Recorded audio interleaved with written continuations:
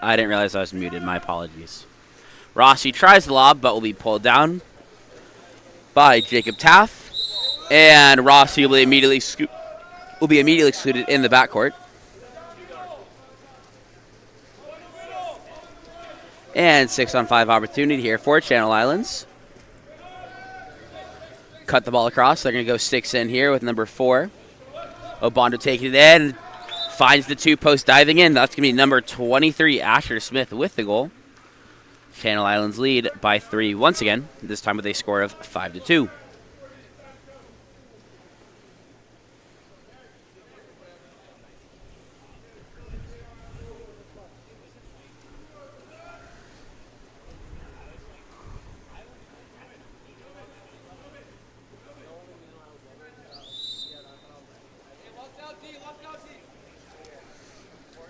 Ball in the backcourt now, being controlled. And eventually swinging to the right into the hands of Asa Chen.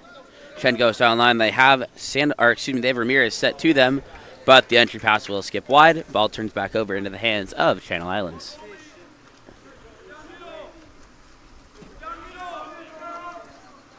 This time the ball's outletted into the hands of Obando at 4, bringing it down now.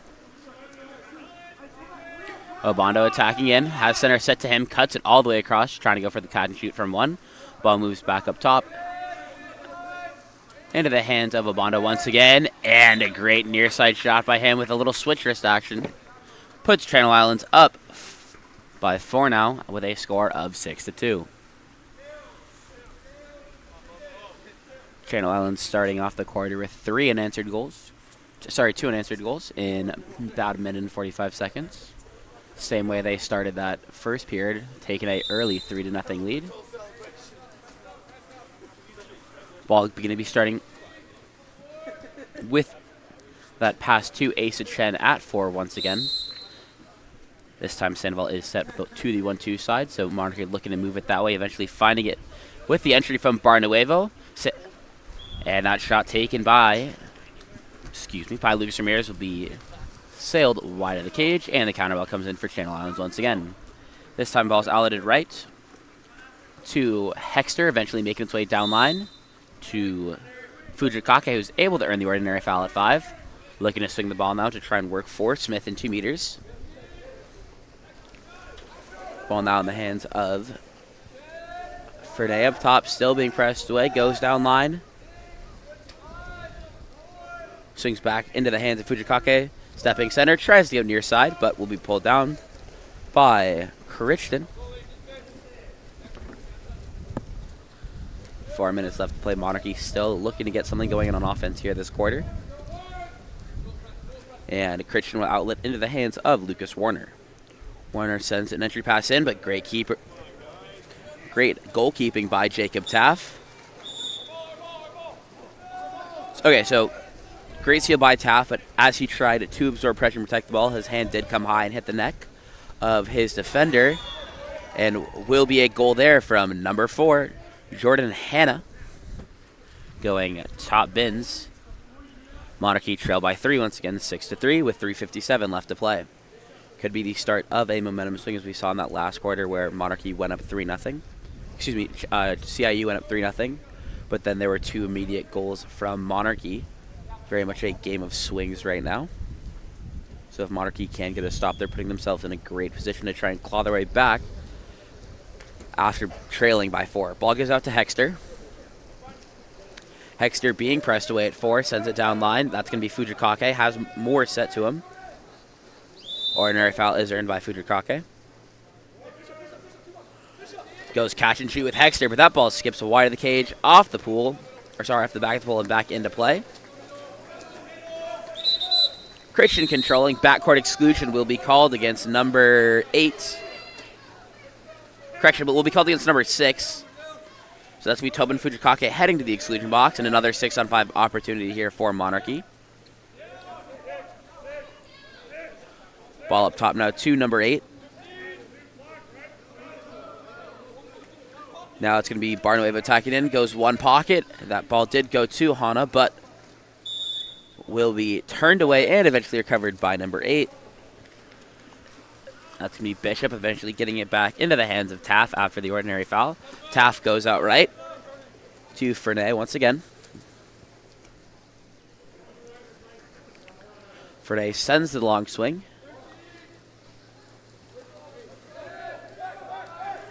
Entry pass goes inside to number 10, Austin Hexter, turning, stepping away, and finding the back of the net. As Channel Islands now leads 7-4. Excuse me, 7-3. With 2:42 left to play here in this second period.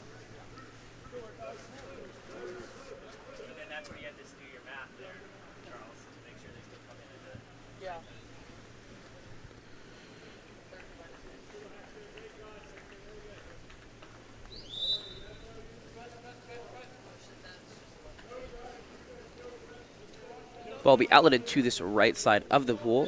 Going to look to work it back for Newberry in 2 meters. Set 1-2. Ball goes out to number 7, Brian Barnuevo. Barnuevo sends it down line. Hana earns the ordinary foul. 1-2 side attack now. Instead, they're going to swing it across. Will be in the hands of Kyson Becker. Swings it back to Barnuevo. Barnuevo going one-on-one here, trying to earn the ordinary foul. But it's all hands being shown by number 2, Luke. Correct, that's number 21, Merritt Giles, who is all hands, able to force the steal. Immediately heading out the other direction on the counterattack, being closely trailed by Barnuevo. And he's going to earn a penalty here for Channel Islands.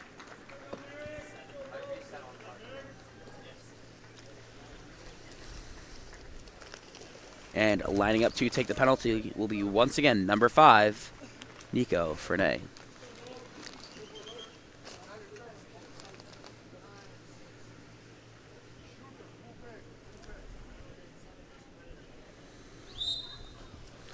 And he skips it home once again. Channel Islands now lead by 5 with a score of 8-3. If it will actually register on my... There we go. 8-3 with 2:07 left to play here in this first half of water polo.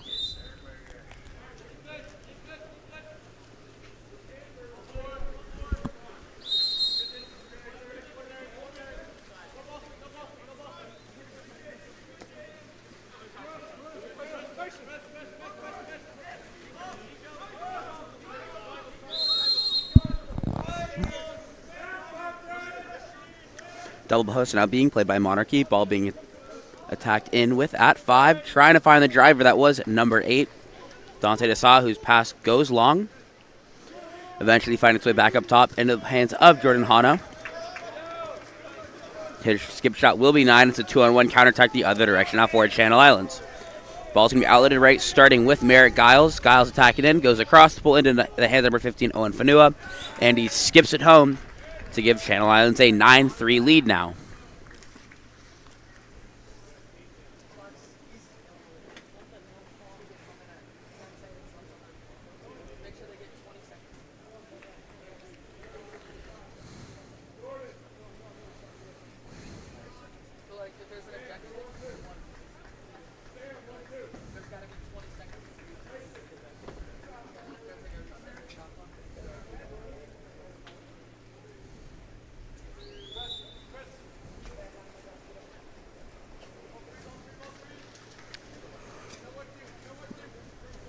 Ball be sent back into the hands of Christian before going forward to number 17, Nico Sandoval with the ordinary. And swings across it out to Broderick Mars, eventually making his way down line. Trying to work for number 14, Christian Newberry, in 2 meters. But Moore doing a great job controlling him, keeping him away from the goal. Ordinary foul will be earned at the point by number 6, Samuel Macias. But Hexter interferes with the foul. So it's going to be an exclusion here for... exclusion called here on Channel Islands, and a 6-on-5 attack once again for Monarchy. Ball's taken in at 6, bringing this one pocket once again. Their tried and true method. Macias trying the long shot from up top at 4. Will be saved. Will be picked up by number 17, and his second shot off the post will also be turned away by Jacob Taff. And immediately out the other direction is number 5, Nico Fernay, turning inside. Beautiful crafty play there from Nico Fernay. Goalkeeper coming out. He bobbles it first but keeps popping it live. And eventually finds the back of the net. Once again, Channel Islands now lead by 7 with a score of 10-3. 38 seconds left to play in this second period. Ball starting in the hands of Jurgensen in the backcourt, being pressed away, earns the ordinary foul. Moves it to his left, now controlled by Nico Sandoval. Once again trying to get it down line to work for Newberry, who's opened up to the 4-5 side. 4-5 zone being played now. Monarchy looking to attack, but they're going to be called for the contra foul due to the high elbow coming off the 2-post. That's number 17, Nico Sandoval, trying to hold that post-up position. So the ball will turn back over into the possession of Jacob Taff. 8 seconds left, one last offensive possession. It's going to be number 17, Jaden Moore, stepping in, most likely taking a last-second shot. And it'll be field blocked out of play by number 15, Ace of 10. At the end of 2, it's Channel Islands leading Monarchy 10-3. We'll be back for our second half of water polo in just a bit.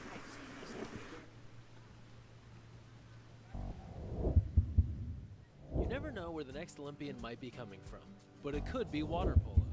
That starts with Splash Ball.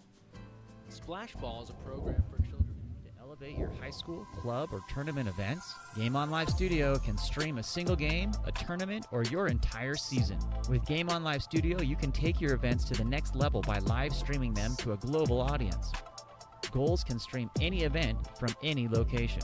Imagine the excitement of your audience as they witness every thrilling moment, from the intense competition to the triumphant victories, all from the comfort of their own screens at home, on the road, or at the office.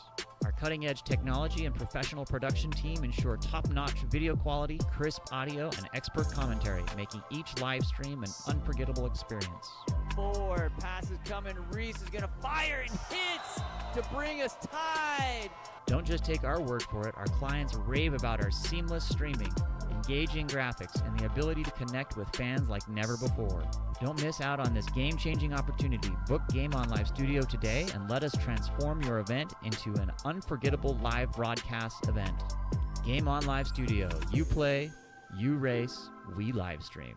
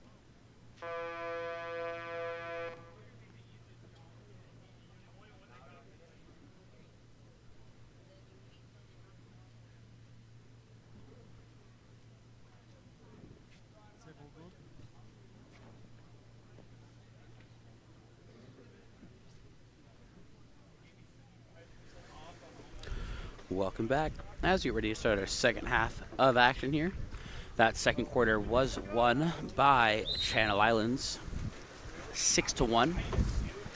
They have jumped out to a very large lead. And ball will be won, sprint will be won by Monarchy. And it'll be controlled in the backcourt by Rossi. Rossi goes to his left. That's now, Cardos going down line. Trying to swing it back 1-2 for their center. Great press being played so far. Moore also doing a great job. Moore doing a great job defending, denying Indy's entry passes. Eventually, Rossi controlling up top. Gonna try the long shot. That's gonna be a save for number 1, Reginald Robles, who is now taking the cage for Channel Islands, and Morgan Crichton has remained in the cage for Monarchy. Ball swings over into the hands of Moore. Goes down line. Gonna have to try and swing back to the weak side here. Fanua instead goes down line. Ordinary foul will be earned by number 5, Nico Frenet. However, that's going to be Asher Smith called for the offensive foul as he tried to roll back into position facing Frenet. 6-on-5 counterattack now. Well, I guess 6-on-4 even. Ball is being brought in. Goes up top to number 3. That's Becker eventually going down line to Cardos. Does have Ramirez set to him if he can get it in, but Moore is able to refront. Becker attacking in against the one-man zone. Tries to go goalie right, but skips it wide of the cage, and the counter ball comes back in for Robles. Robles outlets to Fanua. Fanua and Moore now attacking this drop. Up top to Frenet. Frenet gets it back, attacking it now, stepping into space. Goes to the 4 spot into the hands of Obando. Obando attacking in. And that'll be a shot clock violation there, called against number 21, Merritt Giles. As he's unable to get the shot off in time, so the ball will be back in the hands of Monarchy and immediately sent into the hands of Becker, bringing it up from 4. No one in front of him. Becker stepping in, swings it across to our Capitals player who earns the ordinary foul. Becker going to look to get it back now. Gets the ball back at 4. Center is set to him. Instead goes center. Number 15, Asa Chen. Capitals player earns the ordinary after Chen feeds it to him. I believe that is Rossi. Rossi stepping in, tries to go near side. That's going to be pulled down with 2 hands by Reginald Robles.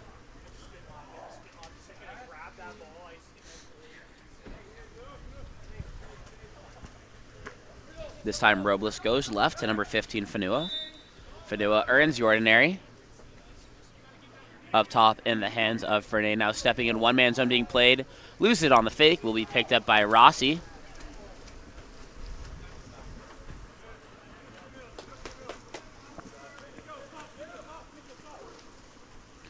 Christian's still looking out of the ball. Will go left to Rossi. Down line.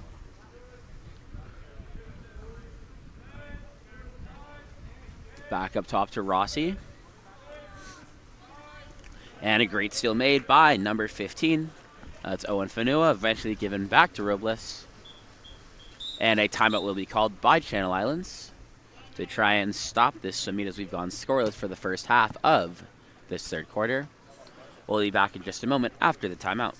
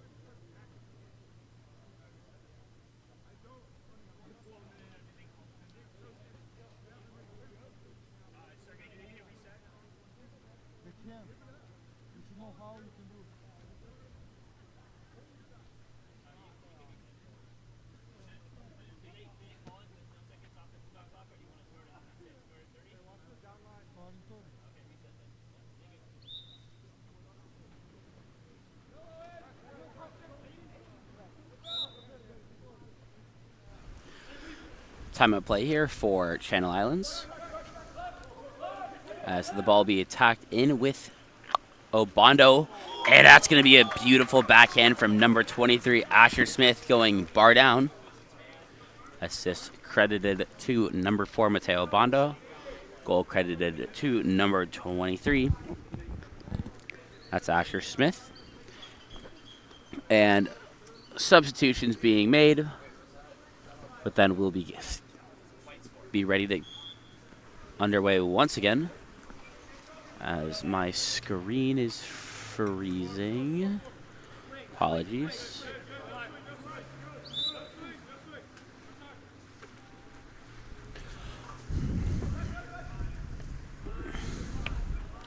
Oh my gosh, why are you doing this still?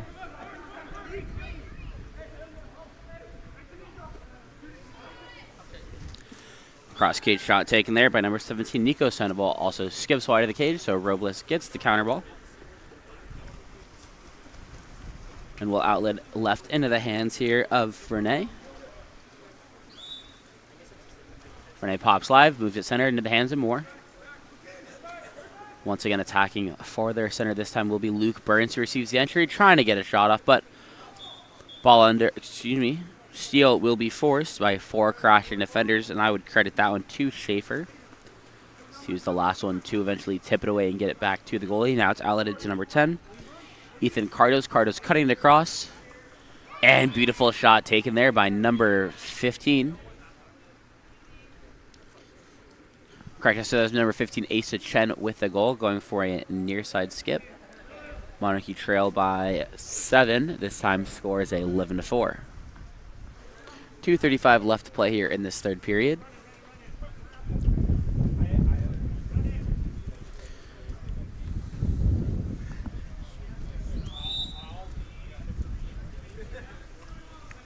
Ball be started with a quick outlet pass to number 4, Mateo Obando, being pressed away at 4.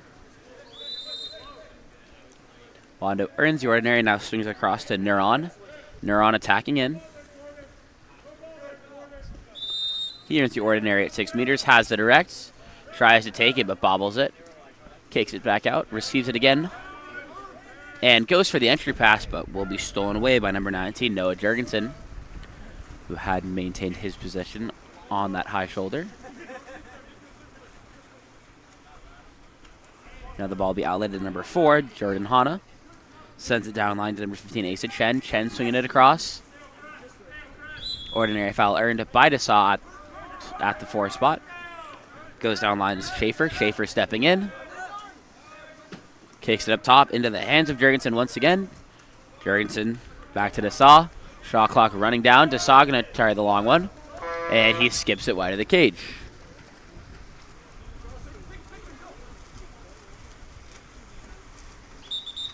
And that's immediate backcourt exclusion called against number 8, Dante Desa. So another 6-on-5 opportunity here for Channel Islands. We'll be starting with Neuron. Neuron attacking in at 1. Tries to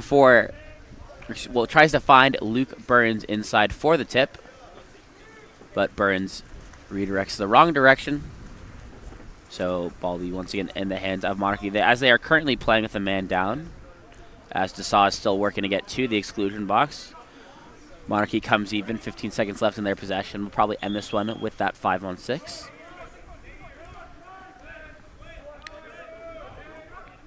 Macias bringing the ball in, goes down line to Chen. Back to Macias, stepping in. But ball will be stolen away by Burns. And eventually controlled by number 10, Austin Hexter, who's now bringing up this side of the pool. Hexter goes down line to Obando. Obando earns the ordinary. Long swing now. And that's going to be an exclusion on Schaefer, drawn by number 5, Nico Frenet, whose arm was grabbed on that drive. 6-on-5 once again. Going to switch their 1 and 4 positions here. Ball in the hands of Hexter, who takes it in at 6, working for the diving 3-post, goes back up top to Frenet. Over to Neuron, goes back with a 1-in, back to Hexter at 6. And this time finds the 3-post inside with Bishop, but his shot will go off the post and controlled by Channel Islands. And Frenay finds Burns inside for the goal, as Channel Islands now lead by 8 with a score of 12-4.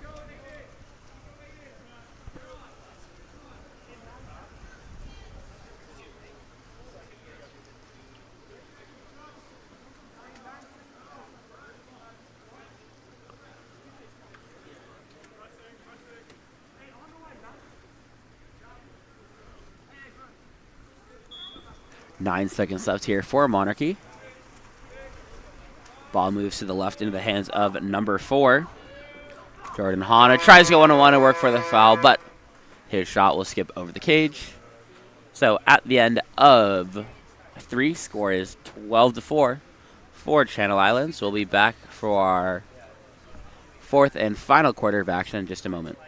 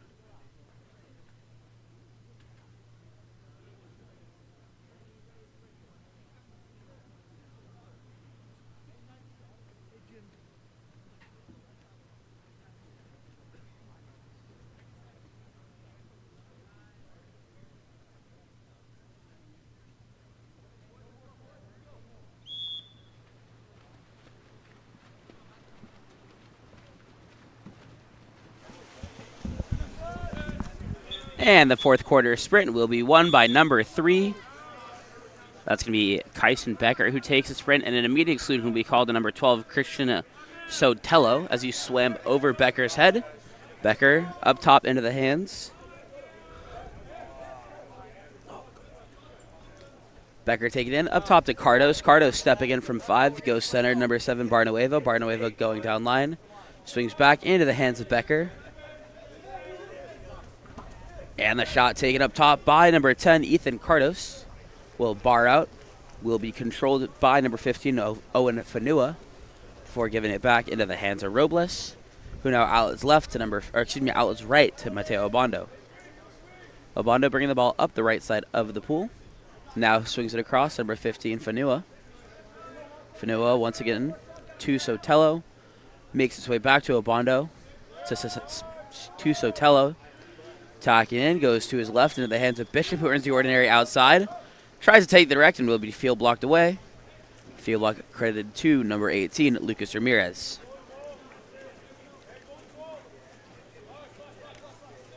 Ball goes deep right to number 10, Cardos, attacking in now. Up top to Becker. Becker to Sandoval, back to Becker. One-man zone being attacked. Goes down line now to number 10, Cardos. Back to Becker. Moves it across. That's number 7, Barnueva, earning the ordinary. Inside 6. Doesn't have the option for the direct. But he's inside prior to the foul. So ball turnover back into the hands of Channel Islands.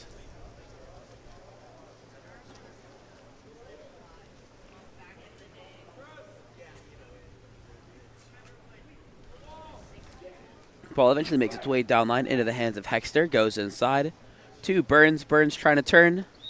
Earns the ordinary foul.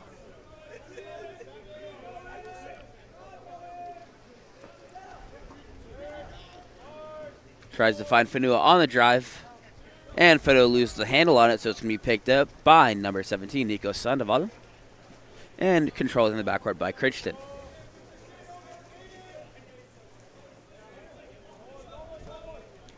This time ball's outletted deep left. So Barnueva will control.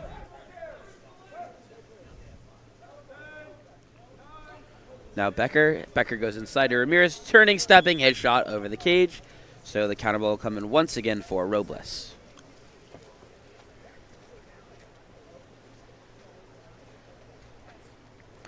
Robles still looking for an outlet. This time we'll go left. And there's going to be an off-ball exclusion called against number 3, Kyson Becker. 6-on-5 will be drawn by Luke Burns. Ball in the hands of Obando now. At 5 wide, goes center into the hands of Sotelo. Back to Obando. Goes down line, taking it at 6. Obando once again controlling, attacking in from 5. Sotelo finds Fanua in the pocket, who goes down line to Burns. And it'll go off the post. Ball under will be forced on Hexter. Ball under / steal credited to Brian Barnueva, who's now the player bringing it up for Monarchy. He goes outright, so it's going to be in the hands of Cardos. Cardos with a beautiful backdoor turn and draws the exclusion on Fanua. 6-on-5 opportunity here.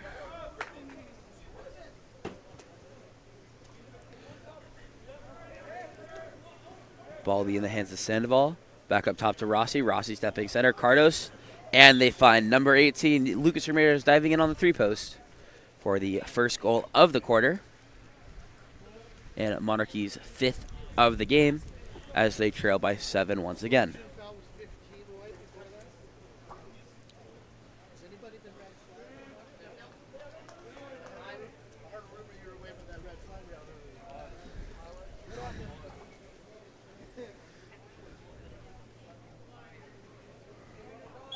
Someone posted that on next door. Play resumes with Obando controlling once again for Channel Islands. Set play to try and bring Burns ball side.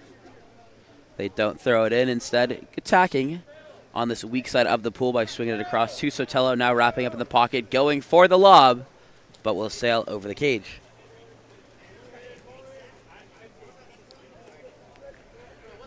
Christian controls the counter ball as they have a 6-on-5 counterattack the other direction as Burns is trailing. So it's going to be Rossi who receives the outlet. Turning inside as Burns comes to press, heading to the cage. Able to pull it out from incoming pressure. Gets it down line to number 15, Asa Chen. Chen attacking in. Earns the ordinary foul. But with 1 second on the clock, it'll have to be a quick shot. Will be dumped instead by number 2, Santino Rossi. And will be picked up by number 22, Neuron. Neuron bringing it up this left side. He throws it center to number 8, Aiden Bishop. Bishop back to Neuron. Neuron earns the ordinary. And that'll be a steal credited to number 17, Nico Sandoval. Does a great job of defending that drive. And the ball will swing out left into the hands of Rossi, bringing it up. Rossi stepping into space, being trailed by Burns. Sends it down line to 1. Up top into the hands of Chen. Chen attacking and drops it inside.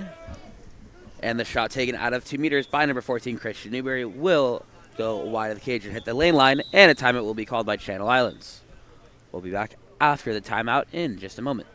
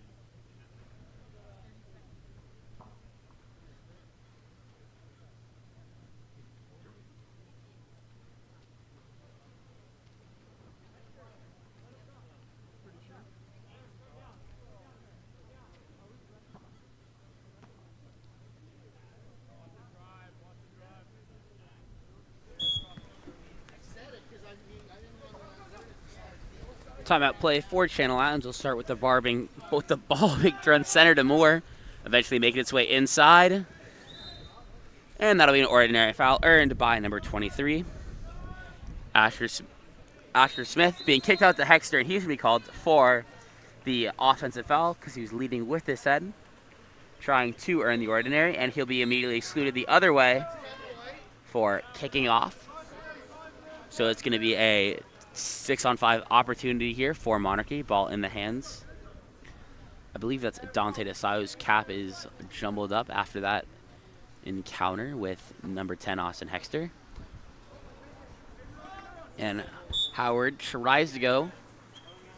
I couldn't tell if Howard was trying to go center to... sorry. I couldn't tell if he was trying to go to DeSaw or to the 3-post. But either way, pass falls short. Steal credited to Channel Islands and goes down line to number 15. Owen Fano, who earns the ordinary, trying to turn inside. Now Fernay controls center. Fernay drops it into Smith. Smith turning, stepping, and a huge save out of 2 meters by Morgan Crichton. And we're going to have a quick pause so the cap can be picked up here for the Monarchy player who lost it.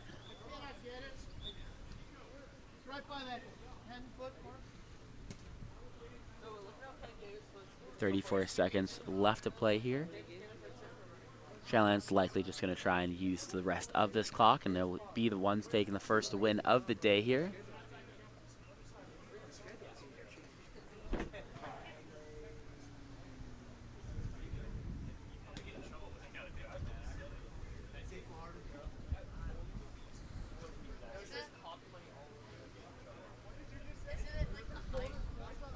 Should be good to go in just a moment.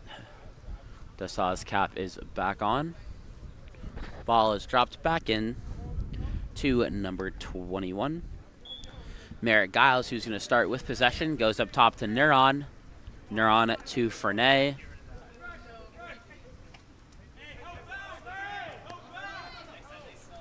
Back down line to Giles. Giles drops inside to Smith, trying to turn, but will lose the handle on it, and steal will be made by Crichton.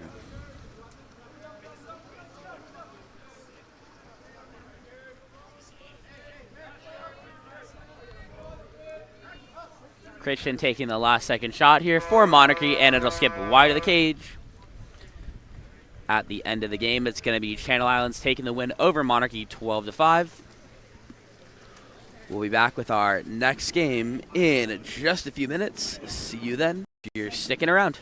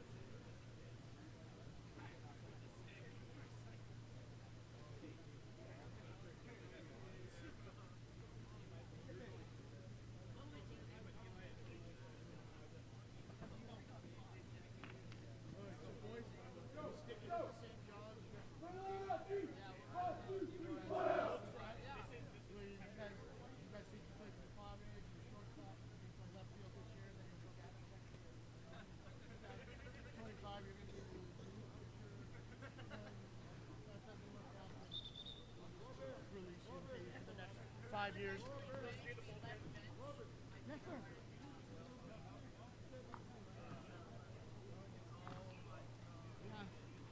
I didn't understand anything you said. My dad has the same accent, it's easy.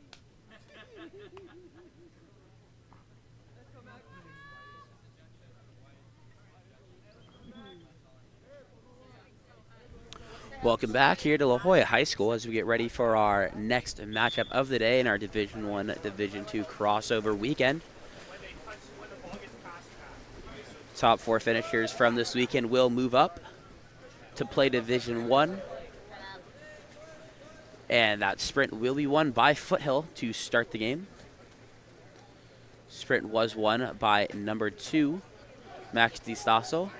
Eventually making its way into the hands now of Ryan Jackson at the point, getting it back to DiStasso. Stepping in, goes back center into the hands of Jackson. Jackson to Flores. Flores attacking that at the end of the clock. Going to try the long shot. Will be field blocked out of play. I believe the field block came from Jovan Udovicic.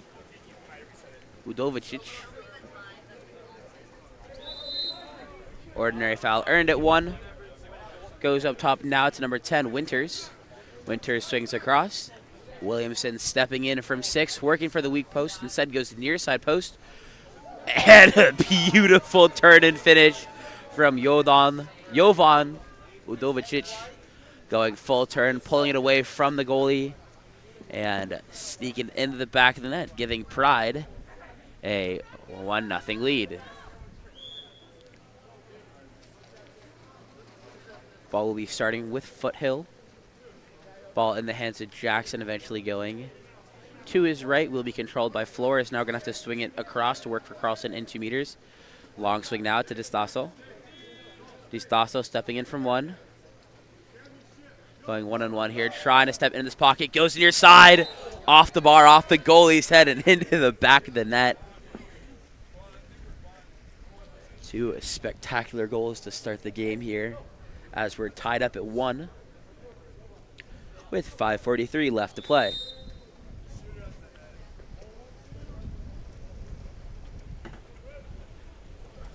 Ball swings across now to number 7. That's Coker controlling. Coker sends it down line. Swings it back over to the hands of Williamson. Center set 1-2. Coker tries the long shot. I couldn't tell if that went off the hands of Bernstein or deflected by a defender, but skips wide of the cage. So the ball will now be in the hands of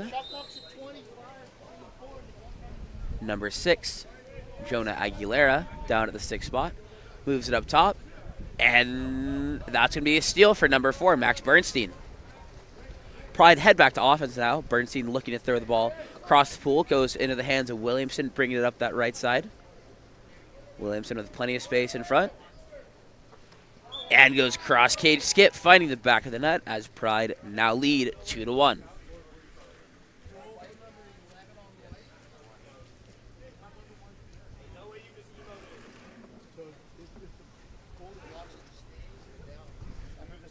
Totally fine, yeah.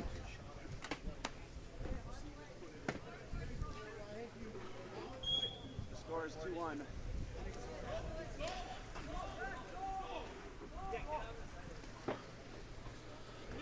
Ball in the hands of number 3. Flores controlling it 4 before going center to Jackson. Back to Flores. Drops it inside. That's going to be Diaz who controls. Earns the exclusion. Called against number 7, Coker. 6-on-5 opportunity for Foothill. Diaz attacking in. Goes down line to Flores. Back up top to Diaz, taking it 5 wide. Center into the hands of Aguilera. To Distaso. Swings it back to Flores. Diaz. Pass intended for Aguilera. Goes too far. Distaso controls. He tries to go skip near side, but will be off the post and controlled by Jaden Winters. Winters gives it back to Bjork, who sends a deep swing into the hands of number 11, Williamson. Pride up on the weak side. Beautiful cross pass to number 2. That's going to be Saul Biddle, whose shot will go off the crossbar, back into play, but will be controlled by number 6, Aguilera.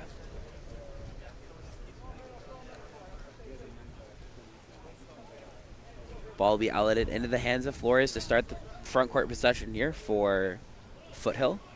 Bringing the ball up at 4. Diaz trying to set up shop on this 5-meter line, but that's a long shot taken by Flores that will be denied by Bjork. So Bjork controlling, looking to go the other way now. Once again, going to send a deep outlet pass to the right. This time it's going to number 5. And a beautiful counterattack there. That's Kane Fogg who got the outlet pass and found Wyatt Williamson diving on that 2-post to find the back of the net, as Pride now take a 3-1 lead over Foothill.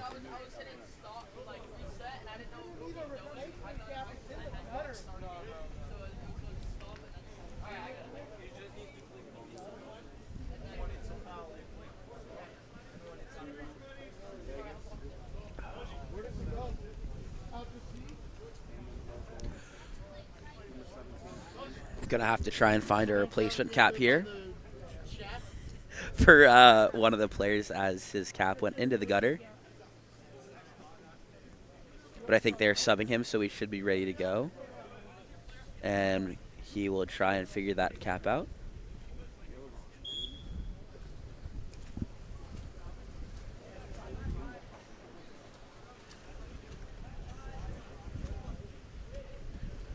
Foothill looking to find themselves on another goal on the board here, as Martin's going to earn the ordinary down at 5. He swings it back up top into the hands of Aguilera. Stepping center, drops it inside. And that ball will be stolen away from number 7, Jacob Carlson, as 3 players immediately crash. And on the counterattack the other direction now is Pride. And that's going to be Diaz, who's excluded. Exclusion was drawn by number 7, Camden Coker. 6-on-5 opportunity for Pride as Williamson brings it up, goes back down to Coker. Williamson eventually taking it in now. And that's going to be Saul Biddle, who fakes it out of his own hand, and it goes out of play. So the counter ball will come in for Foothill.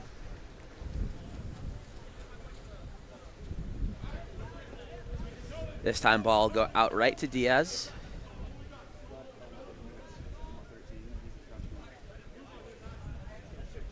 Now into the hands of Johnson.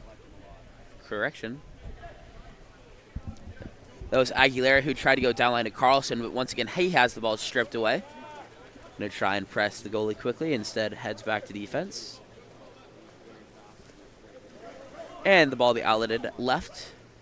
Eventually swung deep right into the hands of Coker. And that entry pass will be... to catch up. Coker entry pass into Bernstein too far in front. Ball will be stolen away instead by number 1, Garcia. And eventually finding its way into the hands of Aguilera. Now at 4 with the long shot. Once again, another save is made by Bjork.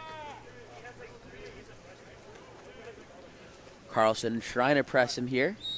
And he's going to run the ordinary system to a very large 6-on-5 counterattack right now. As ball is in the hands of number... 13's Kellen Gritz.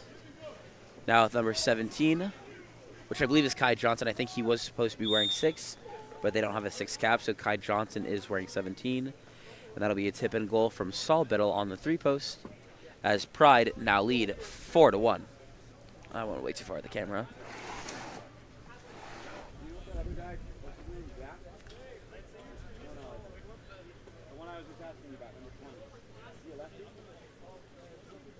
Pride have jumped out to a very hot start here as they now lead by 3. The score of 4-1. Substitutions being clarified and made for both sides. So the ball will be starting in the hands of number 8. That's Brian Jackson for Foothill. Ball going right to Martin. He earns the ordinary foul. Ball will be flipped away, but no exclusion is called there. Ball now with number 6, Aguilera. Long swing now over to Distaso. Distaso stepping center, has space, and goes down line to Flores. Flores attacking. Tries to go switchers cross cage, but skips it wide of the goal. And the counter ball will be dropped in for Bjork.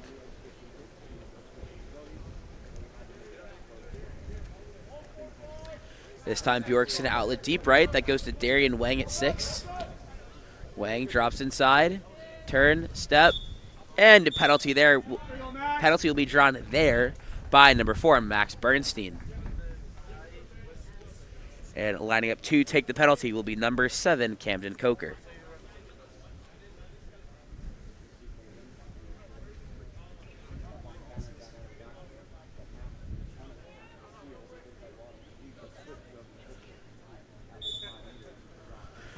And Coker skips it home, giving Pride a 5-1 lead with 11 seconds left to play.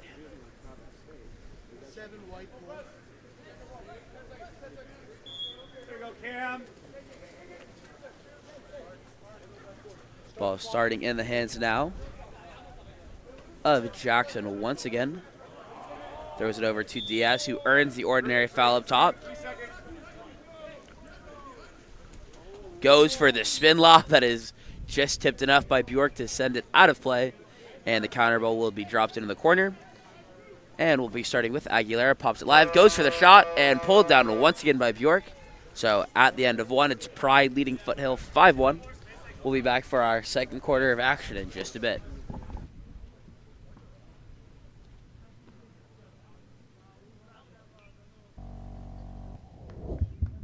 Explore every corner of Europe with Water Polo Experience. A water polo experience is more than water polo. It's an adventure that combines sport and culture, perfect for forging team bonds and creating lifelong memories. Destinations include Barcelona, Croatia, Italy, and Budapest. Start planning your trip today. Water Polo Experience, your passport to the world of water polo.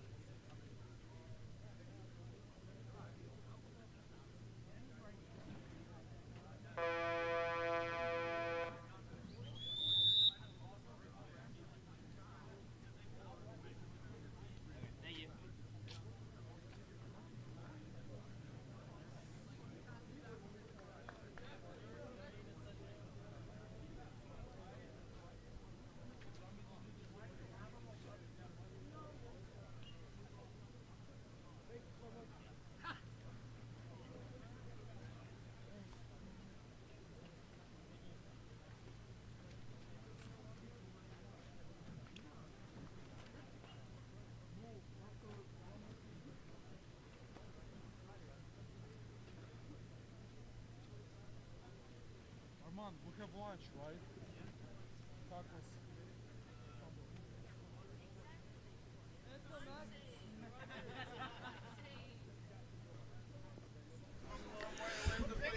Welcome back to La Jolla High School as we get ready for our second quarter of play here.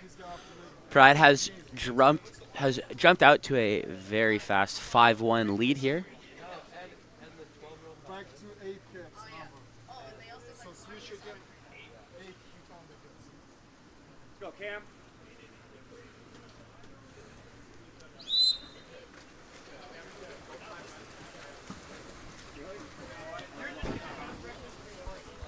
And that sprint will be won by Wyatt Williamson for Pride as they start this second quarter on offense. Ball goes left to Udovicic. Udovicic earns the ordinary. Swings it across to number 11, Williamson. Williamson up to Coker. Coker earns the ordinary as well. Udovicic back to Coker. Coker stepping in. Drops it inside. And that ball will be stripped out of the hands of Bernstein by Diaz, and Foothill look to get going the other direction now.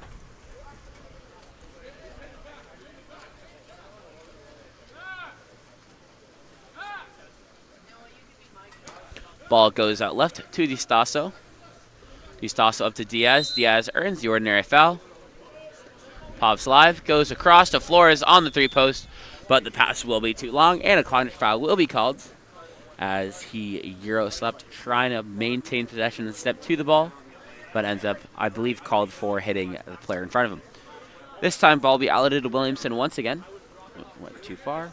Williamson taking it low at 6, trying to work for it. Bernstein set to this 5 spot. Goes up top now to number 10. That's Winters. Winters stepping in, working for the ordinary. Eventually gets it. Goes to Coker. Coker also earning the ordinary. Also inside 6, so we can't take it. Swings it over to number 11. That's going to be Williamson. Williamson going for the lob. Goes off the top of the crossbar, and the counter ball will be dropped in.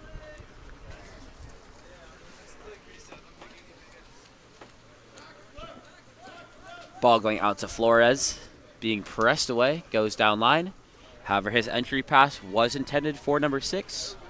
Jonah Aguilera, but was very much too far to the inside shoulder, allowing Udovicic to jump the shoulder and make the steal.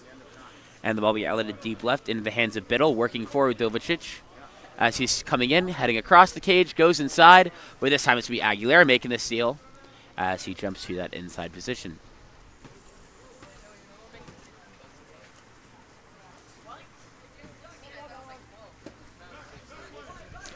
Ball going out left now to number 2.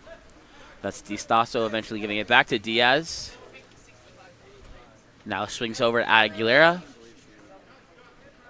To Jackson. Jackson stepping in, goes down line to number 3, Flores. And Nicholas Flores will draw the exclusion. Exclusion will be called against the number 2, Saul Biddle. 6-on-5 opportunity for Foothill. Looking to find their second goal of the game, first of the quarter. As Flores takes it in at 6, bringing this into a 2-pop. Diaz center now. He goes for the long shot from the outside and buries it. As Pride now lead Foothill by 3 with a score of 5-2.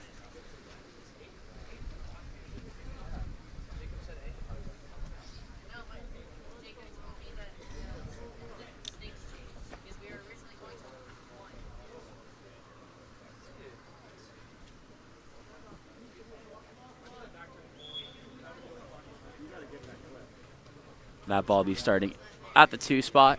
Can't see the cap number, but now swings over to number 7. That's Coker. Coker back to Fogg, sends it down line. Entry pass inside to Bernstein, too far away, and that's going to be a steal for the keeper as he comes out of the cage. That was Udovicic trying to make the entry pass, but does go short. Udovicic fouls up top. Ordinary was earned by Flores. Great job of fouling and recovering back inside to Diaz as the ball swings over to DiStasso now.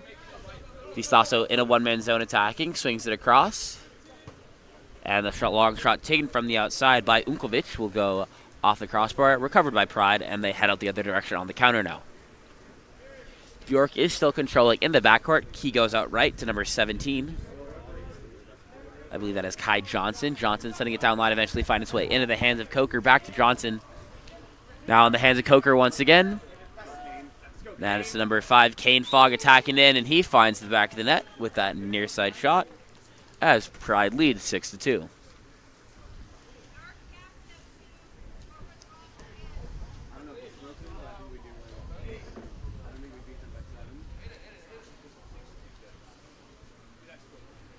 .327 left to play in this second period as substitutions are made for both sides.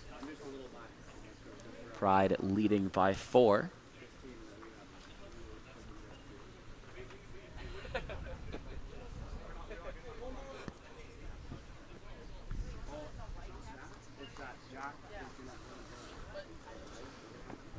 I believe a cap was also lost, so that's why there's...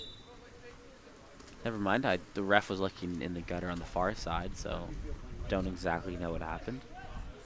But play will resume. Ball in the hands of Flores at the 4. Earns the ordinary foul. 5 driving across, trying to set up for their center, Jacob Carlson, to be isolated on that 3-post. Flores back center into the hands of Jackson. Jackson back to Flores. Flores with a long shot from 4 will be tipped out of play. Excuse me, will be tipped out of play by Ryder Bjork. So it's gonna be a new possession here as that ball will be starting in the corner at the 5 spot for Foothill. That'll be Flores inbound. He goes up top into the hands of Unkovic. Unkovic stepping in his face. Back down line to Flores. Swings it across to Diaz. Diaz earns the ordinary at 6. And goes for the lob over the top of 3 field blockers and the goalie. Bringing Foothill back within 3. Score is 6-3, not 7-2. Click the wrong button there. And once again, that was a goal by Artur Almora da Salva Diaz. Making the score 6-3 here. Pride looking to take their lead of 4 back with this next offensive possession, as it's going to start with an ordinary foul before being swung into the hands of Williamson. Once again, trying to work here for their center. It's number 3, Williams, who receives the entry pass and will earn the exclusion. Called against, I believe, number 8, Ryan Jackson. 6 on 5 now. They have a lefty at 6, so they're going to take this ball one in, bringing Darian Wang into the pocket at 6. And they go for the tip shot on the 2-post. Jaden Winters, however, redirects it too far wide of the cage. So the counter ball will come in, and Foothill head back to offense as the ball is outletted to Jackson coming out of the exclusion box. Ball in the hands of Unkovic now. Unkovic able to earn the ordinary.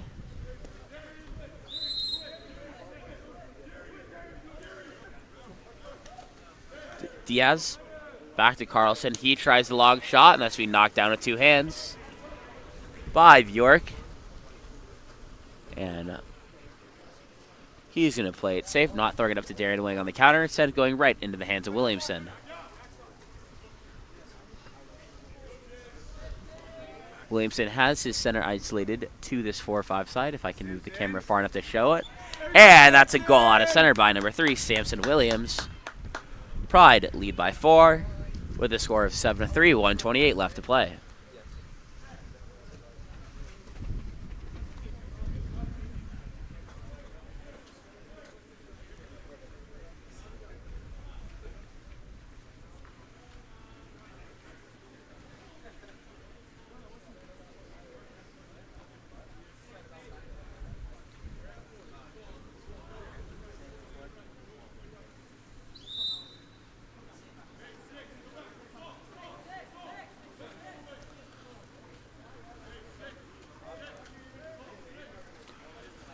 Ball in the hands of Unkovic as they drive 5 across, now bringing Aguilera ball side.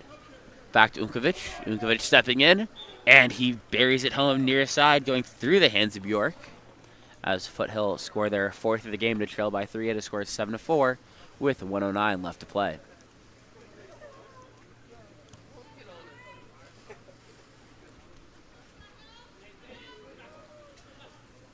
Substitutions are finished here.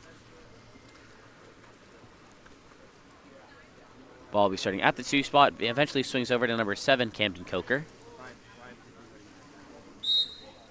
And that's going to be an offensive foul called against Max Bernstein.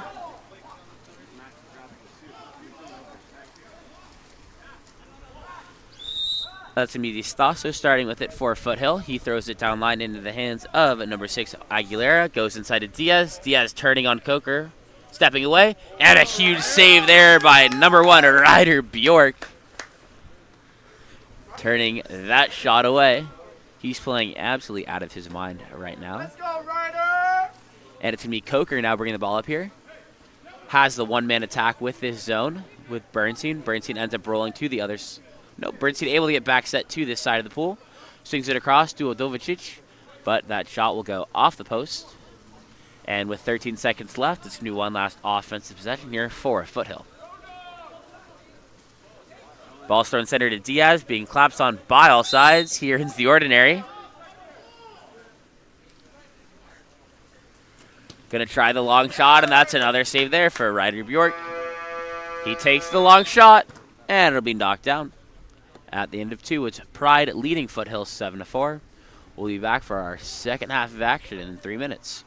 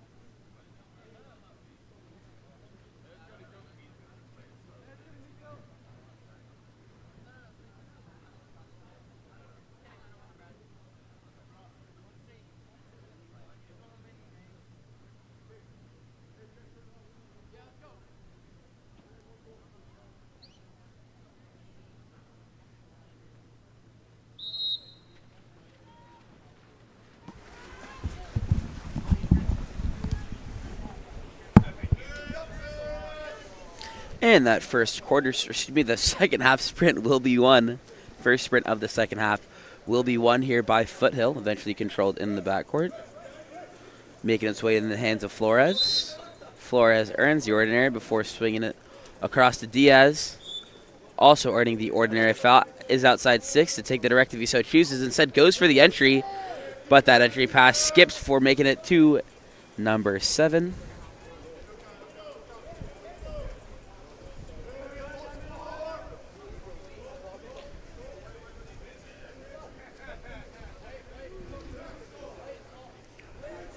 Apologies here as I get rosters back up and set it up correctly.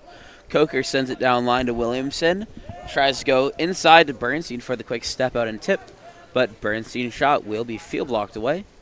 So it's controlled once again in the backcourt by Foothill before going out left to number 2, Max DiStasso. DiStasso goes down line to Diaz. Diaz earns the ordinary. Throws it back to DiStasso. Just going one-on-one here, trying to set up shop on the 5-meter foul line. Earns the ordinary. Enters it inside, but that will be a ball under, forced by number 4, Max Bernstein. Bernstein gives it back to Bjork.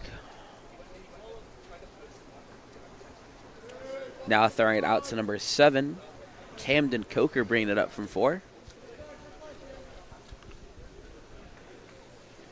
Coker down line to Biddle. Biddle earning the ordinary. Back up top to Coker. Goes inside. His pass intended for Bernstein also goes long, skipping by, and will be picked up instead by number 1. I believe this is now Michael Hale in cage for Foothill. Hale's going to outlet into the hands of Flores, bringing it up on the right side of the pool.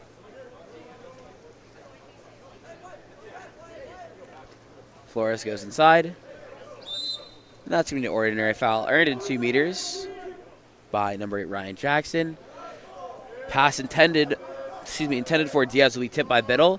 Diaz trying to spin lob from 1 on the lane line, but will go over the cage, and the counter ball will be dropped in for Bjork. This time Bjork sends it deep right into the hands of Coker. Coker attacking at 5. Tries to find Bernstein diving away across the mouth of the cage. Instead, Bernstein sets up shop, setting toward the 1-2 side, gets the entry pass from Williamson, and that's going to be an exclusion drawn by number 4, Max Bernstein, called against number 7, Jacob Carlson. 6 on 5, they're going to go 1-in once again. And this time they get the tip shot, going 1-2. And that tip goes cross cage low from number 10, Jaden Winters, as Pride open up the scoring to start the half, as they now lead 8-4.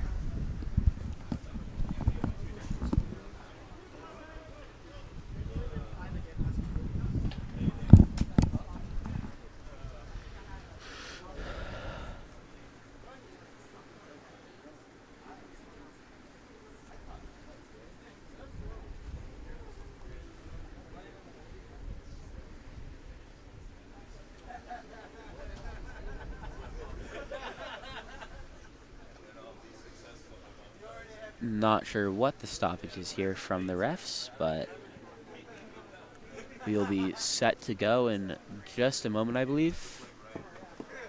I think, oh, it was a lost cap.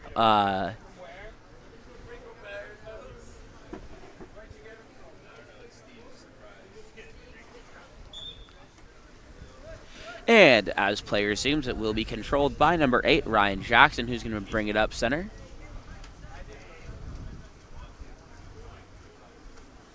Drives are switched off as ball goes down line to Flores, back up top to Aguilera.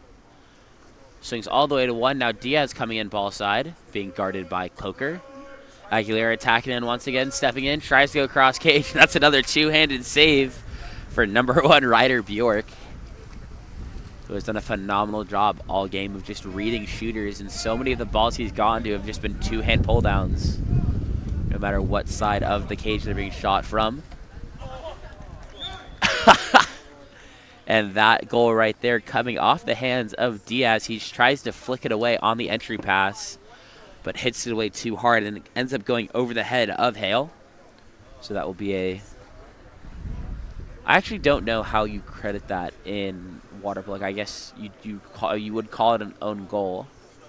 But when you look in the stat book, do they give it to a Pride player or the last Pride player to touch it, or I don't know.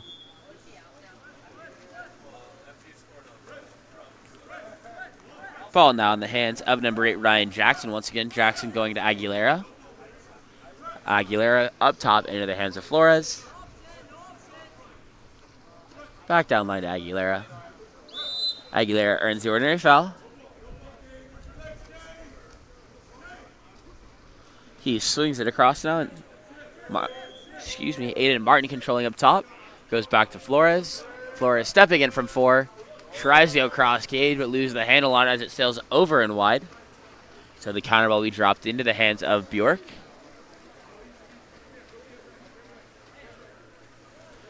Bjork goes outright into the hands of Coker. Coker earning the ordinary foul at 5. Up top to number 9. That's going to be Darian Wang. And an exclusion will be called. That is Aguilera who is excluded. Not sure who drew it as he lost his cap on that drive. So it's going to be another 6-on-5 opportunity here.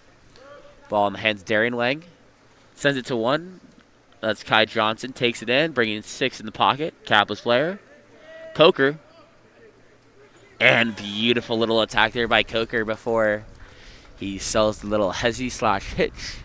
Going cross cage low and finding the back of the net as Pride now lead by 6 as they've hit double digits. Score is 10-4.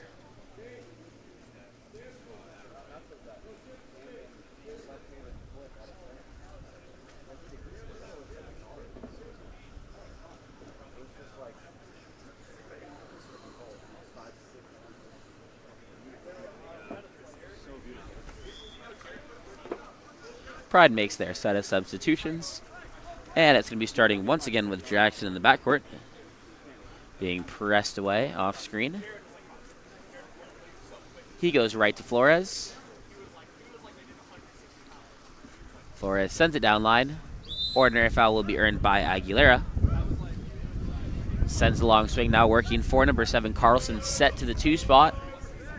As Hansen's attacking in. Tries to go center but too far to the inside, so that's going to be a steal for number 3 Samson Williams. Williams bringing the ball up the pool now. Got the camera not agreeing with me. Sampson goes up top to number 17, Kai Johnson. Johnson earns the ordinary. Now moving it center into the hands of Grits. Grits goes down line. Williams back up top to Johnson. Kai Johnson tries to turn and go inside, but ball will be flicked away and controlled in the backcourt by Hale, and a timeout will be called by Foothill. They try and address their scoring drought so far in this third period. We'll be back in just a moment following the timeout.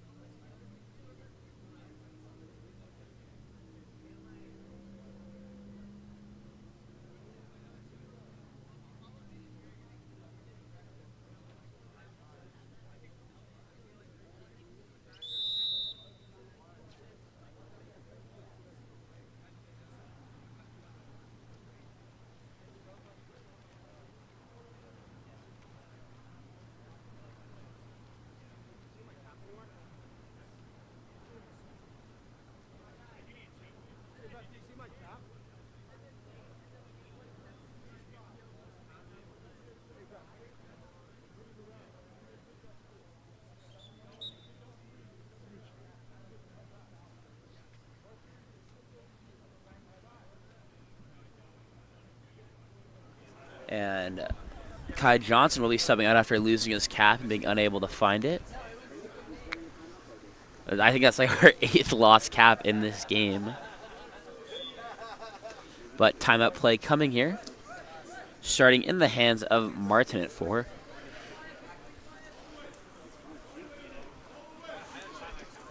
Martin goes down line to Aguilera. Aguilera attacking in, drops inside. Ordinary foul earned at 2 meters. I believe that's going to be number 7, Carlson, with the earned ordinary. Goes to Distaso. Up top into the hands of Martin. Martin attacking in, back to Distaso. Pass too far to the inside, so that will be stolen away by Darian Wang. But eventually re-stolen away by Nicholas Flores, so Foothill control once again.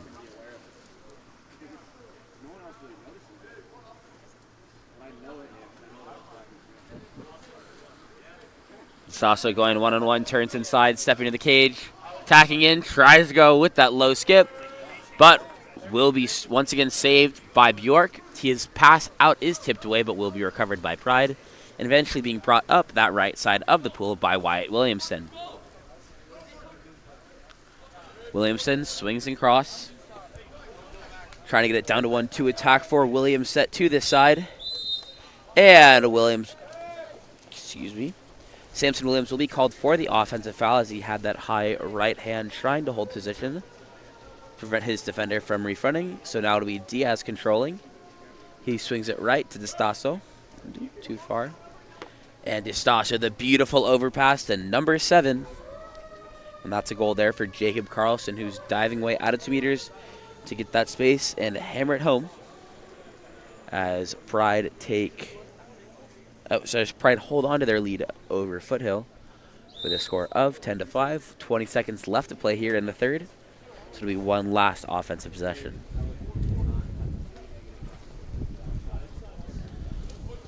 Ball now in the hands of number 5. That's Kane Fogg who earns the ordinary. Fogg up top now into the hands of Grits.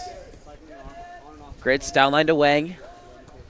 Darian Wang tries the shot from 6, but will be blocked out of play by Hale. Recovered by Foothill, but the buzzer will sound. So at the end of 3, it's Pride leading Foothill 10-5. We'll be back for our 4th and final quarter of action in just a bit.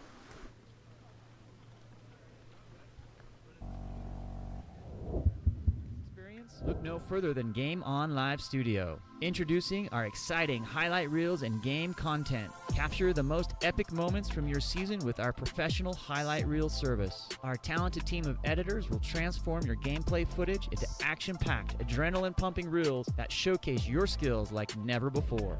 That ball punched out by Sophie Bolaki-Purcell. Share your reels with friends, teammates, coaches, and colleges to get the recognition you deserve. Experience the thrill of reliving your best moments and inspire others to join the excitement. Game On Live Studio, where epic athletic moments come to life and help you succeed. Visit our website or contact us today to get started.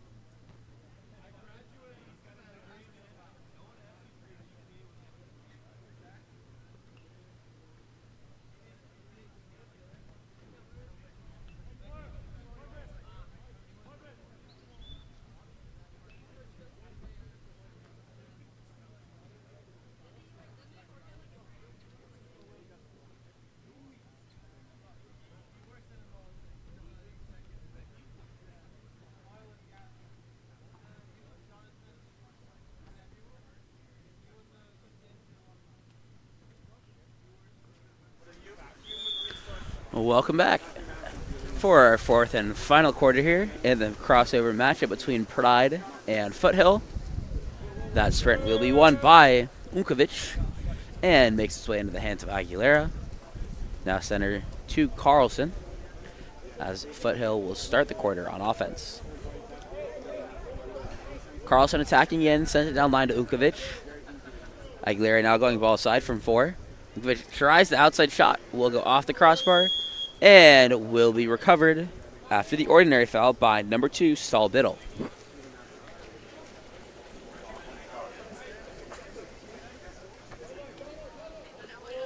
Ball will be outletted right into the hands of Coker. Coker sends it down line and immediately goes on the ball side drive from 4 as well. He seals inside. Ball is sent up top, intended for Jaden Winters, but ball does skip long. That's going to be a steal instead for Aguilera. Now trying to go out the other direction, but he loses the handle on it, and it'll be picked up by Biddle, thrown back to Winters. And now it's going to be Williamson attacking in. They have Max Bernstein set 1-2. They're going to swing it that direction, eventually getting it inside, and that's going to be DiStasso called for the exclusion. 6-on-5 opportunity now for Pride as the ball's taken in at 6 by Coker. Cuts it across to Udulvicic. Now up top with Biddle. Biddle to Udulvicic. Udulvicic losing the handle on it, and he's going to be called for the ball under. So Foothill will come even and start the attack. And I didn't move the camera, my apologies. Sorry about that.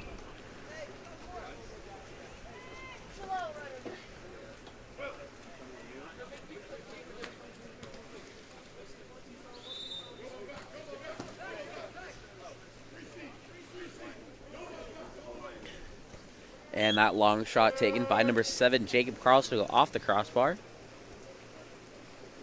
And the counter ball will come back in and be outletted left into the hands of Williamson. Williamson, long swing over, and going to be controlled at the 5 by Winters, up to Coker. Winters stepping in now.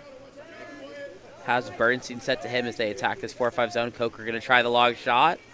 And goes cross gate. Try a beautiful finish by him. As Pride lead 11-5.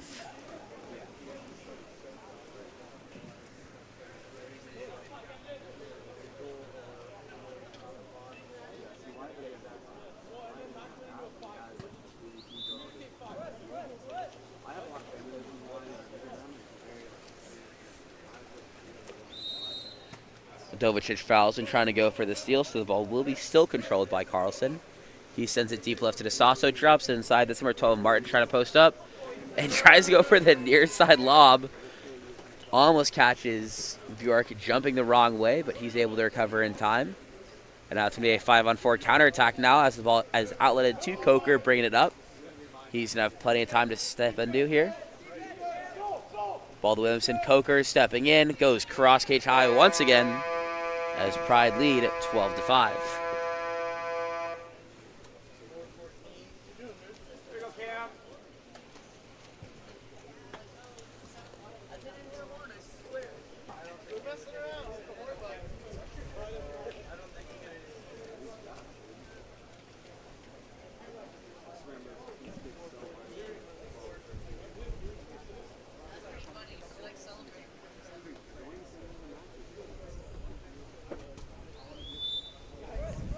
And as Foothill regain play, trying to find themselves on the scoreboard once again.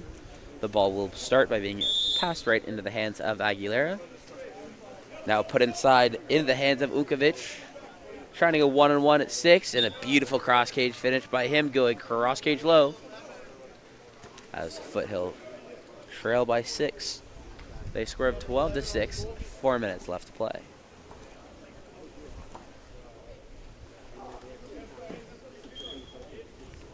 Ball starting in the hands now of Andon Hansen.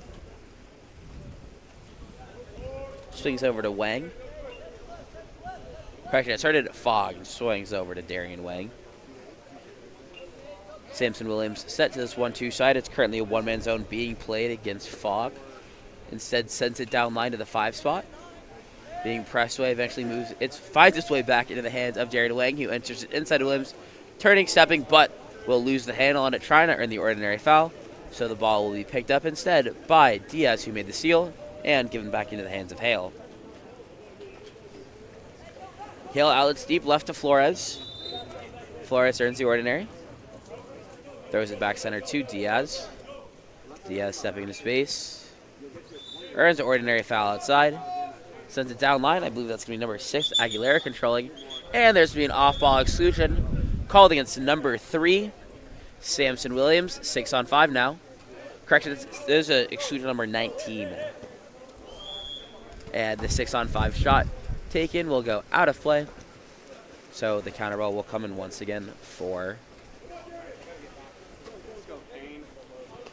Bjork. Finds its way into the hands of Kane Fogg. Fogg earns the ordinary foul at 1.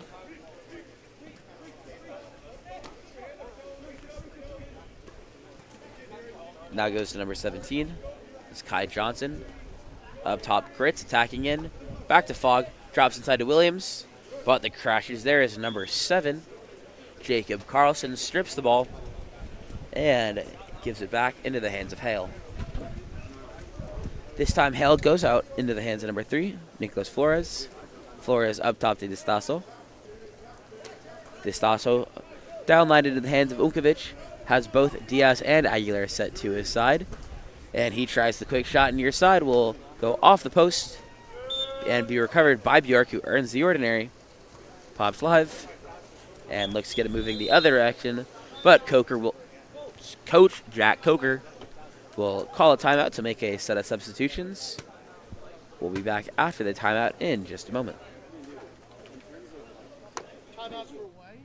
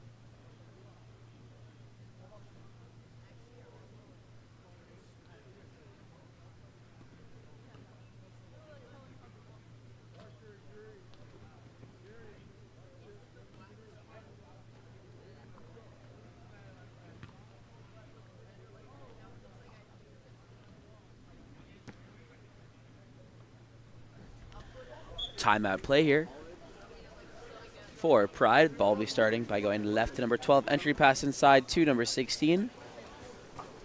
That's Lansing, but that pass does go long, so instead it will be a steal. Credited to Michael Hale, my apologies, combining names at this point. Long swing over, goes over the head of Flores, but he's able to get there first and recover. Up top to Stasso now, stepping into space. Tries to wrap near side and finds the back of the net as Foothill scored their 7th of the game to trail by 5 with 1:30 left to play.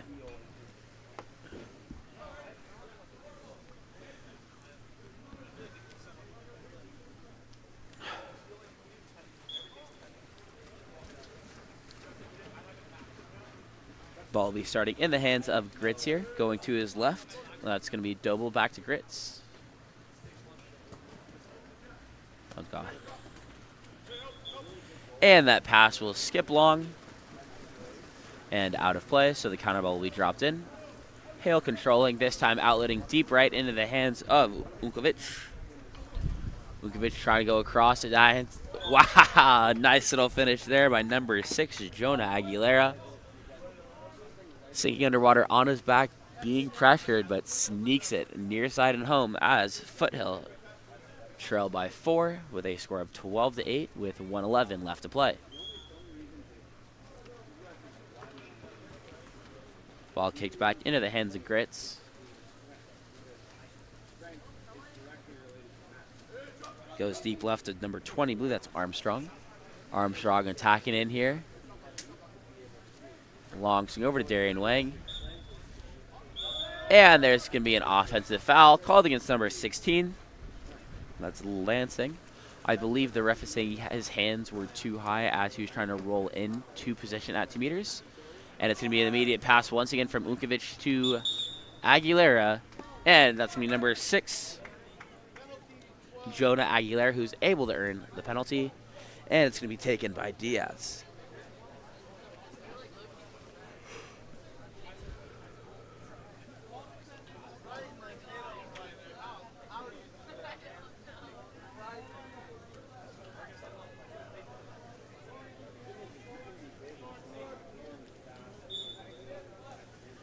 And Diaz skips it home.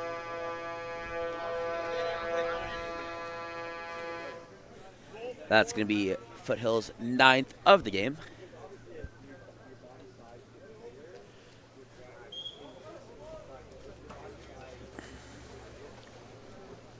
Spun 3 unanswered goals so far for Foothill, showing that they're not going out of this one easily.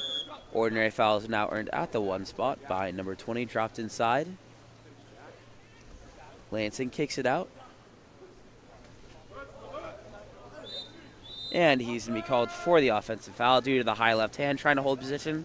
The ball is immediately thrown up to Diaz, who kicks it down line to Flores. Camera can't keep up with the pace Foothill has at the moment. Flores tacking in, tries to go cross cage, but will be blocked once again by Ryder Bjork. And as the final buzzer sounds, or I guess doesn't sound, it's going to be Pride who take the win over Foothill 12-9. We'll be back for our next game of the day between Vanguard and La Jolla in just a moment.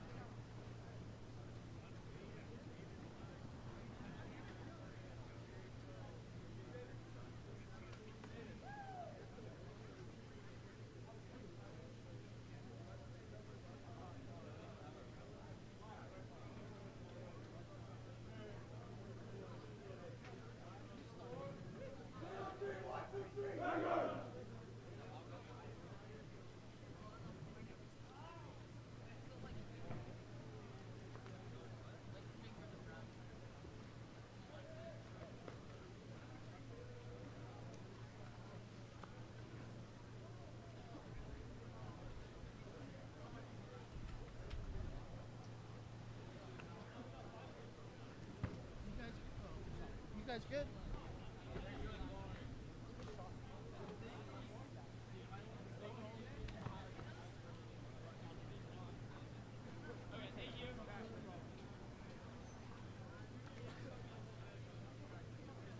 Did you get raw? Did you get raw?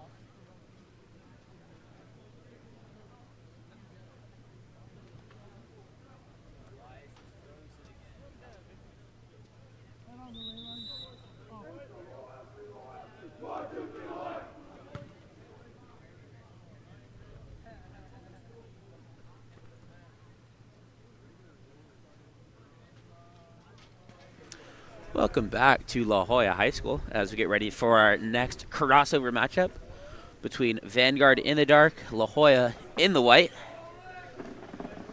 Vanguard sprinter will be number 10, Oleg Shotsky, sprinting off against number 15, Trevor Kula.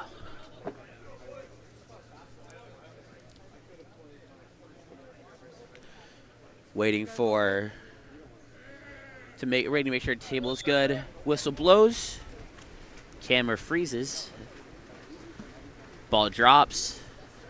And that sprint will be won by Shotsky. Vanguard will start on offense with the ball making its way into the hands of Djordjevic.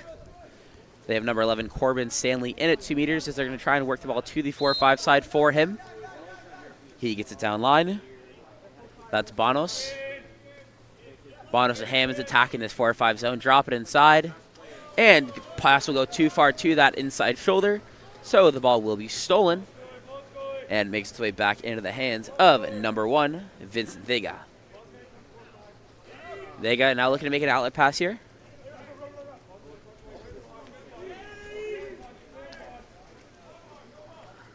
First half of the shot clock ball was stuck in the hands of Vega, but eventually goes out to Gonzalez. And Bonos makes contact trying to foul there. So it's going to be a 6-on-5 opportunity here for La Jolla United. Ball goes down line. Taken in at 1. Bringing 6 pocket here with the attacking 4, Gabriel Benson in the 6 pocket. Swings it back to the 1. Up top into the hands of Gonzalez. Kula. And the wrap shot taken by Gabriel Benson will go off the crossbar, controlled by Pyle now. And Vanguard going out the other direction on the counter.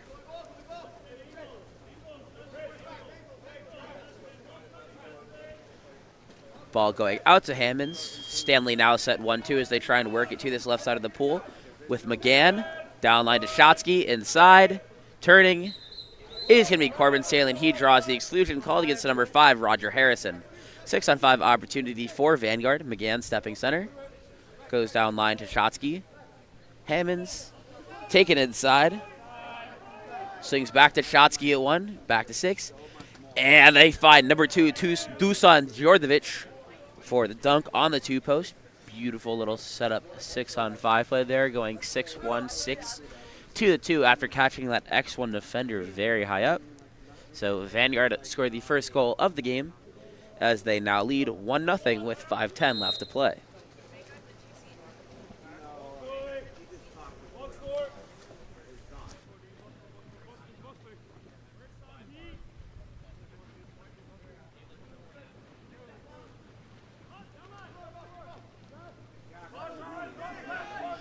That's going to be an ordinary foul earned there by number 10, Santiago Gonzalez. Gonzalez with the long swing over to Kula. Kula with the 1-man zone, plenty of space for him to step into. And his shot will be saved by Pyle.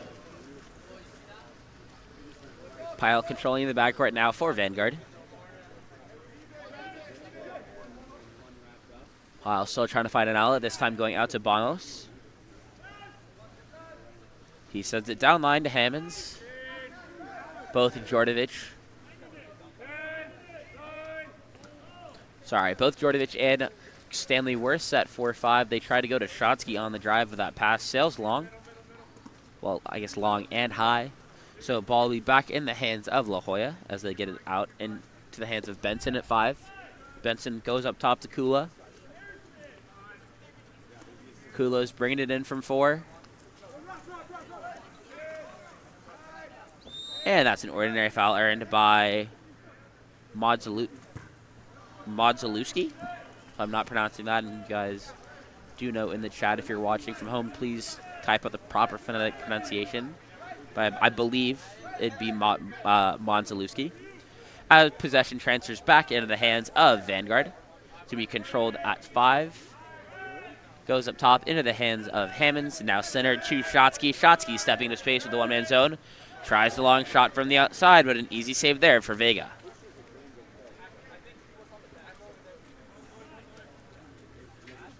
Vega loses the handle as he tries to pass. Is able to control it, though, and now it's going to be Kula controlling. Kula goes down line to Gonzalez. Back up top to Kula. Kula earns the ordinary. Ball swinging over now into the hands of Grandinetti. Grandinetti down line to Benson. Benson drops it inside. And that's going to be an exclusion drawn on number 10, Oleg Shotsky. Was drawn by number 17, Dustin Jarobek. So it's going to be a 6-on-5 opportunity here for La Jolla. Modzalewski to Benson. Benson takes it inside at 6, bringing one pocket, but goes for the quick dunk from the three-post, and that's going to be number 7, Dustin Jarobek with the goal, as that's going to be the equalizer, tying us up at 1 apiece with 2:44 left to play. Substitutions being made on both sides of the pool.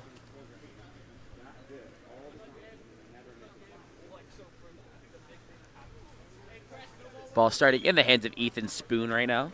Goes back to Anderton. Anderton moves it to his left into the hands of Pachin. Pachin being pressed away. Swings across. Working for big boy Ethan Spoon in 2 meters. One of my favorite names to say when doing commentary. Ball in the hands of Anderton. One-man zone being played. A lot of time, a lot of space. And he goes bar down upper corner. Giving Vanguard a 2-1 lead off the goal from number 9, Cade Anderton.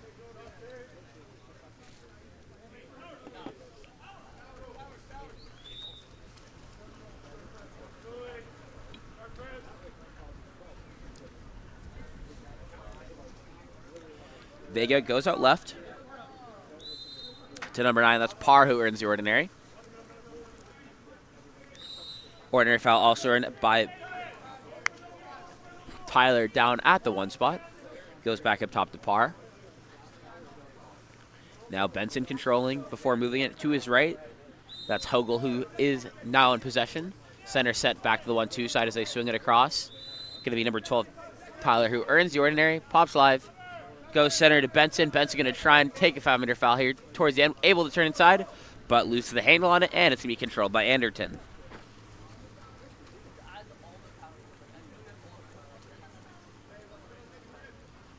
Pyle looking to make an outlet. Will go outright to Hammonds. Hammonds finds a number 9. That's Anderton inside, and he's going to draw the exclusion. Call against number 8, Grandinetti. 6-on-5 here for... Sorry, 6-on-5 here as they go 1 in. Ball in the hands of Little. Into the hands of Aprea, now stepping in, and he goes near side. Beating the field blocker and the keeper. Once again, goal from number 7, Alexander Aprea. Giving Vanguard a 3-1 lead with 1:17 left to play.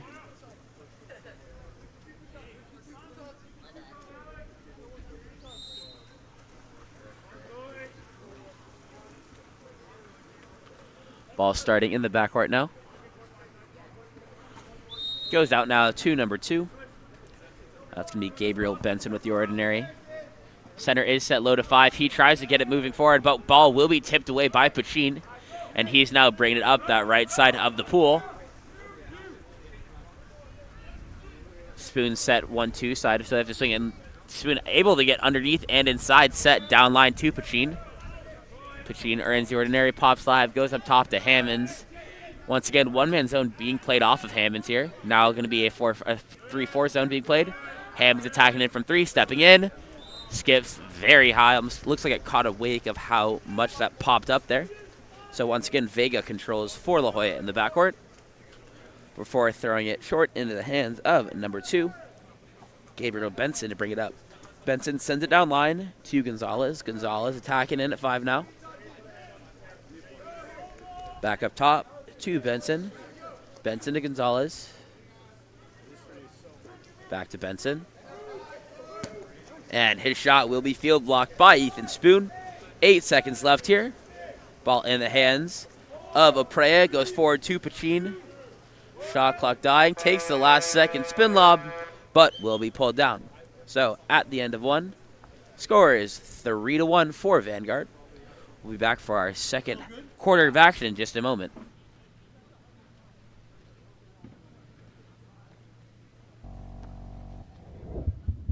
Explore every corner of Europe with water polo experience.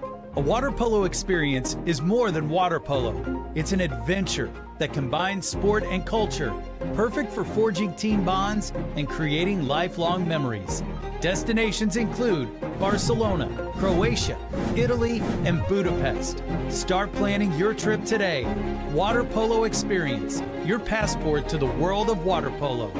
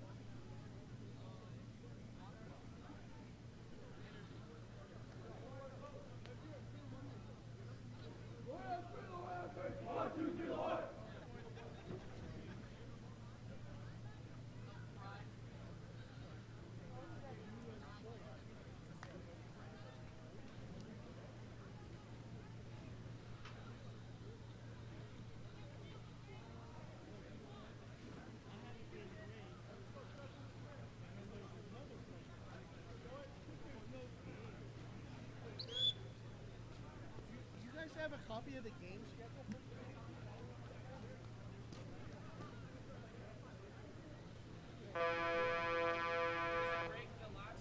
Last game starts at 11, so there's a break from 12 to 1. Yeah, right. Yeah. Yeah, so the last game's at 4, but it starts at 4 versus starting at 5. We're out of here earlier.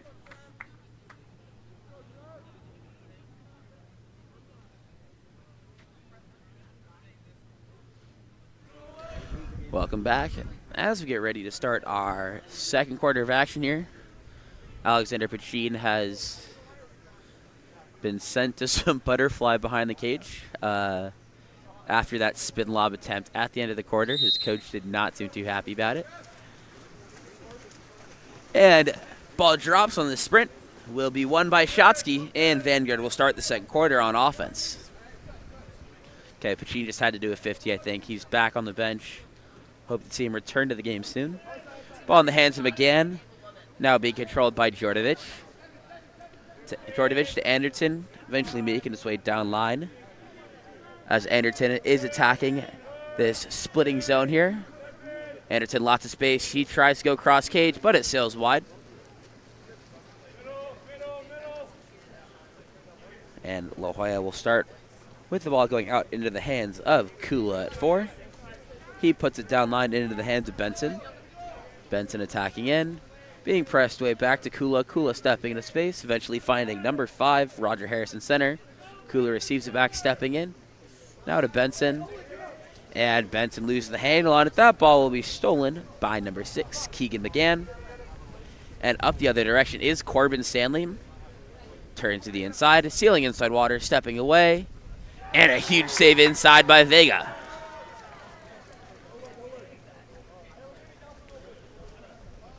Short 6-on-5 counterattack opportunity here. Will go up top into the hands of number 15, Trevor Kula. Eventually makes the way to that 2 spot. Gonna have to swing it back as their center is set 4-5. Benson controlling. Up top to Gonzalez. Takes the long shot. Was tipped by a field blocker, but will go over the cage. And the counter ball is dropped in for Pyle. Pyle goes out to Djordjevic. Djordjevic center to Anderton. Now to Shotsky at 1. Up top to Anderton. Inside is Corbin Stanley turning inside, but he's going to be able to draw. Thought there was no call, but late exclusion will be drawn by number 11, Corbin Stanley, called against number 10, Santiago Gonzalez. 6-on-5 here for Vanguard. They're going to take it 6 in, bring in one pocket. And they try to find Stanley inside for the dunk, but no Vanguard bench calling for the penalty. Nothing was called, however. So ball is back in the hands of La Jolla as it's outletted down to the 6th spot to Benson. Benson earning the ordinary. Goes up top now to number 3. And that inside pass will be stolen away by number 6, Keegan McGann.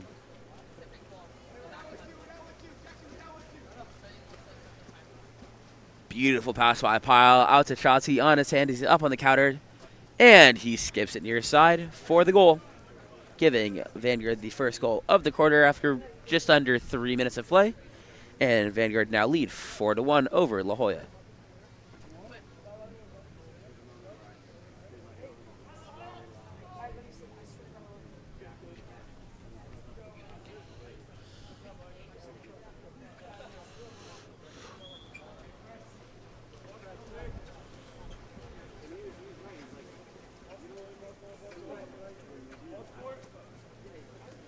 Ball starting now in the hands of number 4. I'll have to ask you number. If anyone knows who number 4 is, please let me know, as he is crossed out on the roster. So I'm not sure, but ball is being controlled by Shotsky here for Vanguard. Shotsky pops live. Gives it up top now into the hands of number 6, Keegan McGann, slowly bringing up the pool. Once again, going to work for Stanley. Playing a one-man zone off of 3. Splitting between 2 and 3. Jordovich. Eventually, pass will find its way inside, but the shot from Corbin Stanley will go off the crossbar and out of play. So Vega will control the counter ball and throw it out into the hands of number 13. That's Schoenberger, who earns the ordinary. Schoenberger pops live, goes up top, now to number 8. That's Grantanetti. Grantanetti stepping into space, entry pass inside. And the turn comes from number 12, Tyler, earns the ordinary. Up top to Grantanetti. Entry pass into the other post up this time. That's going to be number 6, with number 6, Caleb Hogel, with the great sweep shot. However, shot will go off the crossbar, eventually being recovered by Vanguard and controlled by Pyle in the backcourt. This time, Pyle goes out right into the hands of Anderton. Plenty of space for him to counter into, and he goes for the quick shot near side and skips it home, as Vanguard now lead La Jolla 5-1.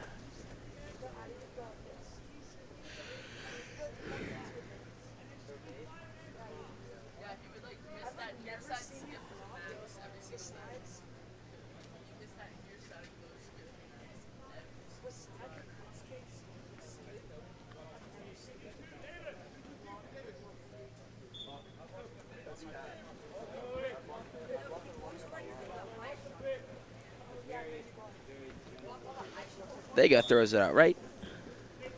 It's been number 4 with the ordinary. Eventually find its way center. One-man zone also being played by Vanguard here. Just dropping off a 3, splitting between 3 and 4. Pachin heading over in the split to number 8. That's Grantanetti. Eventually makes its way down line to 1.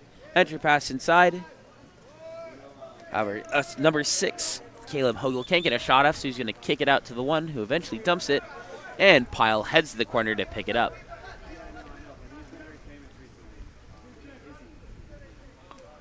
And Pyle throws it forward. That's number 16, Gavin Little, who's up on the counter, stepping in.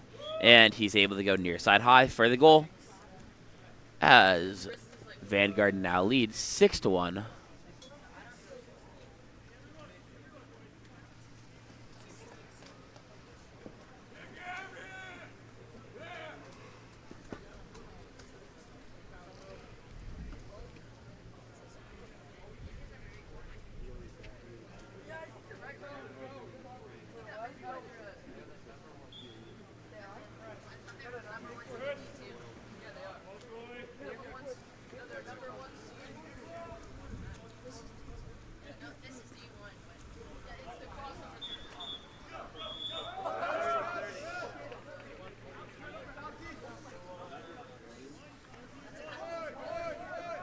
And that's Christian Hammonds who's excluded.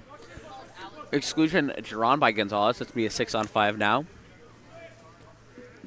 For La Jolla, ball in the hands of Gonzalez once again being pressed away as X4 collapses onto him. Up top to Kula. Kula goes down line. Near side shot taken by Benson is pulled down by Pyle. And will be recovered by Oprea, who earns the ordinary.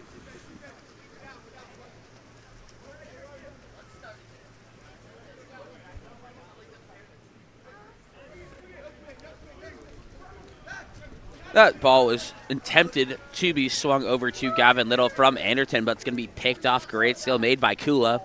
And he's going up 3-on-2 counterattack now. Puts it over the top. And a beautiful finish there by number 7, Dustin Drobeck. Falling off his legs, almost going underwater, but finding the cross skip angle perfectly. As La Jolla now trail by 4. Score of 6-2 with 51 seconds left to play here.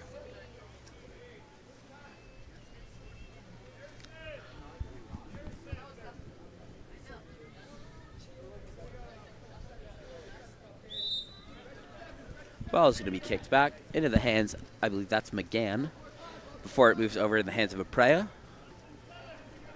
Oprea controlling it 4, going back to McGann, over to Pachin. Pachin back up top. This time to McGann to Oprea. Oprea attacking in. Plenty of time, plenty of space. And his shot will be field blocked there, going back into the field of play where he can collect it. And they're going to go out of quarter here, most likely, with 20 seconds left in the game. In the half. Ball in the hands of McGann. Oprea, McGann, just attacking this zone. Nice split coming from number 11, Modzelewski, able to tip it away. Now it's Oprea stepping on his legs. Tries to go for the near side skip. Will go off the crossbar. Spoon can't get to it. And Ethan Spoon will be excluded at the end of the quarter. So if if La Jolla can win the sprint, they'll be up to start the second half. But we'll be back with our second half of action in just a moment.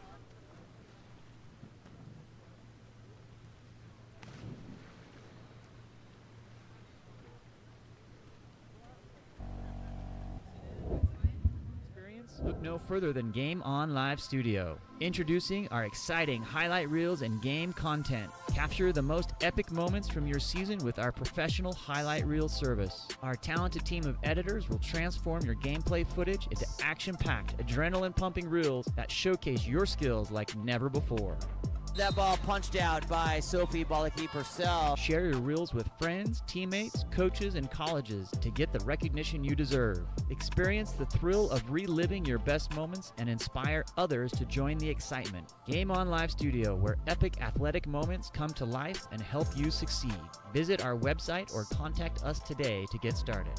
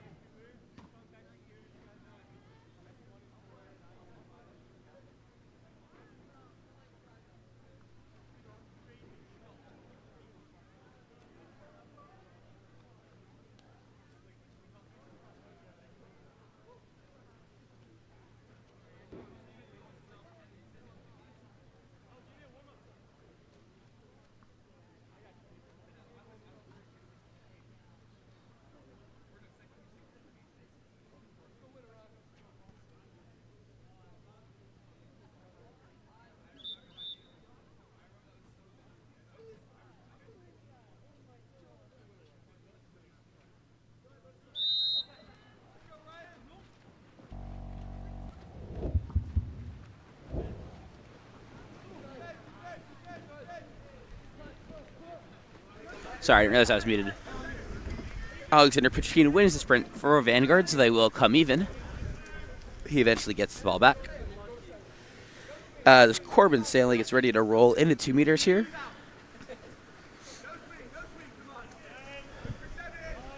Jordovich to McGann, eventually going down line and dropped into Stanley. Full turn, and will draw the penalty. Corbin Stanley once again drawing the penalty, I believe called against number 5, Roger Harrison.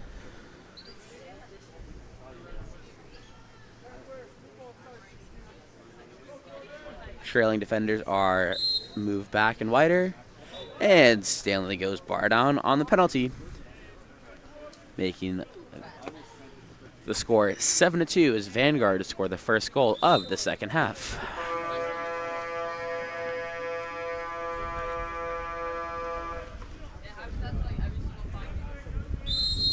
And Kula will earn the ordinary foul.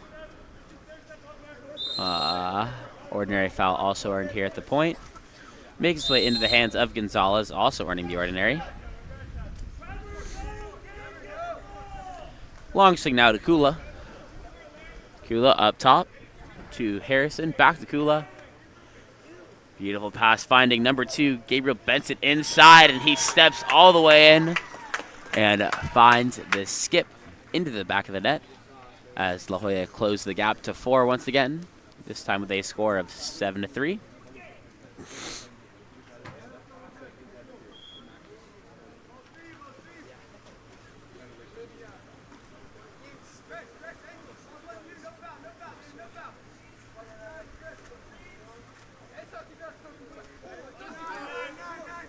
Ball in the hands of Pachin, once again working for Stanley here on this 4-5 zone.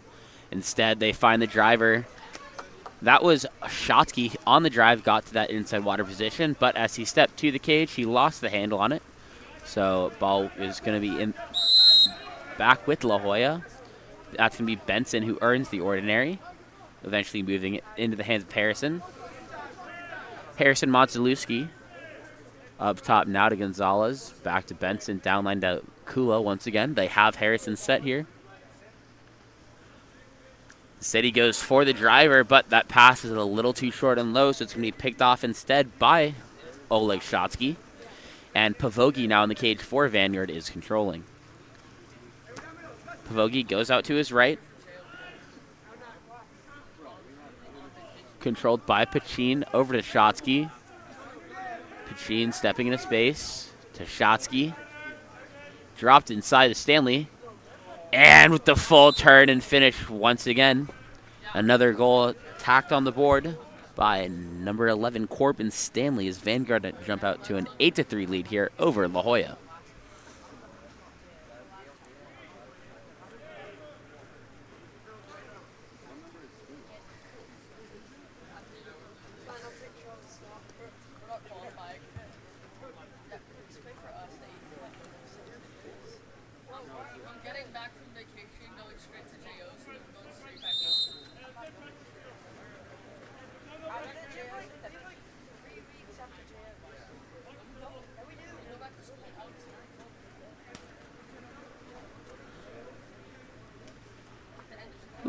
Sorry. So Caleb Hogle tries to pass cross pool but goes short, so it's going to be stolen by number 9. And a huge save by Vega, denying the counterattack opportunity from, I believe, Oprea. Correction, that was Ethan Spoon, whose counterattack shot was denied. Now ball in the hands of number 13. At Schoenberger before it gets up top to number 4, stepping into space. Goes down line to Schoenberger once again as they attack for Tyler on this 3-post. And that's been an ordinary foul earned by Davis Parr outside of 6 meters. Tries the long shot, but will be field blocked away by Oprea.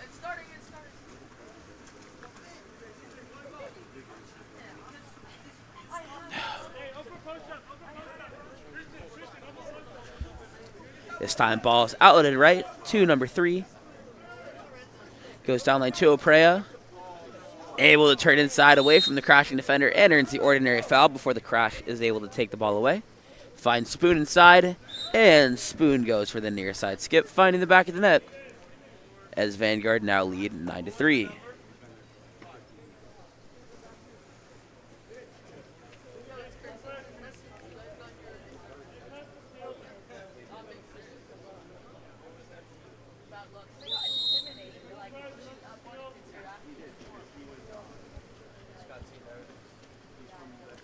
And that pass from Vega will be stolen.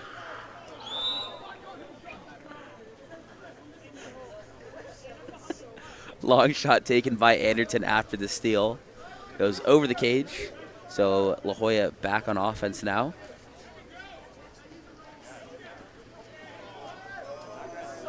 And that pass will also be stolen once again by Anderton. Thrown too long by number 8, Grandinetti. So back in the hands of Vanguard as it's now controlled by Oprea. Swings it across, and that's going to be a goal from number 16, Gavin Little, on the drive. As Vanguard are officially in double digits as they lead 10-3 with 3 minutes left to play in this third period.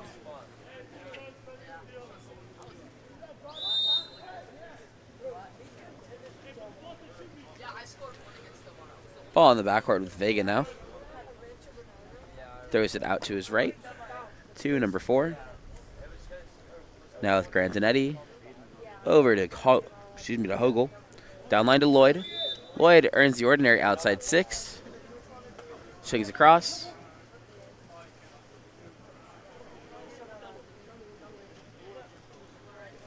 Schoenberger still working for that ordinary foul at 5, but is unable to get it. Instead gets it up top to Grandinetti. Attacking in. Tries to go near side, but is skipped wide of the cage. And the counter ball comes in for Pavogi.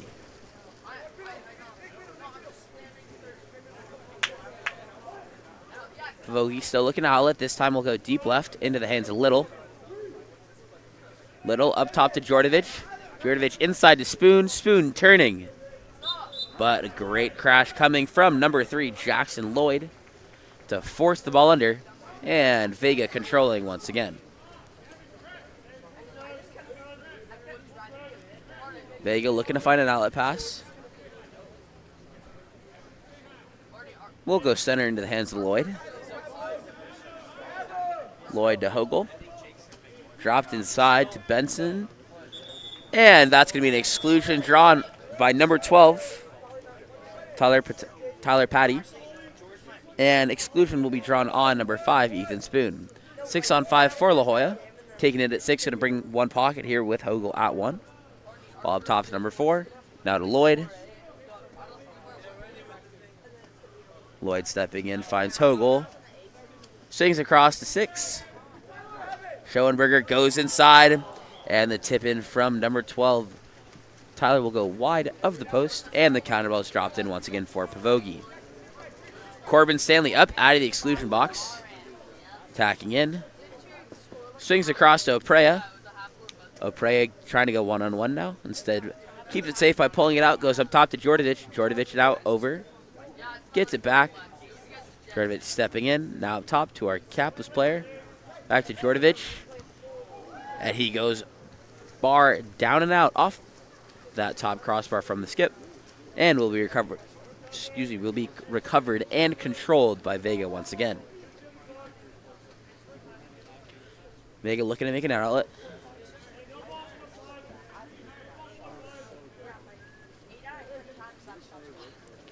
He goes left into the hands of Hogel. Ordinary foul.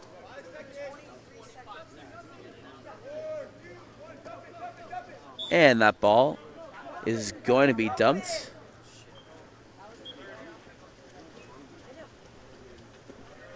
Pavogi going to look to make an outlet here. 20 seconds left to play in the quarter. One last offensive possession to come from Vanguard.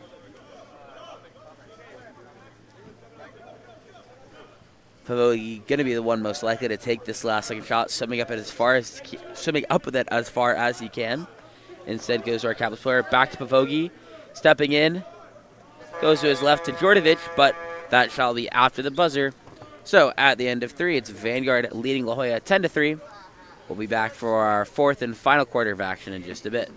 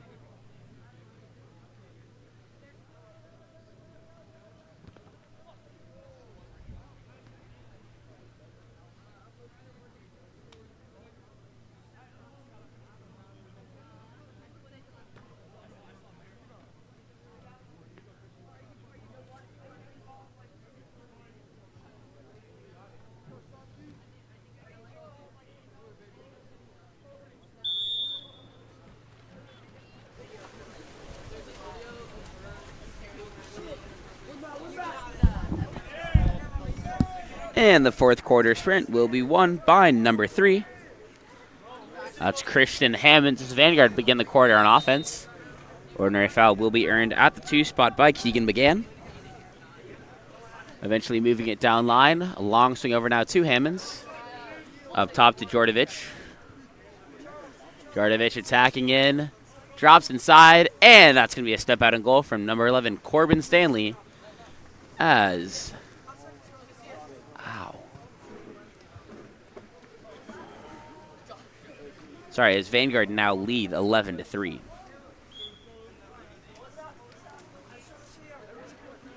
Well, now we'll be in the hands of Roger Harrison to start the session here for La Jolla. Being pressed away at 3, moves to his left, now controlled by Gonzalez. Gonzalez swings it across, but eventually skips out of play. So Pavogi will be controlling. Sends it deep. Ooh, I went way too far. My apologies. So Pavogi with the outlet pass eventually find his way into the hands of Djordjevic at the point as they attack for Stanley set to this 3-4 side. Djordjevic stepping in, attacking. And he goes cross cage low corner. 2 quick goals for Vanguard as they lead by 9 with a score of 12-3. And a timeout will be called by La Jolla to try and stop the momentum from Vanguard. We'll be back after the timeout in just a moment.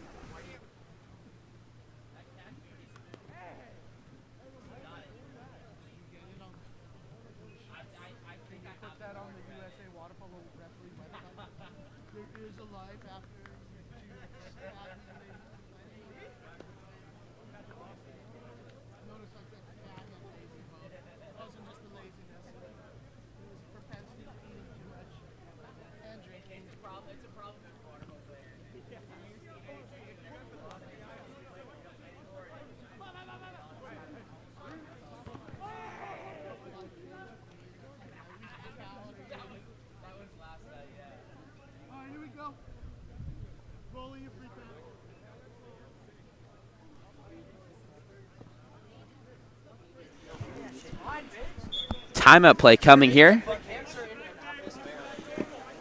Sorry, timeout play coming here for La Jolla. Salimi has taken the cage for Vega. Ball now in the hands of number 9, Davis Parr. As they attack from the 2 and 3 spot, double post being played, but that's going to be a steal there for number 10, Oleg Shotsky. And he loses the handle on it trying to swim with it, so we'll lose the 1-0 opportunity, and instead it will be controlled on this right side of the pool by Nathaniel Banos. He swings it over to Shotsky, and that pass intended for Corbin Stanley will go long. Eventually made its way back in the hands of Salimi, but he earns the ordinary before. And is outletted left in the hands of number 9, Davis Parr.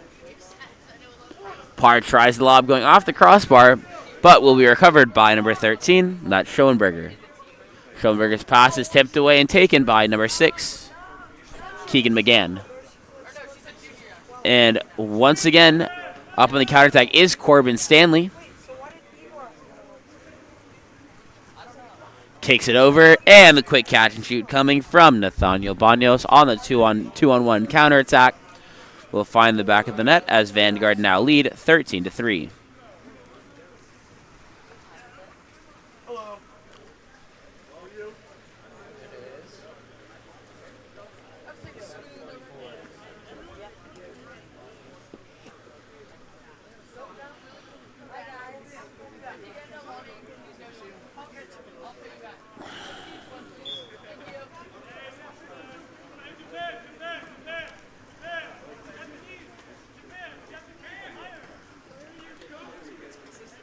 Ball will start by being outletted to Benson, eventually finding its way into the hands of Harrison at the point. That'll be an ordinary foul earned by Modzelewski. He gets it back after getting live stepping into space. Moving it over into the hands of Harrison. Harrison goes inside.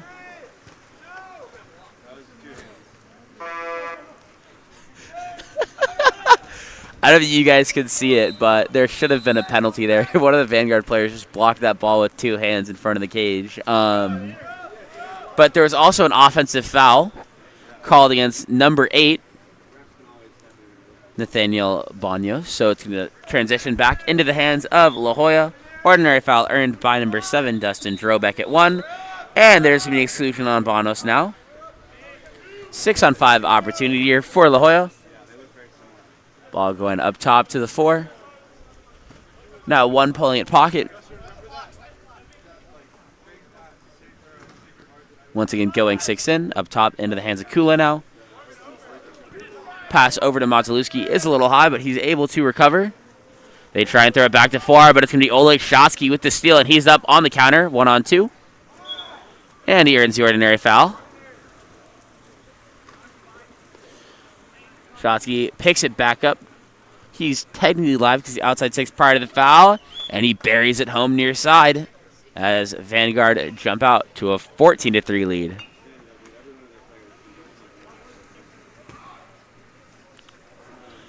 Vanguard going for a full set of substitutions here.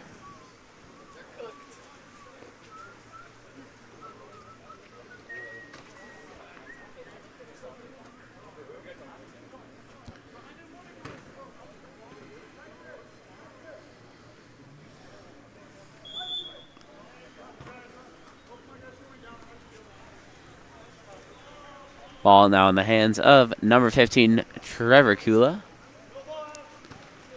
Moves it center now to number 5, Roger Harrison. Harrison being pressed away, working for the ordinary foul. Instead goes to his right into the hands of Benson. Trying to swing it 1-2 for their center. Makes its way into the hands now of Jackson Lloyd, who earns the ordinary. Now going to be Benson looking to take a last-second shot here. And will be field blocked away by number 14, Alexander Pachin. Pavogi controlling and goes deep right into the hands of number 8, Banos. Finds Spoon inside, and that's going to be an exclusion drawn by number 5, Ethan Spoon, called against number 5, Roger Harrison. And O'Prey is going to go for the quick 6-on-5 attack and put it into the back of the net, as Vanguard now lead 15-3.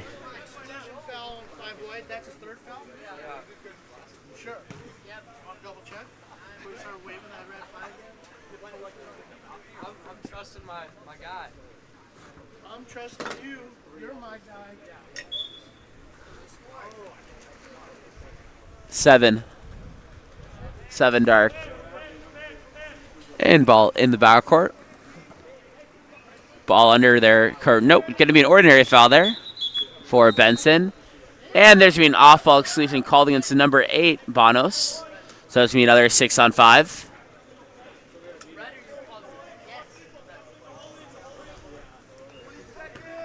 Ball now in the hands of number 15, Trevor Kula, up top to Lloyd. Bringing 6 pocket here for Benson. They get it to him. He goes catch and shoot. Will be field blocked by Djordjevic and given back to Pavogi.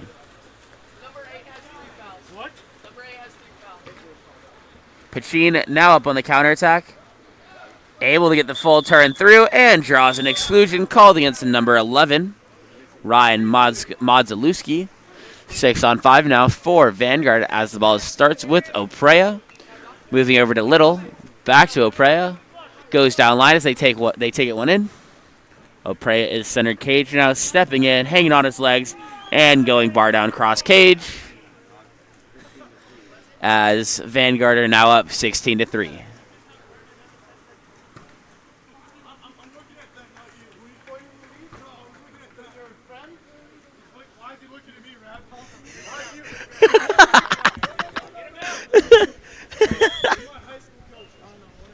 Alexander Oprea, the modern-day coaches are sitting just behind the table, so he's been flexing and pointing after every goal to them, and the ref thought it was at him, but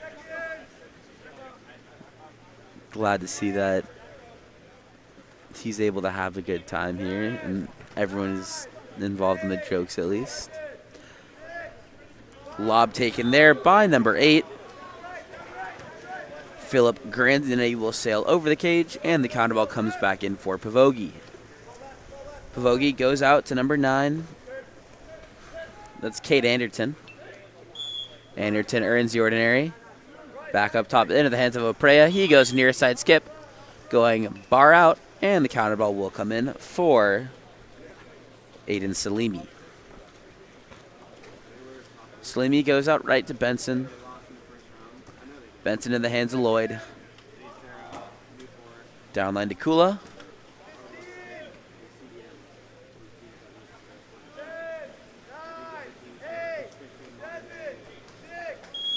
Lloyd controlling as the clock winds down, drops it inside. And a beautiful turn there by number 7, Dustin Drobeck. But an even better save for number 1, or I guess number 13, Nima Pavogi. And it's going to be a new possession with the ball coming in out of the corner here.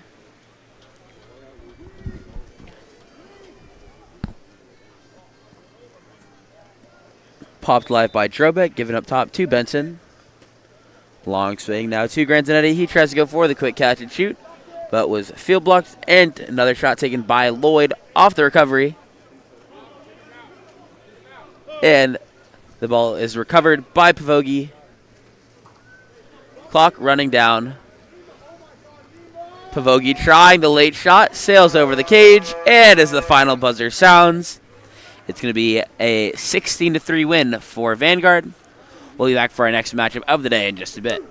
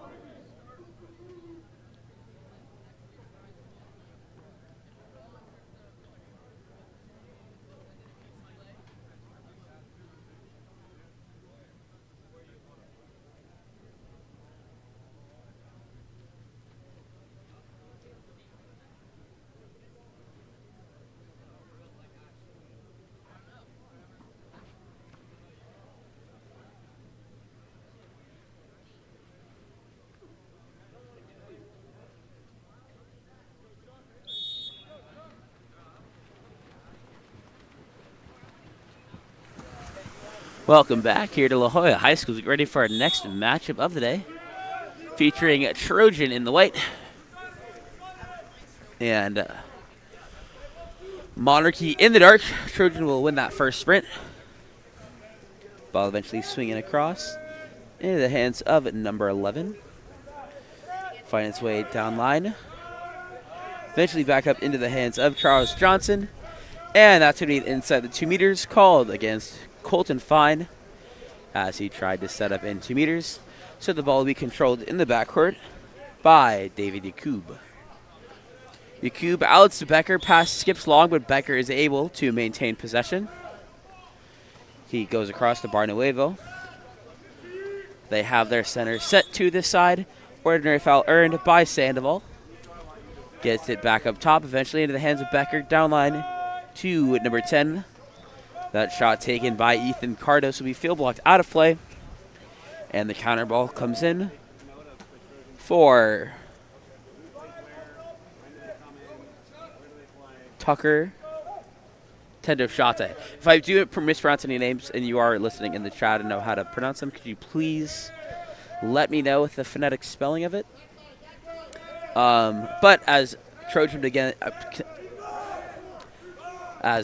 continue their attack, that's be a long shot taken by Charles Johnson, pulled down by Yakub.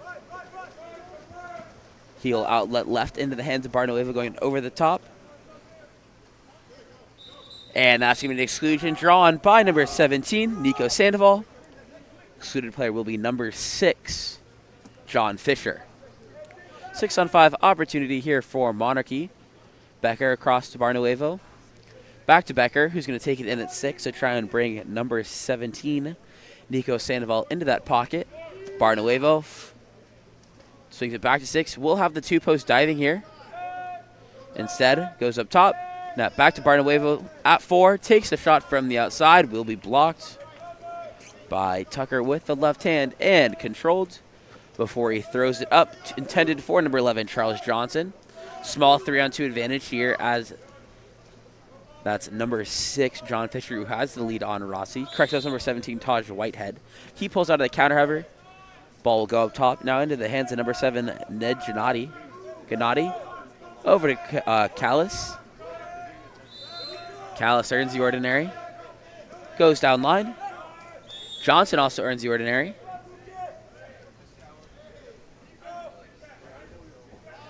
And it's going to be a dump instead, playing it safe. And Yakub goes to the corner to collect it. Yakub outlets into the hands of number 10, Cardos. Cardos swinging it across now to Sandoval. Sandoval back up top. Ordinary foul earned. Down line to Becker. Drops it inside. That's a shot taken there by Lucas Ramirez, but sails over the cage. And the counter ball comes in for Tucker once again.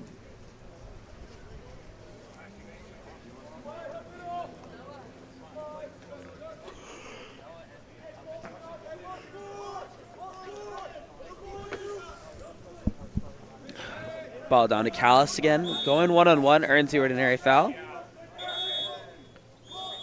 And there's going to be a off-ball exclusion against the number 7 as he was over-aggressive trying to refront. And it's going to be the quick 6-on-5 attack coming from Trojan as Colton Fine, who drew the exclusion, quickly receives it back and dunks it home, giving Trojan an early 1-0 lead.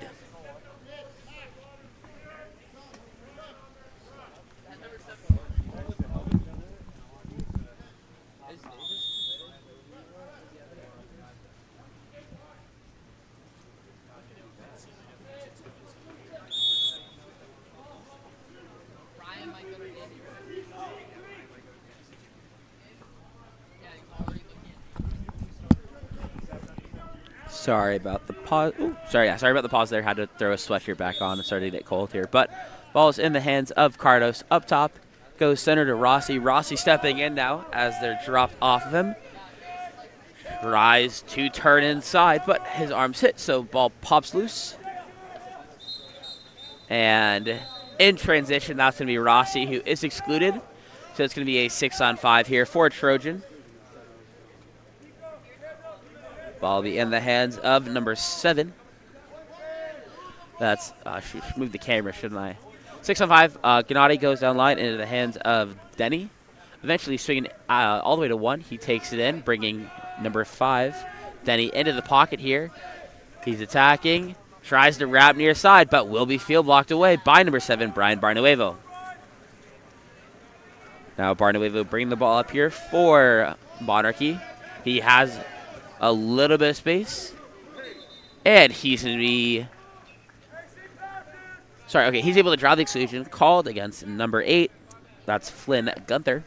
So it's going to be a 6 on 5 here for Monarchy now. Ball up top with... Barnuevo to Cardos, attacking in, goes down line. That's going to be Becker pulling up in the pocket to attack. My camera is not responding.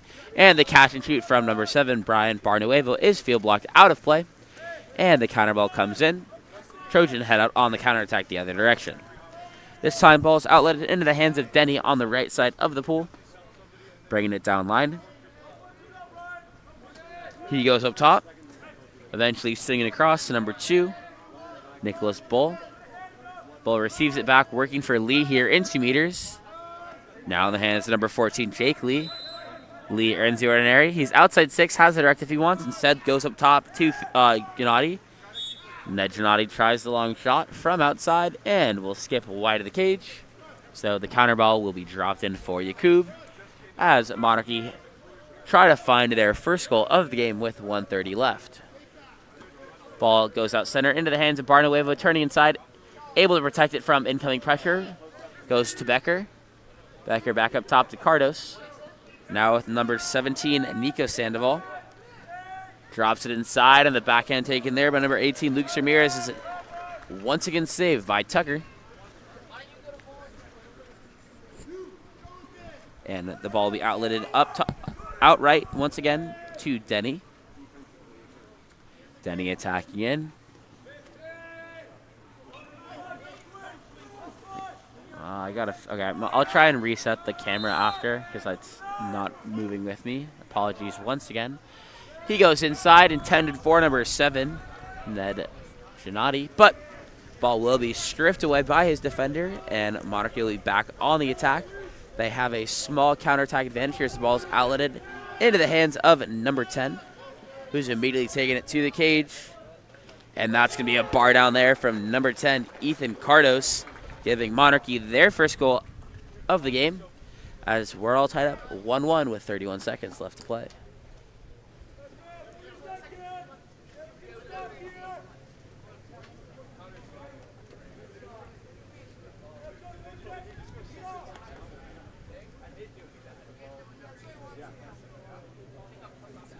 Number 10.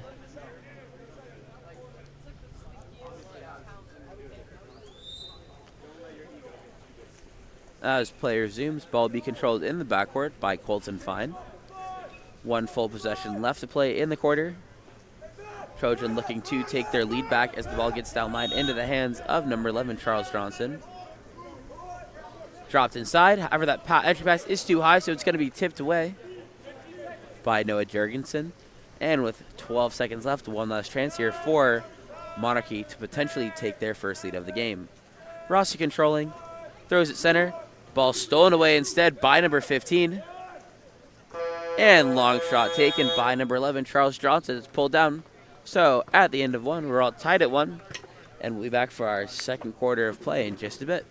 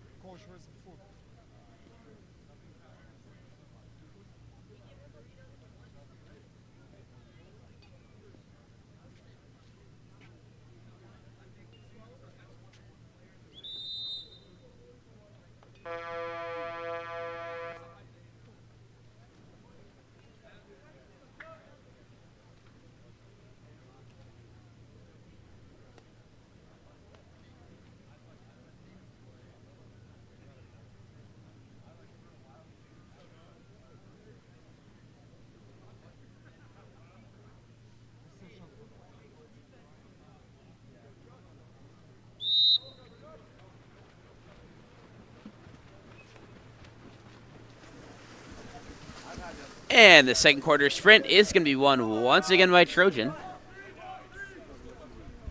as the ball finds its way into the hands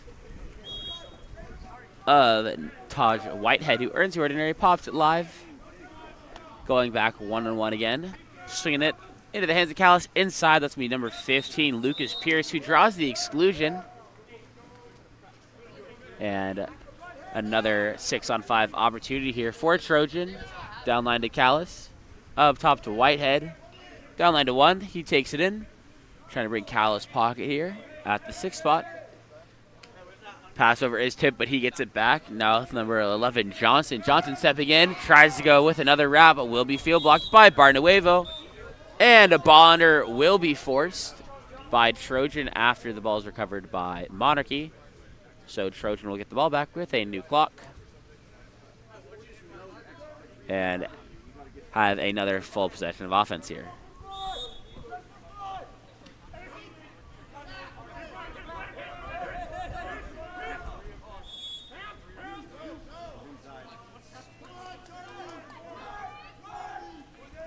Ball eventually swings over to number 11, Johnson. Johnson pulling pocket, goes up top to Callis, tries to go catch and shoot cross cage, but his shot skips over, so the counter ball will come in for Yakub once again.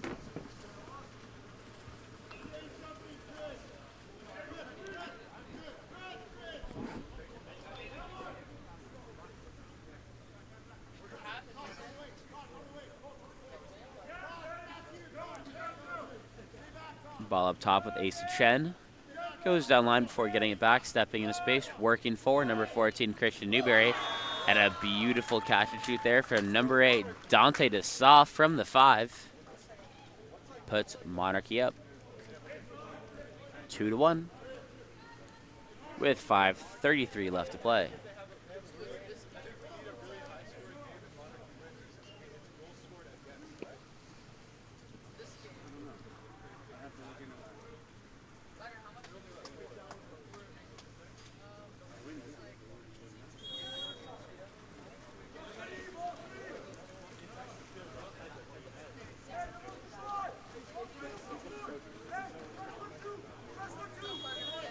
That's going to be an ordinary foul there, earned by Broderick Bars. Sorry, wrong roster. That's going to be Charles Johnson, who goes down line to Gunther and drops the entry pass inside to number 12, Andrew Lee, who earns the exclusion there. 6-on-5 opportunity now. And the quick 6-on-5 attack will find Colton Fine popping on the 2-post as he goes cross cage and finds the back of net, as Trojan quickly equalize at 2-2.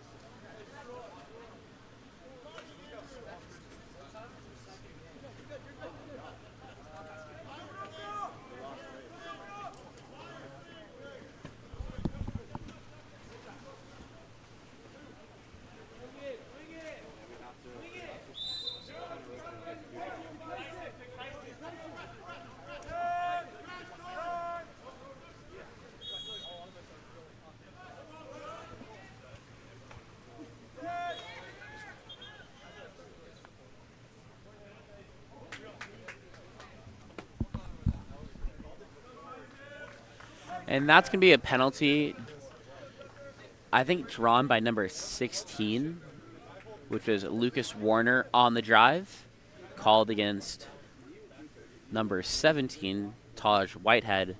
And it's going to be number 5, or correction, Number 3, Kyson Becker, lining up to take the penalty here for Monarchy.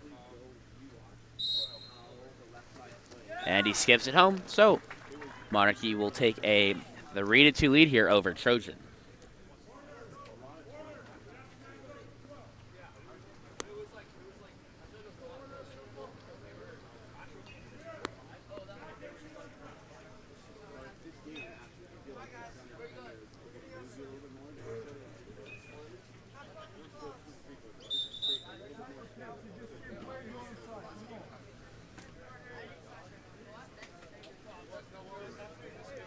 Substitutions being made by both sides.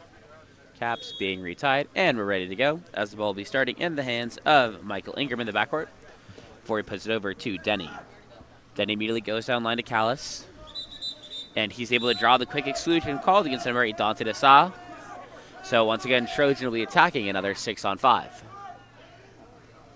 While the Callis attacking in, and he's able to hammer it home near side for another quick response goal coming from Trojan as they equalize the game right away, tying it up at 3-3 with 4:13 left to play.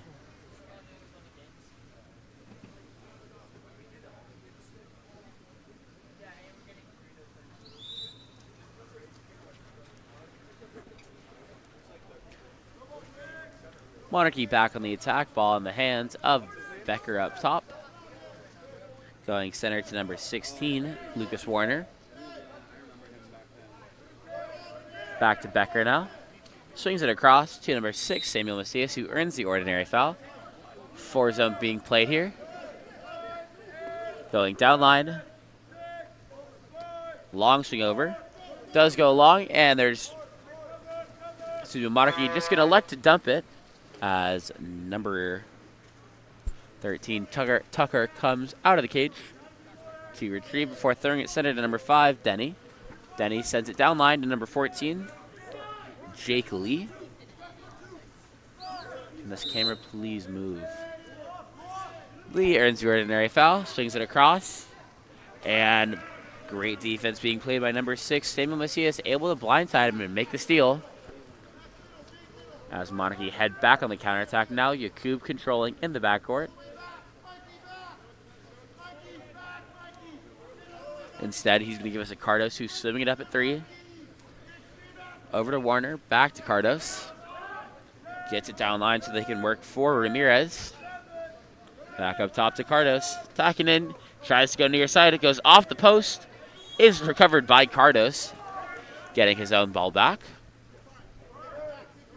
This time going up top into the hands of Hana. And he bars out off the corner as well. Counter ball goes out of play. Or I should say game ball goes out of play. Counter ball comes in.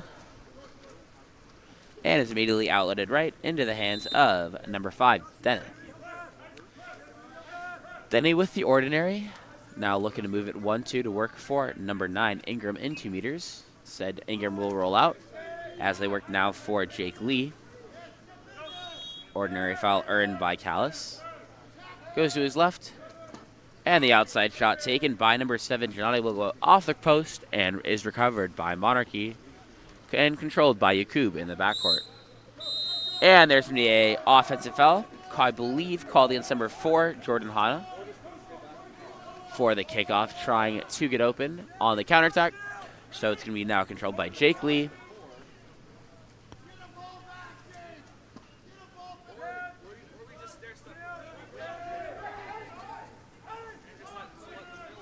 And that's going to be another ordinary foul earned by Lee. Swings it across to Ingram. Ingram attacking in, goes inside to number 7, that's Giannotti. And that's going to be an exclusion called against number 18, Luke Ramirez. So it's going to be another 6-on-5 opportunity here for Trojan. Ball goes to 1. Up top.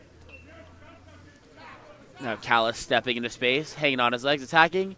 And a beautiful finish near side after he got Yakub jumping the wrong direction. So Trojan have taken their lead back as they lead 4-3 with 1:42 left to play here in this second period.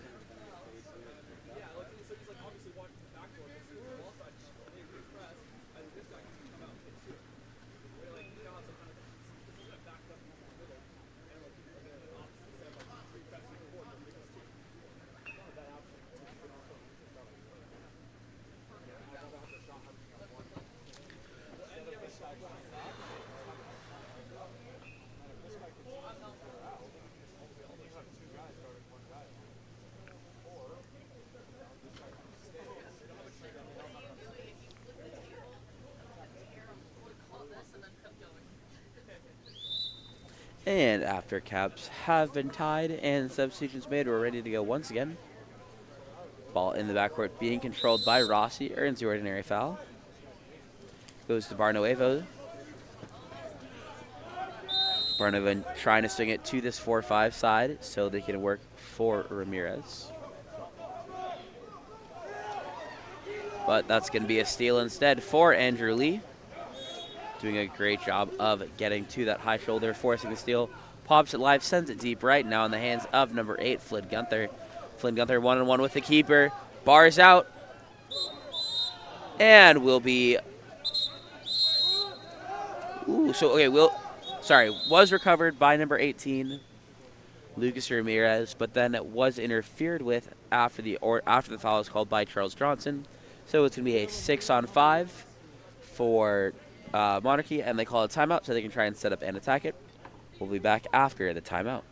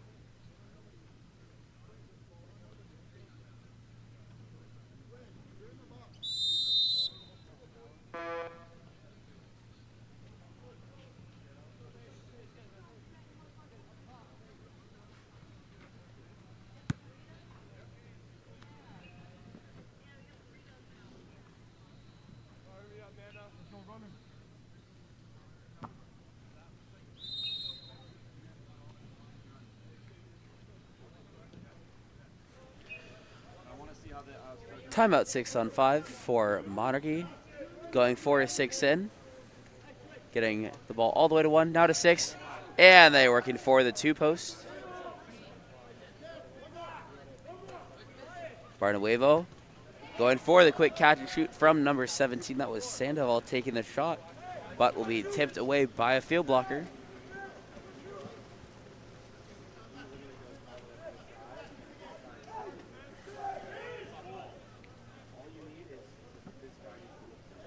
And that's going to be a steal for Yakub coming out of the cage to tip that entry pass away.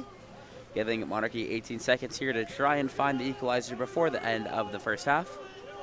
Yakub throws out right, and it's stolen away by number 8, Flynn Gunther, and he's heading the other way. Has 5 seconds to get a shot off.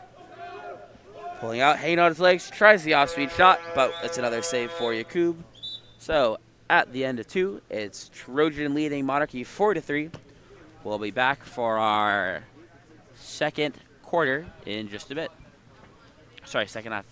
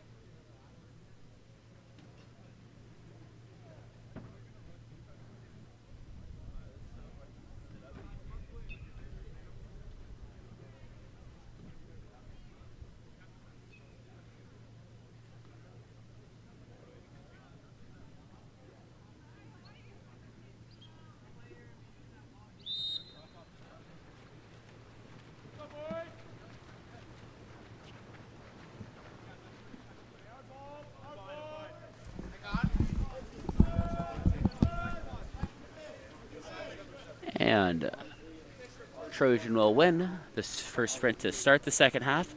Quickly getting it inside. Great little sequence there, getting that ball inside to number 4, Colton Fine, who earns the ordinary at 2 meters. Eventually swinging all the way across back to Callis. Going to have to get it back 1-2 for their center. Callis attacking in. Goes down line. That's going to be, Charles Johnson. Gets it up top now to number 6, John Fisher. And there's going to be an exclusion calling against number 18, Lucas Ramirez. And the quick 6-on-5 attack from Trojan. Shot will be taken by Gennady. And then the outside shot taken on the second attempt there comes from number 11, Charles Johnson. Bars out of play and will be recovered. And the counter will come in here for Yakub, who goes center to Rossi. Rossi goes down into the hands of number 15, Asa Chen. Chen being pressed away, trying to move it to his left. His pass to Rossi goes too far, however, so that's going to be a steal for number 11, Charles Johnson. Rossi able to catch up, however. Johnson turning away. But ball will be stolen instead by Barnuevo, and he's going to take it the other direction. Quickly going outright into the hands of number 8.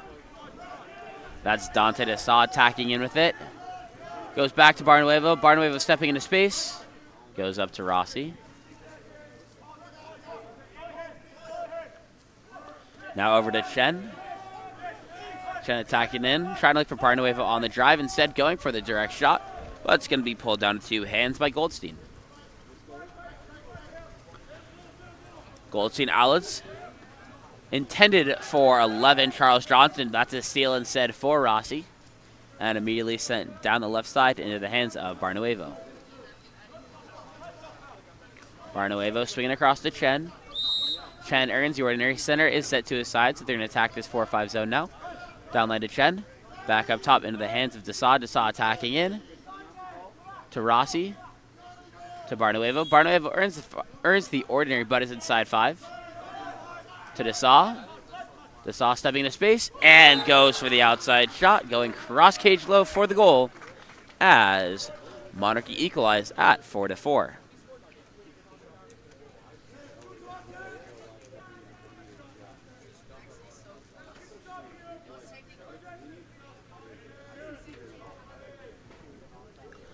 Exactly 5 minutes left to play here.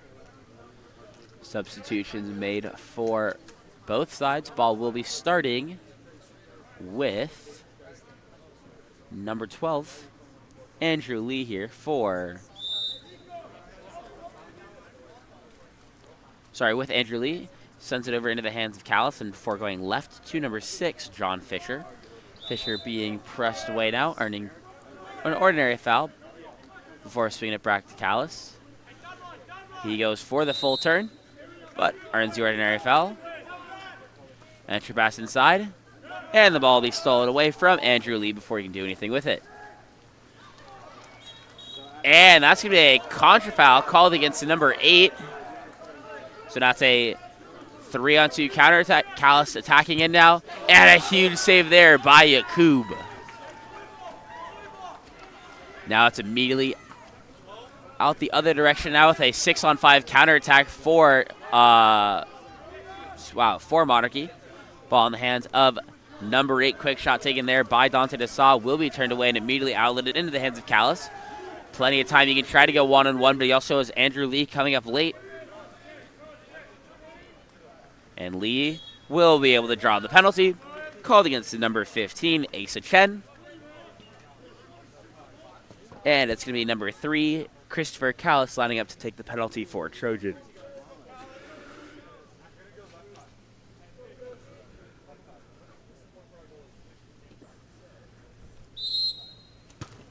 And a huge save there by Yakub. He is denied back-to-back. One of them a one-on-nobody from Callis, the other a penalty save. Yakub definitely coming to play in this second half. Ball swinging over into the hands of Asa Chen. Now with Desaw, back to Chen. Trying to work for the ordinary, instead goes back to Desaw. DeSaw drops it inside, pass too far to that outside shoulder, so it's going to be a steal instead for Taj Whitehead. Goldstein will go out right into the hands of Flynn Gunther. Gunther sends it down line. Cole is trying to go one-on-one, and this time he finds the back of the net, able to step away and bury it near side high, giving Trojan their lead back with a score of 5-4.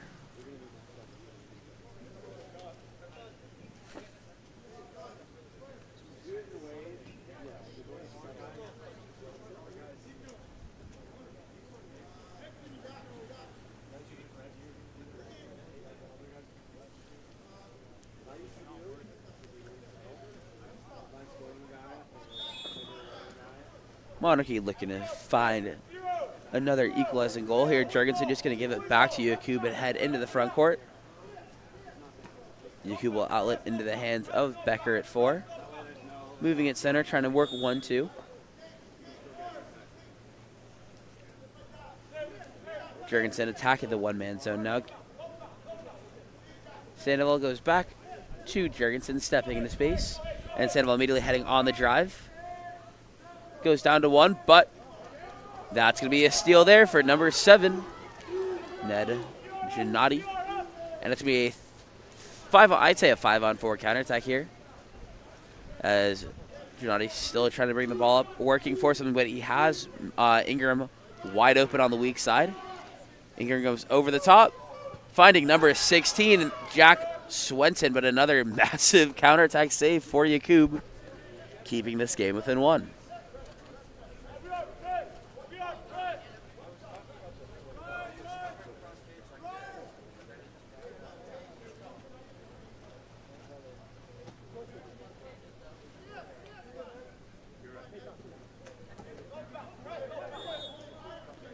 Becker with the ordinary foul up top.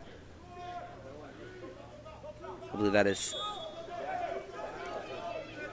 I think that's Sandoval without the cap up top. Tries the long shot from the outside. That's just swallowed up into the chest of Goldstein. And he is going to outlet right into the hands of Lee.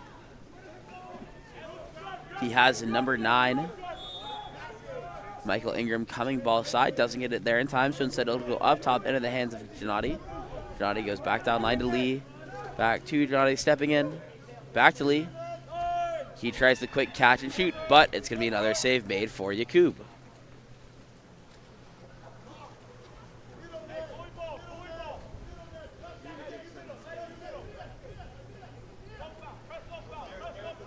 This time Yakub outlets left. Ordinary foul is earned up top. I believe that is the saw up there. Now he swings it across to number 15. Asa Chen before making it down line into the hands of Becker, who earns the ordinary, to Jurgensen. Back over the top to DeSaw. DeSaw stepping into space. Finds Jurgensen, clock running down. He's going to take this most likely.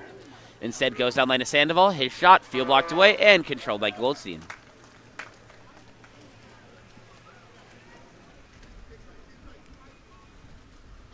Ball this time goes out right.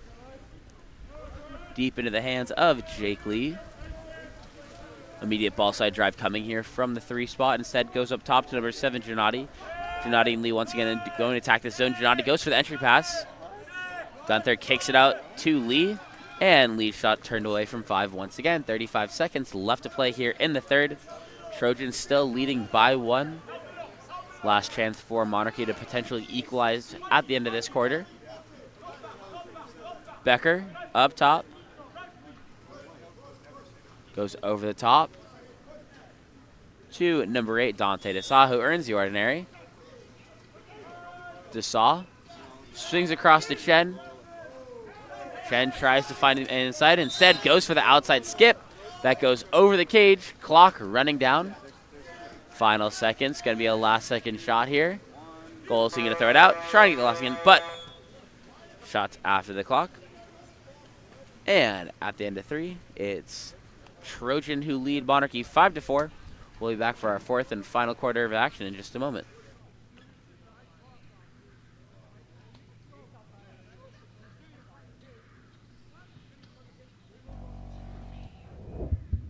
Explore every corner of Europe with water polo experience. A water polo experience is more than water polo. It's an adventure that combines sport and culture, perfect for forging team bonds and creating lifelong memories. Destinations include Barcelona, Croatia, Italy, and Budapest. Start planning your trip today. Water Polo Experience, your passport to the world of water polo.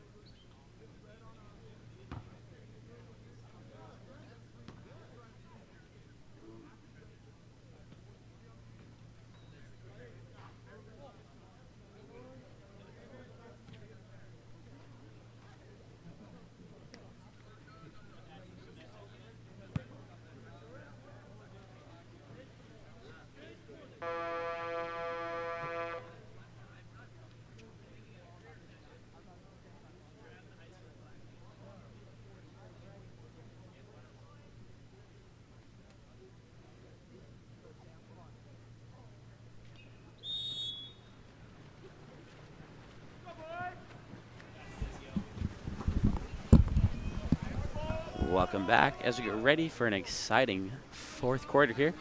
Trojan holding on to a 5-4 lead over Monarchy. They win the first sprint of the quarter.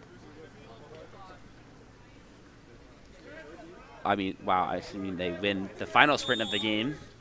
First sprint of the quarter doesn't really make sense as it's the first and only. But ball will be in the hands of Whitehead. Goes down line to number 4, Colton Fine. Drops inside to Lee. Lee with the backhand is swallowed up by Yakub once again as Monarchy keep the gap within 1. Ball be outletted left into the hands of number 2, Rossi. Oh, too far. Rossi attacking in now. Plenty of space in front of him. Goes right into the hands of number 10, Cardos. Cardos stepping in.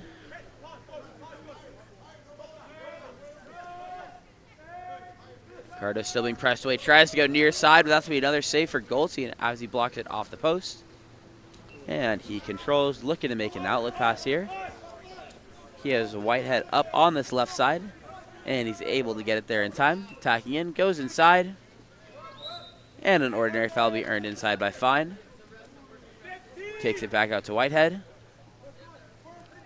Whitehead up top now to number 6, that's Fisher. Fisher stepping in.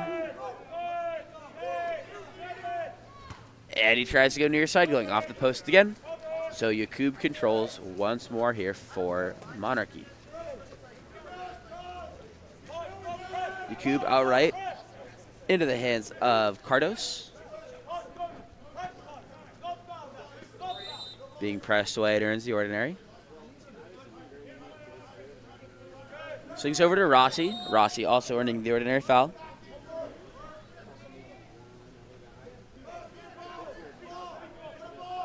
Rossi stepping in. Long shot from the outside. Also blocked by Goldstein. And possession is maintained by him. Almost taken away by Ramirez, who is set up in 2 meters there. So Goldstein controlling once more. This time going deep left into the hands of number 17, Taj Whitehead. Whitehead trying to step up into the pocket. Instead swings across pool. And now inside to number 12. And that's going to be exclusion there. Called against the number 2, Santino Rossi, for grabbing the neck of Andrew Lee. So it's going to be a 6-on-5 here for Trojan. Ball in the hands of Fine, taking it in. Up top to Callis. Callis sends it down line, going 6-in, bringing 1 into the pocket.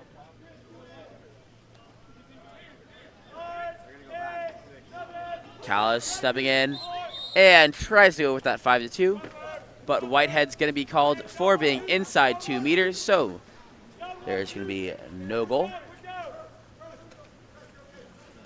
And the ball is going to be outletted left, and that's number 6, Samuel Macias. But a ball under is going to be forced on Rossi. Ball under forced by number 6, John Fisher.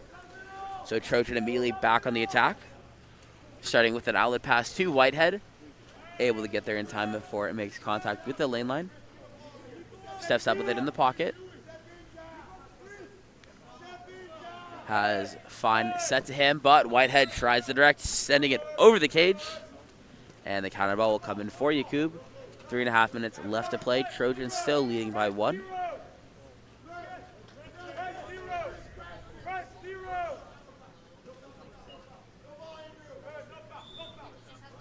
That's Rossi earning the ordinary. Swings across to Barnuevo. Barnuevo in a one-man zone here. Instead goes across to the driver, but now it's going to be a penalty called there. That penalty was drawn by number 6, Samuel Macias. And it's going to be number 2, Santino Rossi, lining up to take it. And I believe penalty was also called on number 6, John Fisher.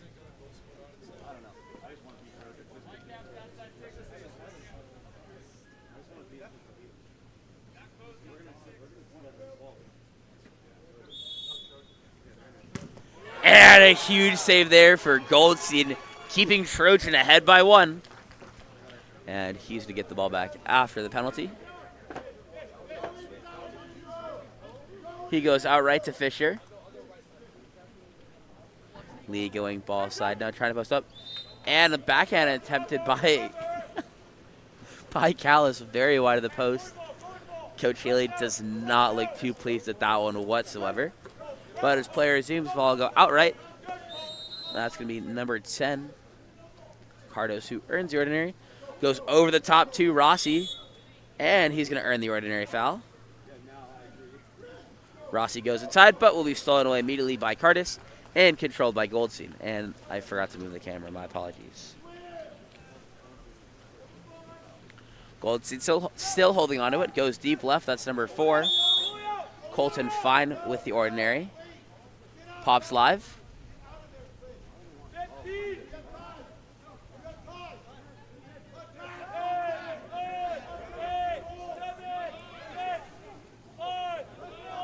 He isn't live here. And since he was not live, that foul is inside 6. Shot wouldn't have counted either way. So the counter ball's in the hands of Yakub once again. This time going out to Cardos once more.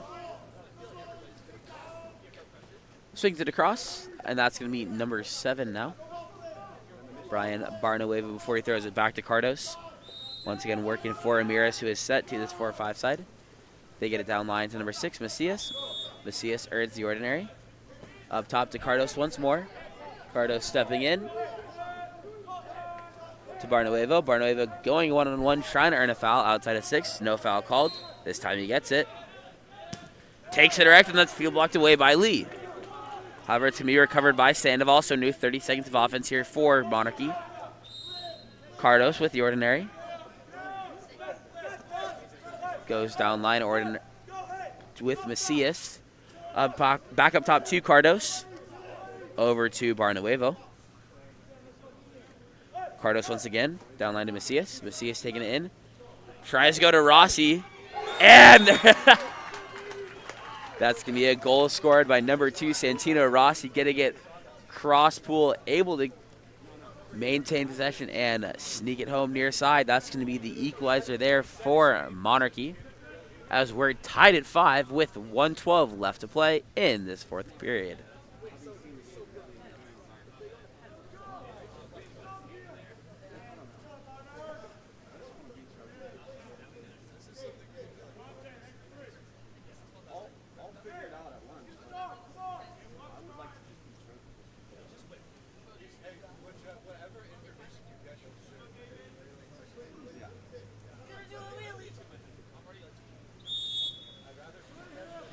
Trojan looking to take their lead back.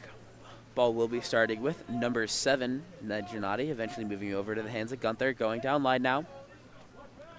That's going to be an ordinary foul, earned at 6 by Charles Johnson. Johnson back up top to Gunther. Gunther back to Johnson.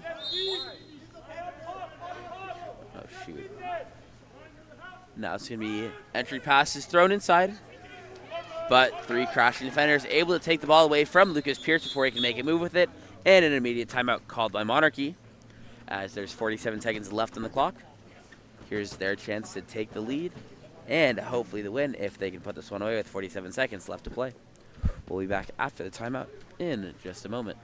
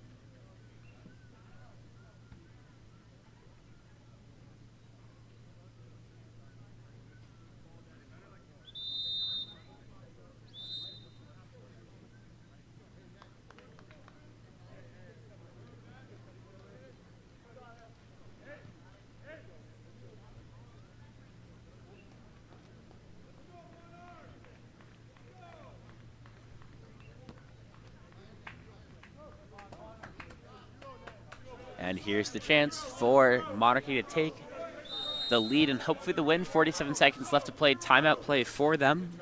Ball will go out left to number 7 to start. Barnanuevo sending it down line. Ordinary foul will be earned there. The by Nico Sandoval, now wearing the number 5 cap. Over to Barnanuevo. Barnanuevo swings it back to Rossi. Rossi earns the ordinary foul. Moves over into the hands of Kyson Becker. Becker back to Rossi. Rossi stepping in. Rossi. Ball will be knocked away by Goldstein and saved. And a timeout will be called by Coach Healy. So with 20 seconds left, Trojan's going to have one last chance to give themselves the opportunity to take the lead and the win. So we'll be back after their timeout in just another moment.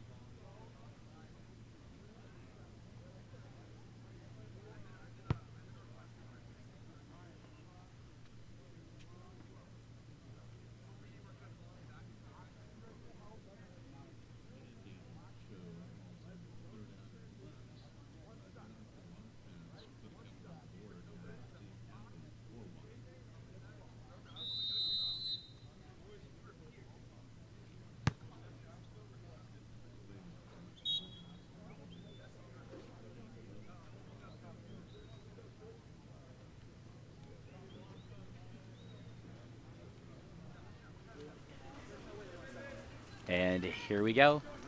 Our final 20 seconds of action, tied up at 5-5.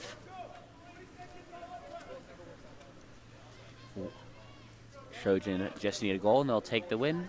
Monarchy just need a stop, and of course my camera freezes. Okay, we're back. Ball's outed left into the hands of number 6.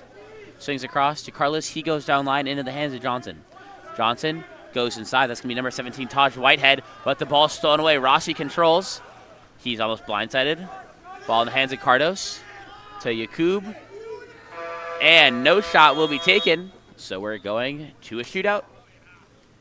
We'll be back with all the details of the shootout in just a moment.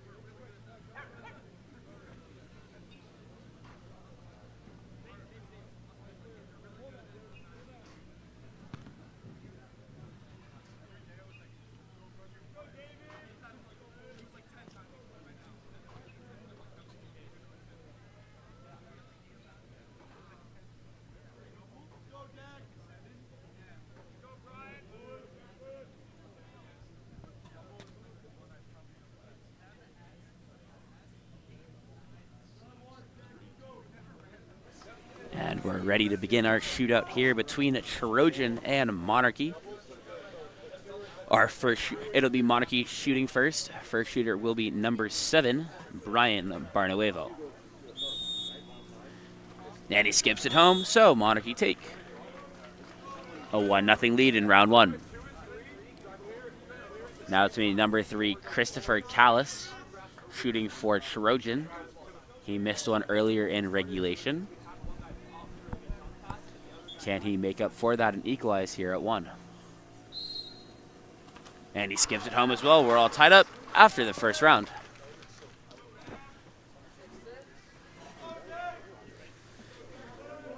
Next shooter for our Monarchy will be number 2, Santino Rossi. He also missed his first in regulation. But he puts it home. So Monarchy are up 2-1 halfway through round 2. Now it's going to be John Fisher looking to equalize here.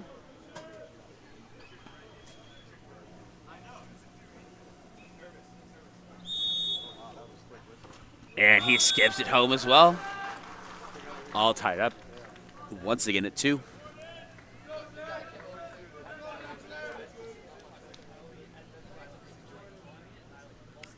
Next shooter for Jordan Hanna. And he bars out. Here's the chance for Trojan to take the lead. Going to be number 7, Ned Giannotti, lining up to take the penalty.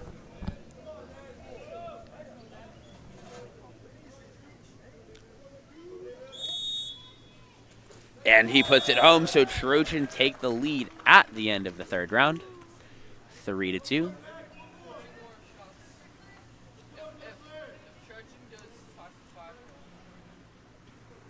Now it's going to be up to number 3, Tyson Becker.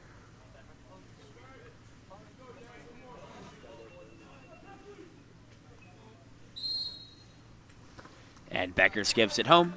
So Monarchy have tied it back up. It's up now to number 11, Charles Johnson, to score and hopefully equalize. Excuse me, and hopefully give the lead back to Trojan. And a huge save from Yakub.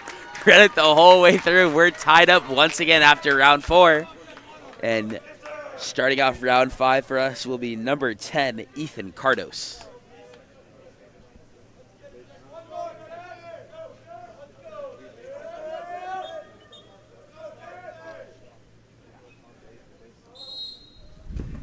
And he's able to find the back of the net. So Monarchy have taken the lead. It's going to be up to Taj Whitehead to equalize here to send it into sudden death. And he puts it away. So we're all tied up after our 5 rounds of regulation shootout. So now we're sudden death. Back to the top of the order with Brian Barnuevo shooting for Monarchy. And a quick... You don't see that often, a very quick finish there from Barnuevo. That puts Monarchy up by 1. Callis has to make it to send it to continue the shootout. And he bars out, and with that, Monarchy take the win in the shootout, 5.5 to 5.4. We are taking a short break before our next game of the day. We'll be back in a bit, so thank you for joining us, and we will see you then.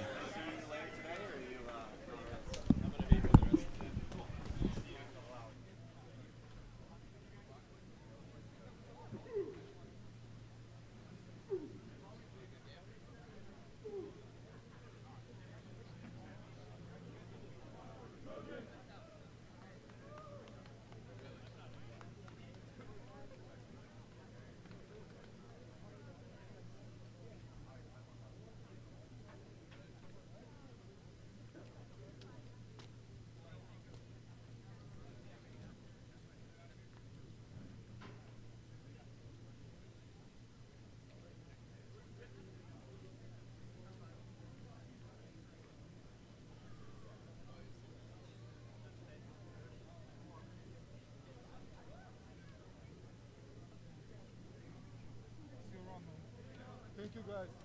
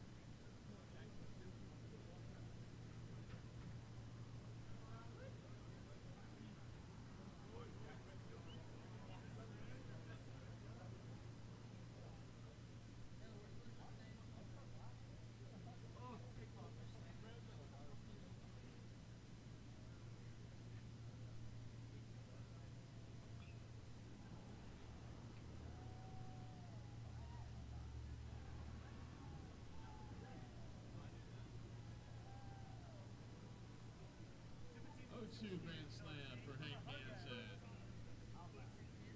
Puts the Vikings on top, 5-4.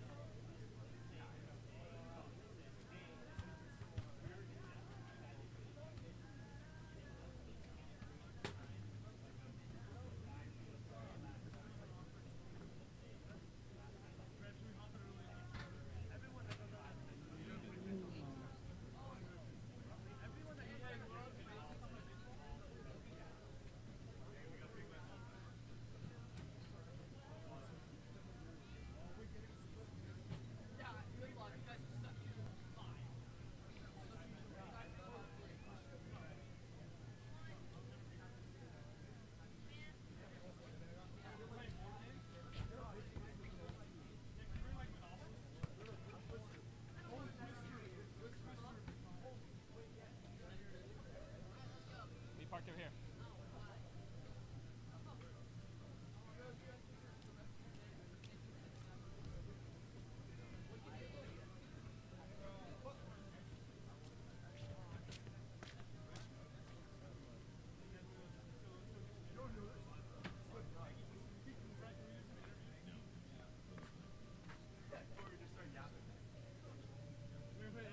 Let me pull up the live stream. Pull up the live stream.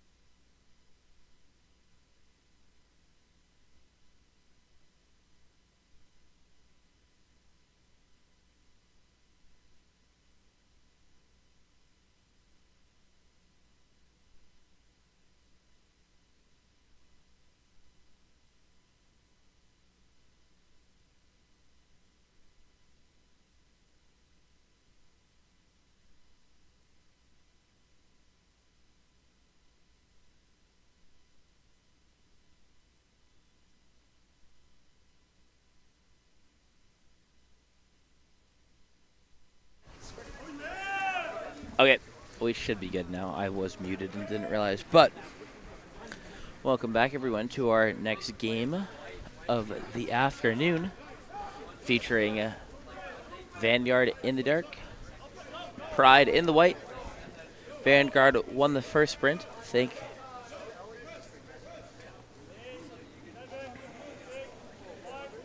And that's going to be an ordinary foul earned there by Oprah. He goes up top into the hands of Djordjevic. Back to Oprah. He goes for the near side shot, but it's going to be another save for Ryder Bjork. I will fix that shot clock camera in the top left. I'll adjust that before we get ready to go.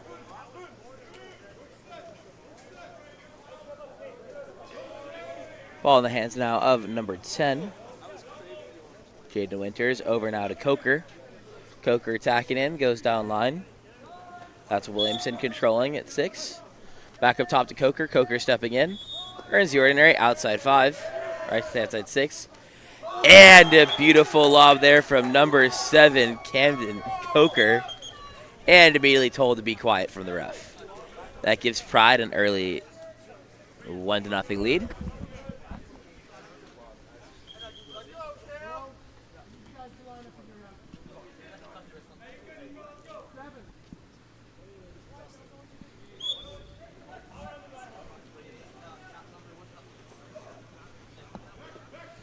Ball goes out to Oprah. Across into the hands of Oleg. Camera's not moving. Up top to Djordjevic now attacking in, working for a spoon. Oprah attacking in. Trying to turn towards the cage. Goes for the near side shot. Once again saved by Ryder Bjork. Pride getting out the other direction now. This time going deep left into the hands of Biddle.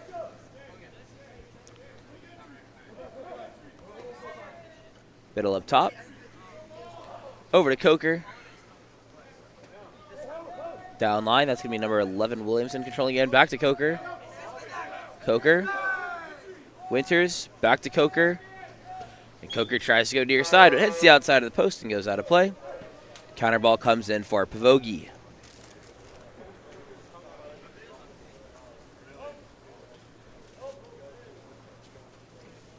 Ball outletted right into the hands of Oprah. Swings across to Oleg.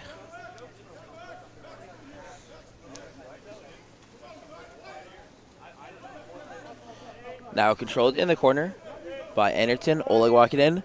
Tries to go across cage, and another great save made by Ryder Bjork. 3 shots taken by Vanguard and 3 saves for Bjork. Oleg attacking in again. Goes inside to Spoon. And that'll be an ordinary. Earned by Ethan Spoon. Kicks it out to Djordjevic. Down line to Oprah. Oprah into Spoon. And he's going to be called for the offensive foul due to the high left hand. So ball goes back in the hands of Bjork before being outletted deep right to Coker. Coker earns the ordinary.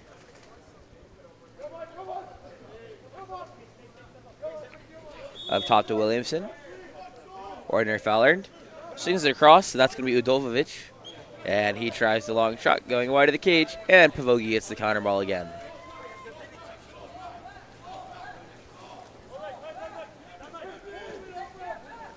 And Oleg finds Djordjevic wide open in the center of the pool, and he's able to skip it home to tie it up at 1 apiece.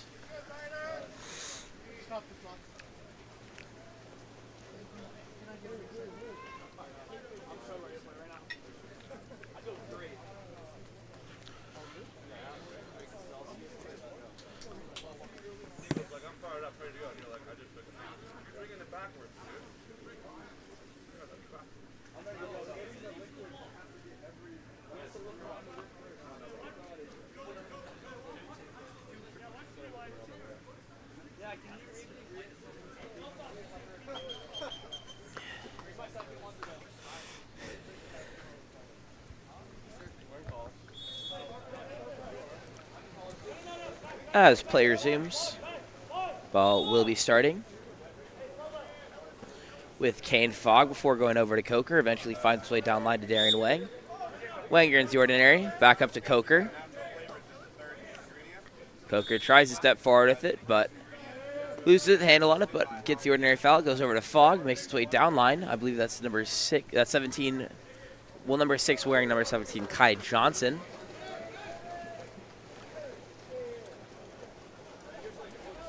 Oh, Caber can't keep up.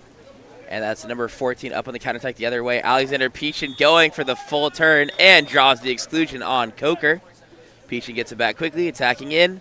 And he goes cross cage and finds the back of the net. As Vanguard now lead 2-1.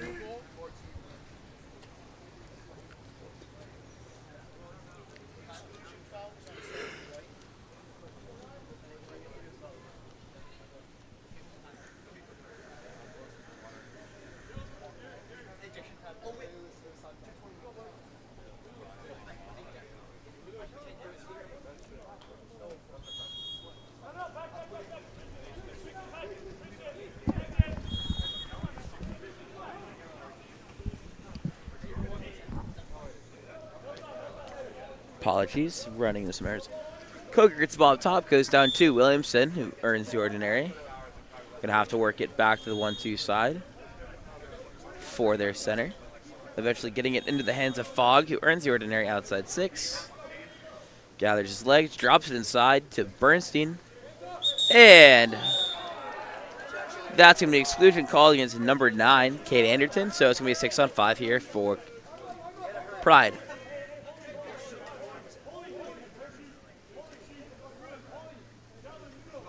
Ball eventually finds its way in the hands of Kai Johnson at 1. Takes it in. They bring 6 pocket here.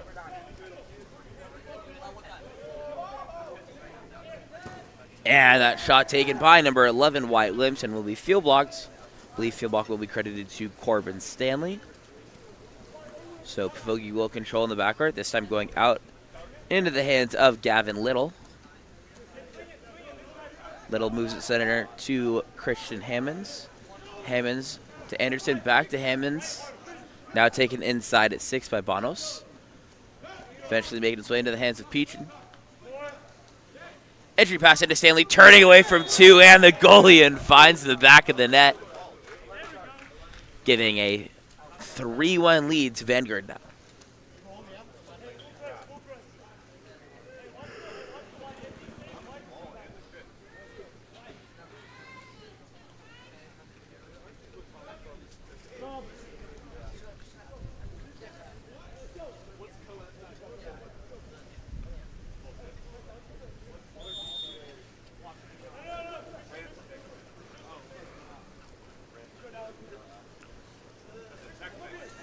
Ball sent over into the hands of Coker.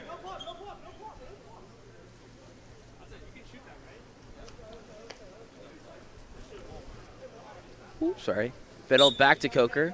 Coker earns the ordinary.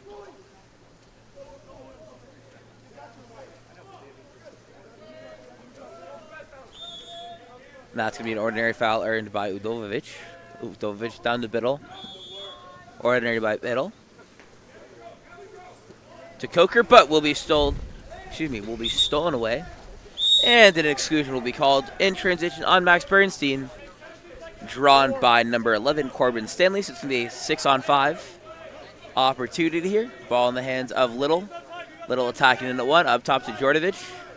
Jordovic over to Hammonds. Hammonds stepping in, and he goes cross cage low and finds the back of the net. Vanguard now leading Pride 4-1 after 4 unanswered goals.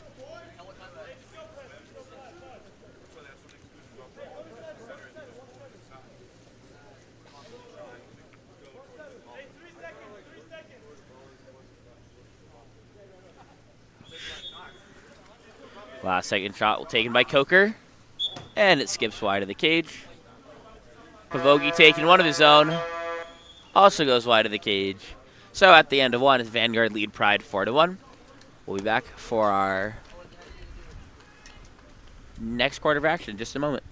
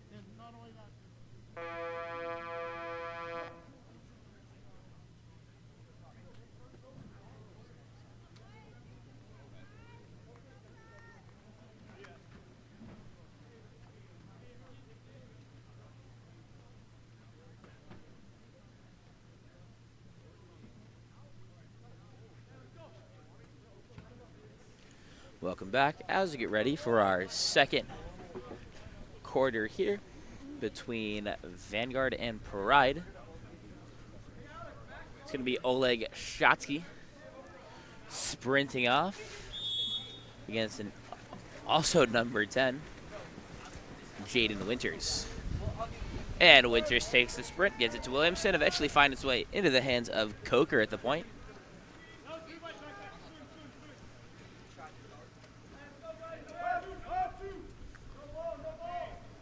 Coker moves it into the hands of Udovic. Udovic goes down line. That's going to be controlled by Biddle.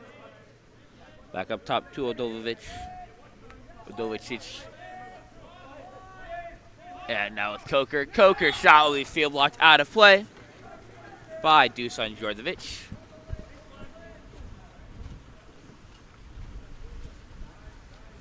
And it's going to be controlled by McGann, who gets it over to Oprah. Back to McGann, who earns the ordinary. Back to Oprah. Back to McGann. Eventually working for a spoon. They get it inside. He takes it backhand and will be denied off the shoulder of Ryder Bjork. Bjork going out into the hands quickly of Coker, but will be stolen by McGann coming around that inside shoulder.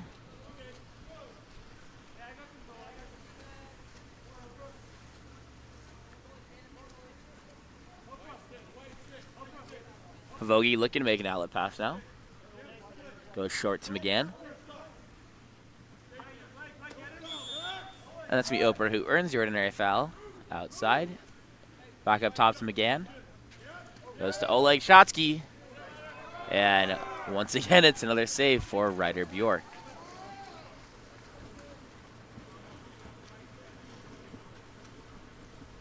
Bjork still looking to make an outlet pass down the pool. This going deep right into the hands of Coker. Able to pull it away from the landline before it skips there. Williamson now with Winter. And that's going to be a save there. Off the shot taken by Jaden Winters. But Pavogi does knock it out of play. So it's going to be a counter ball coming in and a new possession here. Udovicic. Swings it over to Williamson. Stepping in, they have Bernstein set to him, and they quickly go in for the quick little tip in there. And that makes the game 4-2. Vanguard still holding on to their lead. Once again, that goal coming from number 4, Max Bernstein, off of a great assist from Wyatt Williamson.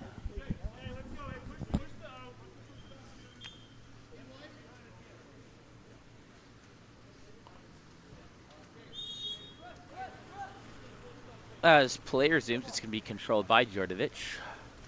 He goes left to Shatsky. Shatsky earns the ordinary. Swings it across, now controlled by number 9, Cade Anderton. He gets it back after quickly sending it down to 6 to Oprah. Back to Anderton, back to Djordjevic. Djordjevic finds Shatsky inside. And his shot will be denied by... Excuse me, his shot will be denied by Bjork, but Shatsky gets a new clock as he gets his own rebound. Gets it over to Anderton. Now in the hands of McGann. Djordjevic. Back to Anderton. And another save from Ryder Bjork. Once denying the shot from Oprah.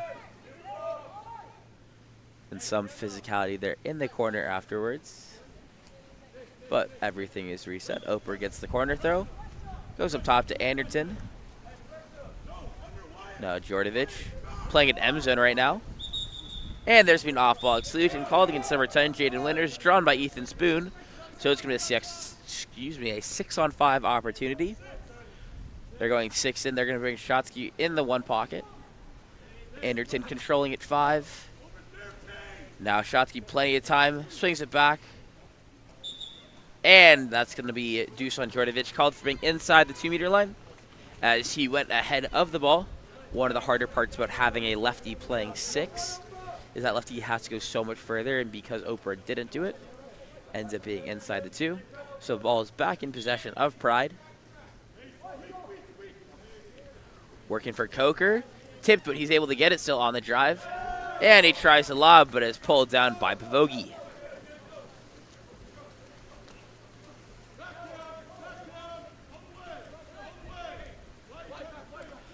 Pavogi outlets left into the hands of McGann, eventually giving to Shotsky up top. Shotsky stepping in, one-man zone being played, gets it inside to Ethan Spoon, and that's another exclusion on Jaden Winters. And the quick 6-on-5 attack goes from Anderton back to Spoon and into the back of the net, as Vanguard now lead 5-2.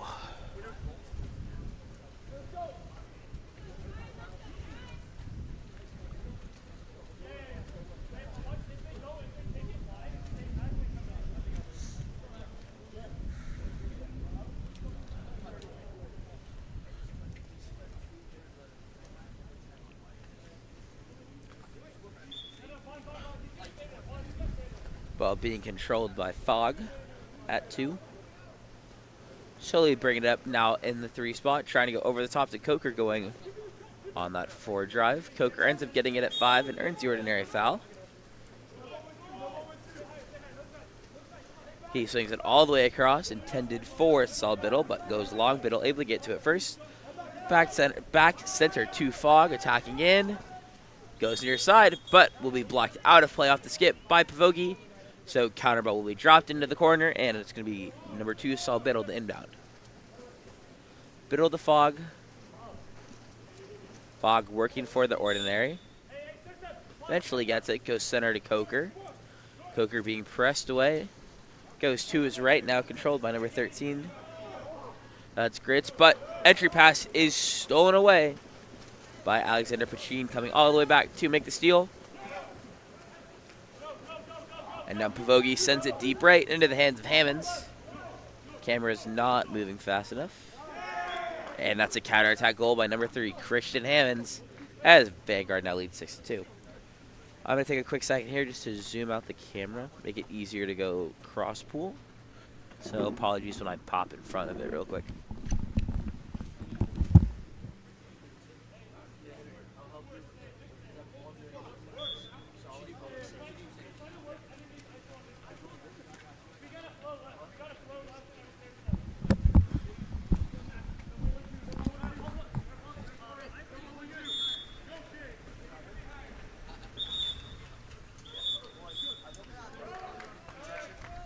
And that's an exclusion on number 8. Leaving Fogg to step in. Goes up top to Coker. Downline to Darian Wang. Coker attacking up top once again. Bringing 6 in the pocket with Coker center. And Coker is able to get it inside to number 4. That's Max Bernstein, whose arm is grabbed on trying to finish the redirect. So it's going to end up being a penalty drawn by Bernstein, and shot will be taken by number 2, Saul Biddle.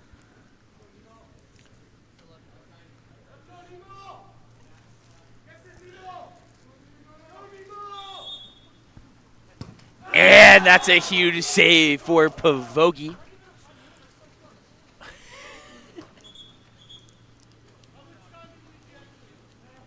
And Pavogi's been yellow carded for talking to the ref.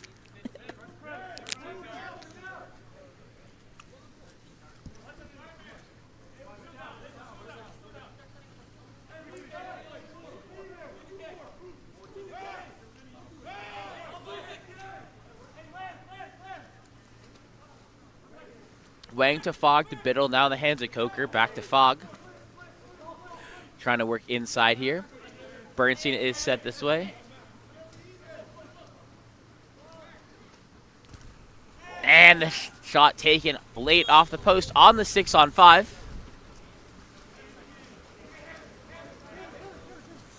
Ball is outletted to number 3. Somebody Hammonds who immediately sends it down line.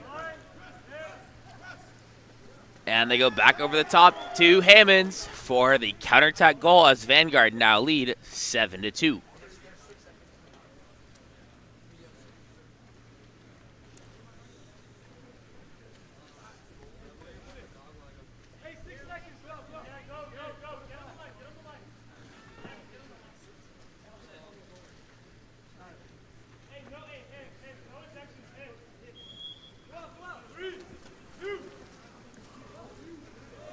Last second shot taken. Pulled down by Pavogi. And Vanguard leads 7-2 at the end of half. We'll be back in a moment for our second half of action.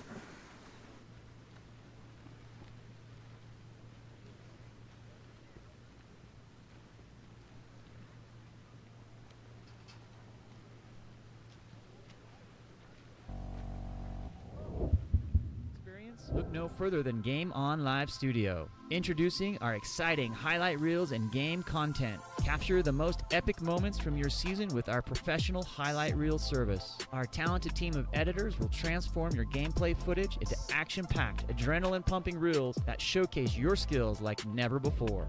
That ball punched out by Sophie Bolaki-Purcell. Share your reels with friends, teammates, coaches, and colleges to get the recognition you deserve. Experience the thrill of reliving your best moments and inspire others to join the excitement. Game On Live Studio, where epic athletic moments come to life and help you succeed.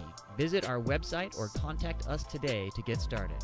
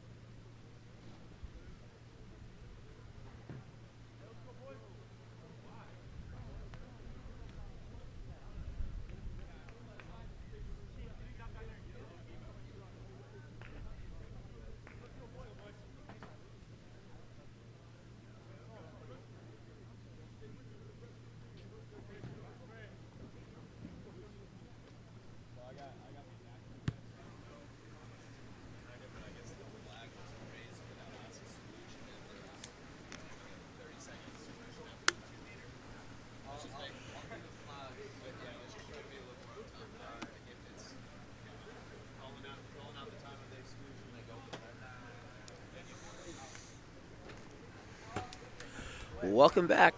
As we get ready for our second half of action here in this matchup between Vanguard and Pride. Vanguard roared out to a 7-2 lead. Pride looking to fight their way back into this. Ball will be starting in Pride's possession. Controlled by Winters in the backcourt. Winters goes to Coker, sends it down line to Williamson. Ball almost stolen away, but Williamson earns the ordinary foul before. Goes back up top to Coker. Coker being pressed away by Pachin, gets the ordinary. Swings across to Udovicic. Goes inside to Bernstein, but crashing defenders will be an ordinary first. And shot clock dies before the shot will be taken. Counterball comes in for Pyle, who has now taken the cage for Vanguard. And he's going to outlet right into the hands of Hammond before going over to Little. Inside, and the goal from number 11, Corbin Stanley, beating two players and the goalie to find the back of the net as Vanguard opened the scoring in the half by taking an 8-2 lead now.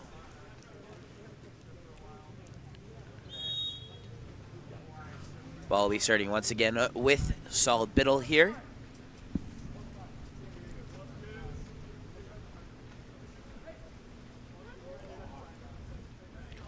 Going over to Darian Wang.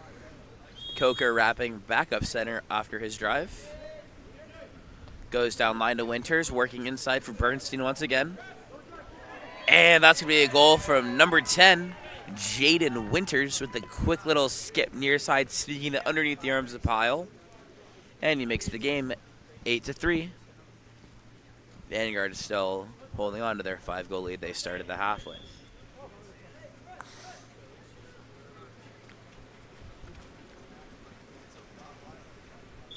Anderton earns the ordinary up top. Goes deep right into the hands of Bonos. Working on the weak side for his driver, but he pulls out of it. And that's going to be a steal for Dovicic after forcing the ball under. But want to know what he will be denied. Ball given back up top into the hands of number 7. That's Coker giving it down to Wang. Earns the ordinary foul. Goes back down to Wang. Back up top to Coker. Coker stepping into space. Drops the entry pass inside. Kicked out, and Wang controls. He goes back inside to Bernstein. And no shot will be taken before the shot clock violation occurs. And Pyle now controls. Pyle goes out into the hands of Anderton. Anderton goes down the line.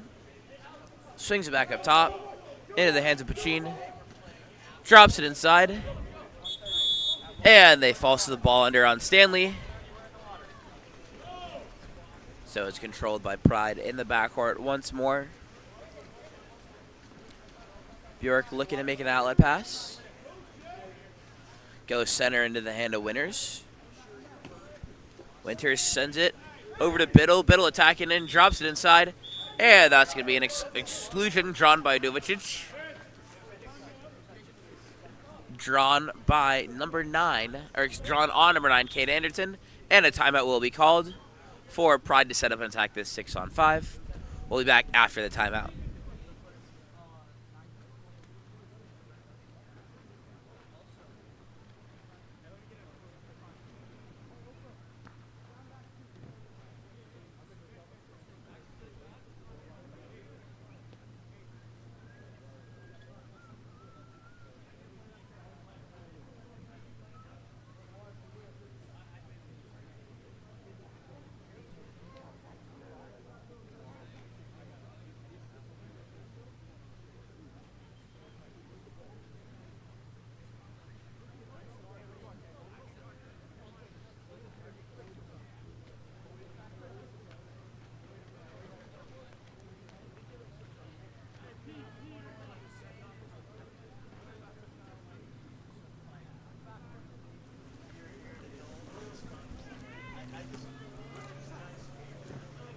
Time for a timeout 6-on-5 now. Coming from Pride. Ball starting in the hands of Coker. Over the middle.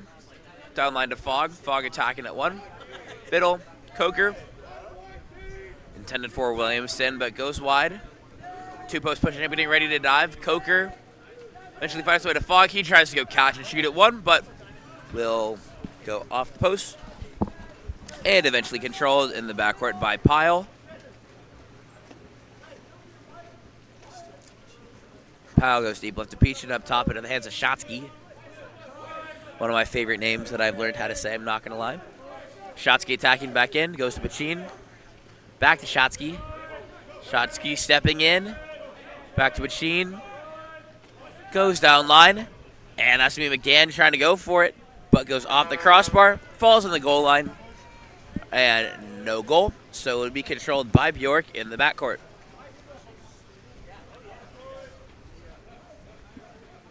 Bjork outlets left in the hands of Biddle. Biddle over to Winters. Ordinary foul will be earned. Now up top to Biddle once again.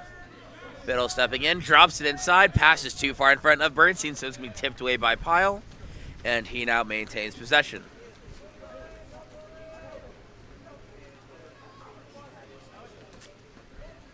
This time, ball is outletted to Oprah. Set deep left, dropped inside. That's going to be big man Ethan Spoon drawing the exclusion on Saul Biddle, so it's going to be another 6-on-5 here for Vanguard. Ball with Oprah over to Shotsky, goes down line to Djordjevic. Djordjevic takes it in. Back to Oprah. Shotsky, McGann. Oprah. And he tries to go wrap, but it's swallowed up by Bjork with two hands.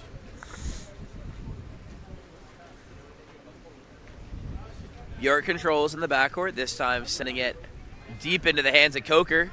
But Coker loses the handle on it, and it's going to be picked off instead by number 6, Keegan McGann. This time, ball's outletted left to Pachin. It's a 3-on-2 counterattack if he can get it over.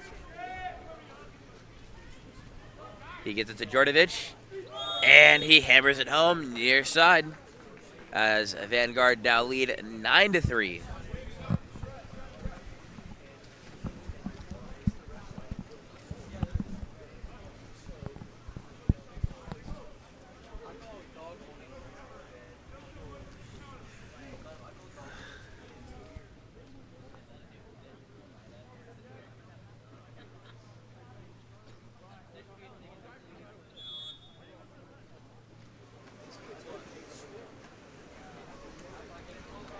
Ball is outletted, or excuse me, not outletted, but starting left here with number 5.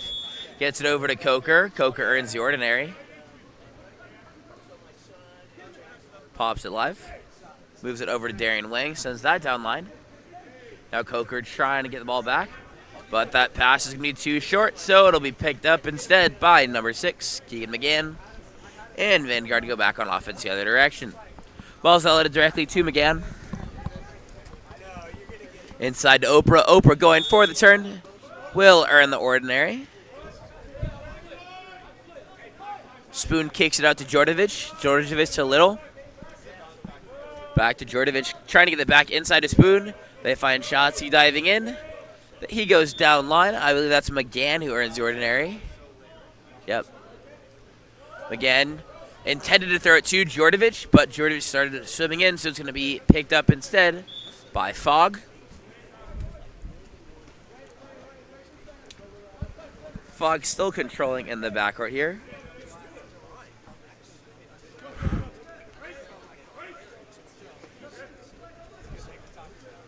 Now in the hands of Kai Johnson, back up to Fogg. Fogg attacking in.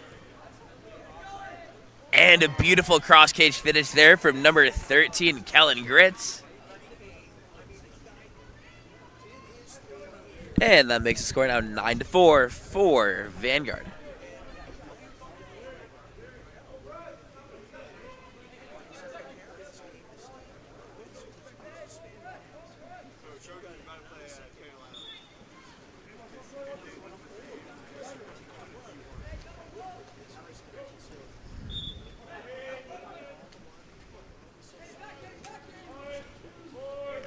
That's Little stepping in. Inside to Spoon, and Spoon gets the quick near side skip and goal to mean the 6-goal lead back for Vanguard. They've hit double digits. Score is now 10-4 with 2 seconds left to play. Last second shot of the third quarter is going to be taken by Coker here. He lets it fly. Knocked down by Pyle. And at the end of 3, Vanguard hold on to a 6-goal lead. We'll be back for our next quarter of action in just a bit.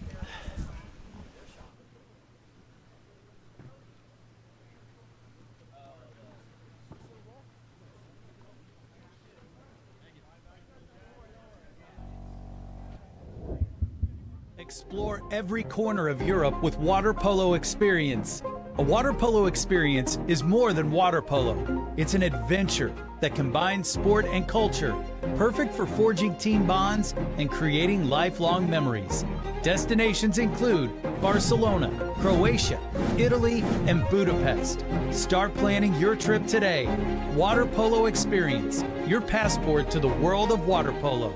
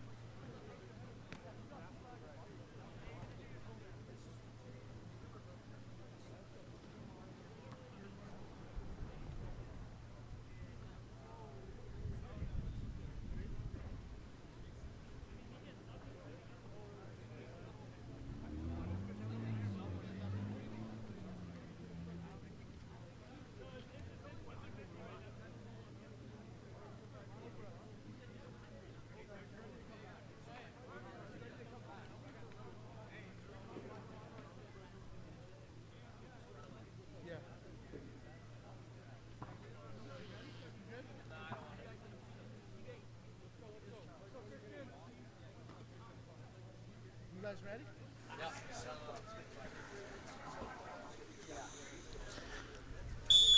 And the fourth and final sprint is underway here. Vanguard holding on to their 10-4 lead.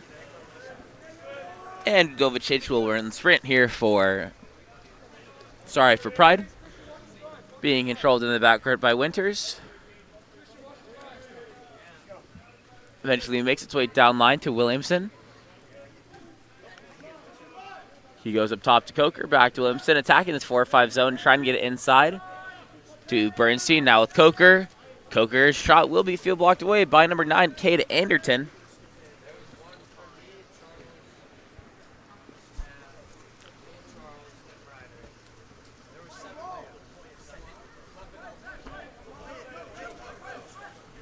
And the long swing will be stolen by number 2, Saul Biddle.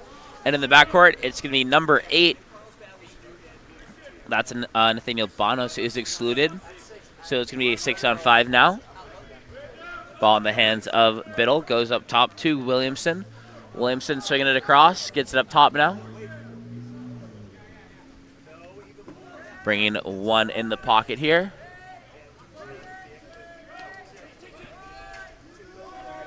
And that's going to be a dump. Great 5-man by Vanguard. Not even allowing a shot to be taken on the 6-on-5 whatsoever. And now it's going to be number 3. That's Christian Hammonds bringing the ball up this right side of the pool. Ball swinging across now into the hands of McGann. To Shotsky, back to McGann. Back to Shotsky, stepping in. Plenty of room in front of him. Instead goes to Hammonds. Tries to go into Oprah. But that's going to be a ball under being forced. And very risky play by Pyle, but he comes all the way up to 6 meters to make the steal. And ball go out to Hammonds. Once again, working for Oprah in 2 meters. It's a one-man zone being played off him again. He's attacking in. Goes down line. I believe that's Corbin Stanley there. He kicks it back up top. Eventually swinging over into the hands of Hammonds. Hammonds attacking in. Gives it to Oprah. And Oprah will have the ball stripped away by 3 different defenders plus Bjork coming out of the cage. Immediately throwing up the pool.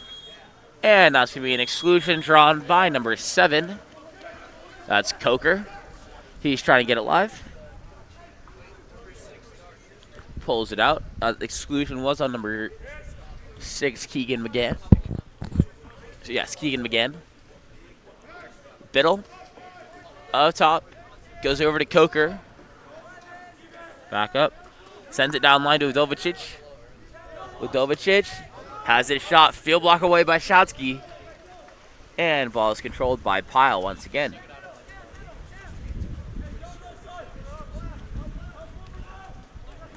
Ball goes out deep left. Goes inside to Corbin Stanley. And that shot going off the crossbar. Second attempt by Oprea. It doesn't go. Hammond's able to get to it first, however.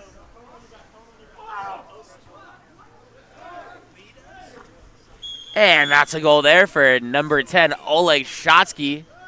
Able to skip it home. Beating a field blocker and goalie at number 10.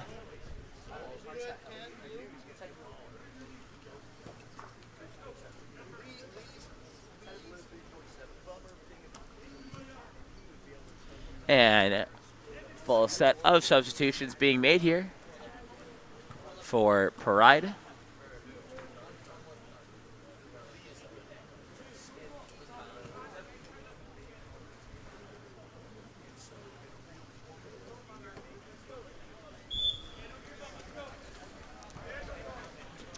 Well, we'll be starting with Kai Johnson in the backcourt. He not English. He's able to earn the ordinary. Being pressed away here past half. Gets another ordinary. Pride struggling to move the ball. And that's going to be a steal here for number 16, Gavin Little. And Vanguard immediately out the other direction now.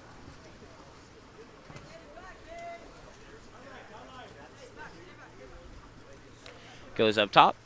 Eventually moving over into the hands of Alexander Pachin, stepping in from 2. Back to Gavin Little. Pachin going catch and shoot, but it's going to be another save for Ryder Bjork.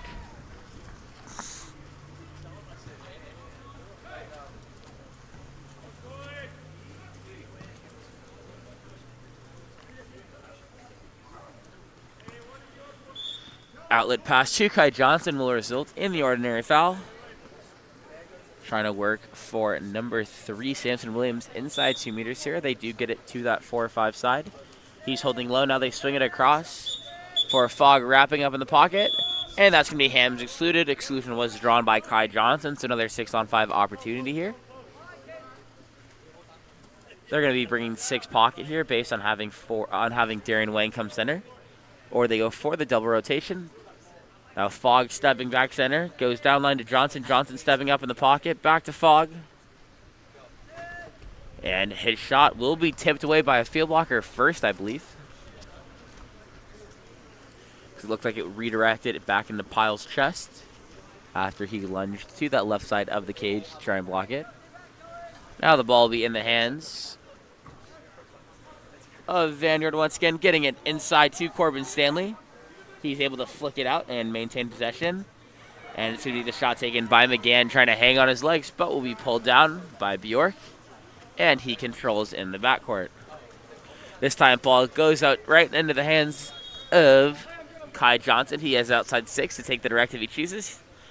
Instead, plays it safe, getting it up top into the hand of Darian Wang.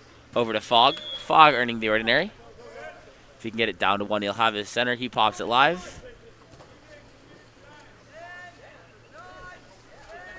Back up top to Fogg again. And that'll be an ordinary foul. Fogg most likely going to take the direct, which he does, but we'll sail it over the cage. And the counter ball comes in for Pyle.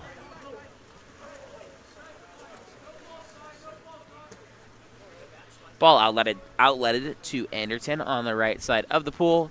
Working for the drive coming from Little. Instead goes down line to Bonos. Eventually finds its way into the hands of Pachin up top. He's stepping in, goes down line to Little. To McGann. To Bonos. And a beautiful catch and shoot from Bonos as he pulls into the pocket and goes cross K try. Vanguard now lead by 8 with a score of 12-4. Going to take a second here for 3 different Pride players to find their caps.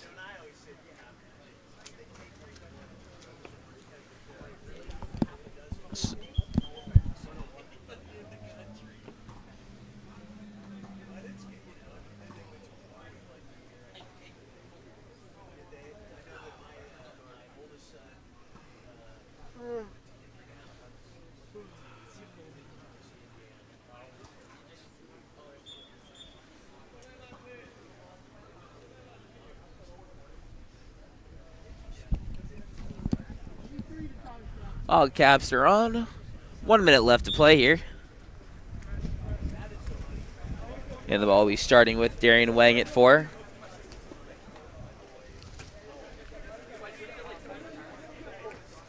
Goes center to Fogg. Fogg earns the ordinary foul. And that's going to be Little who's excluded, as he did not hear that first exclusion or that first ordinary foul whistle. And that's going to be a quick shot and goal from number 5.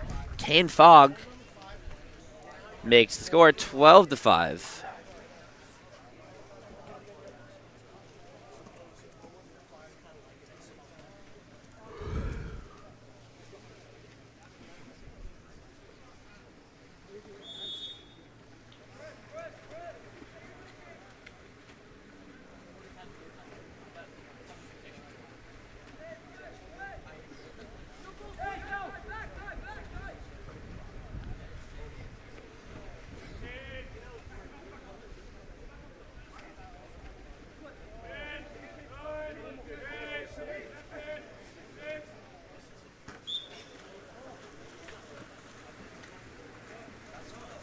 And with 15 seconds left, Bjork looking for one last outlet pass here. Getting it down in the hands of Kane Fogg. Goes inside, and before the ball can be stolen by Bonos, it's going to be a exclusion drawn by Kai Johnson. Last second shot taken, and with that, Vanguard take the win over Pride 12-5. And Vanguard have, I believe, based on this win, have officially advanced to play in Division 1 for the next round of futures. So we'll be back with our next game between Pride and Trojan in just a bit.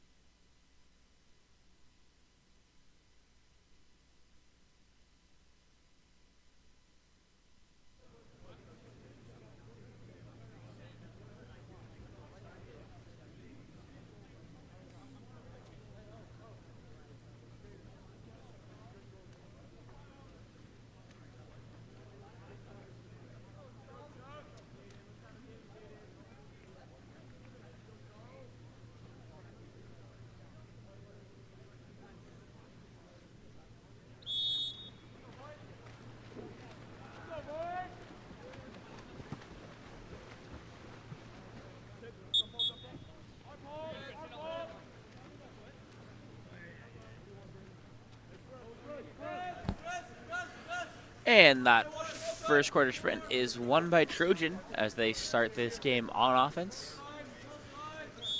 From what I heard, Trojan has to win this game by 8, I believe, if they want to go first in the bracket. I think that's what their coach had told me. If they win, then it's going to be 1-1-1, and that way they don't have to play tomorrow and can advance to Division 1. Winner of this game will... Oh! That was a gorgeous lob from number 17. Ooh, sorry, reading the wrong roster system was. That was number 17, Taj Whitehead, with a pixel-perfect lob. Going top bins, bar in, giving Trojan a 1-0 lead. But so after the way that Vanguard, because they won and advanced, the winner of this game, if it's not by 8 goals, I don't know the full. I'll talk to the coaches for the full story. But winner of this game, I believe, is most likely going straight to Division 1. And immediately responds back on the 6-on-5 from Channel Islands as number 23, Asher Smith, is able to catch the catch the pass on that 2-post, popping up into the open water, and hammer it home.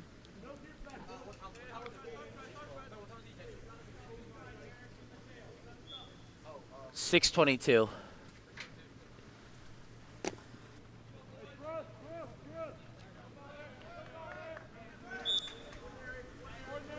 And that'll be an ordinary foul. Eventually, Trojan looking to get themselves back in the lead as the ball is moved over to number 3, Christopher Callis. Goes down line to Johnson, back up top to Callis. All the way across. That's number 5. Correction, that's number 6, John Fisher, able to earn the exclusion. Called on number 15, Owen Fanua. So now it's going to be a 6-on-5 for Trojan. Callis tries to go cross cage, field blocked out, but recovered by Trojan. Yeah, reset. So it's going to be a new shot clock and attack here. Yep. And the second attempt from number 11, Charles Johnson, is blocked into the post and thrown to the corner. Aiden Neuron coming in out of the exclusion box here for Channel Islands. He's bringing it up that right side of the pool. Now to number 5, Nico Fanua. Drops it inside to Smith. And Smith with the layout, finding the back of the net. Channel Islands now lead 2-1.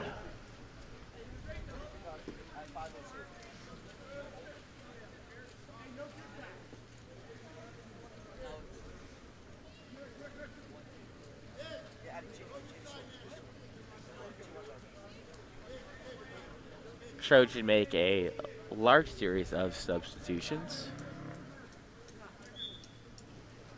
And we'll restart play by getting the ball into the hands of number 11. That's Charles Johnson. They have Andrew Lee now rolling into 2 meters, sealed to the 1-2 side if they can get it down line. They're able to get it to 1, but great job there by number 17, Jaden Moore, able to re-front. But he now opened up 2. This time they also have the post up. And that's the exclusion. Call against number 22, Aiden Nernon, drawn by number 4, Colton Fine. Another 6-on-5, and they find number 12. That's Andrew Lee, who bobbles it first, able to pick it up and get a shot off in time with the near side skip. And the game is tied up once again at 2-2.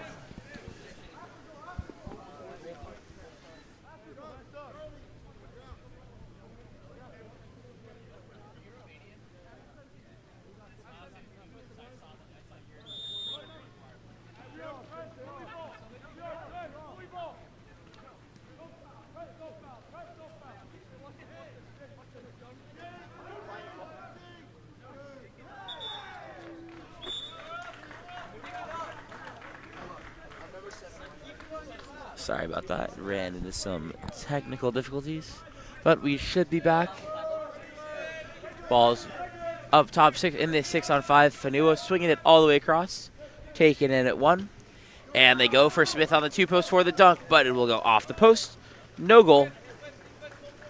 And ball is now being brought up by number 8. That's Flynn Gunther before it's given back into the hands of Goldstein.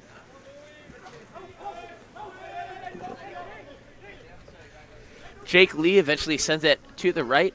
Needs to swing all the way back left so they can get it inside to Andrew Lee. Swings to one, dropped inside, turning, stepping, and that shot going off the post and then bounces out of play after it goes off the head of Jacob Taff.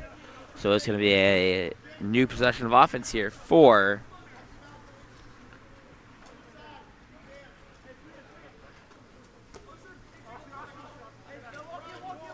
a new possession of offense from Trojan. Ball now up top in the hands of number 8. That's Gunther, whose shot goes off the post and is recovered by Channel Islands. Possession starting in the hands now of Jacob Taff here. Taff still looking to find an outlet. He goes out to Fanua. Fanua earns the ordinary. He sends the long swing to Fujikake. And Fujikake immediately called for the offensive foul for the high left hand. So Trojan will be back on offense. Ball starting with number 5. That's Denny. Gonna have to swing it once again to that 1-2 side to try and get the ball into Andrew Lee. It eventually finds its way to John Fisher. Correction, that's number 4, Colton Fine with the ball. Fine takes the direct, and it's going to be saved at 2 hands. Out of play once again by Taff. So it's a corner throw. Ball will be starting with number 14. That's Jake Lee after he takes a second to tie his cap.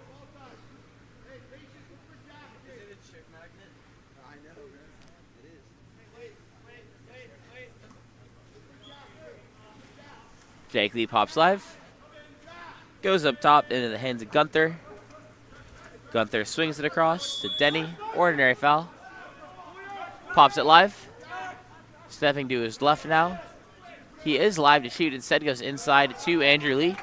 Ball will be tipped away by one of the numerous defenders that is there. It's be a live substitution here for Channel Islands. Asher Smith coming out to be replaced by Luke Burns. So Channel Islands are playing 5-on-6 in their front court right now. Moore earns the ordinary, swings it across into the hands of Furneaux now. He takes a long shot, and it goes. Is it at least 10 meters? Goes off of a field blocker and then tips in, going bar in. And Channel Islands now leads by 1, 3-2.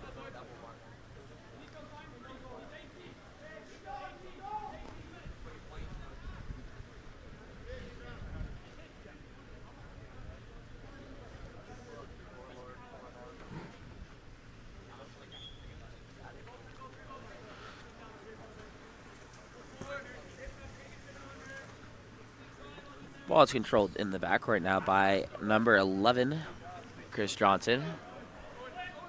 I meant Charles Johnson. I cannot read. Johnson attacking in, swings it cross pool. It's a 2-on-1 here between 1 and the 2 post, and that shot taken from the 2 post by number 17. Taj Whitehead is turned away, but he's able to get his own rebound. So Charles Johnson attacking in, one-man zone. He has the center. He goes for the lob, but it's tipped away by Taff. A great save by him.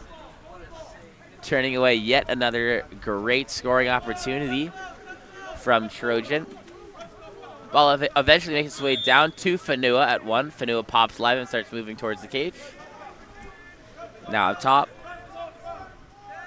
No, shoot. Wrong. With Furneaux once again. He's stepping center. Gonna have time to get a shot off. And he skips it over the cage.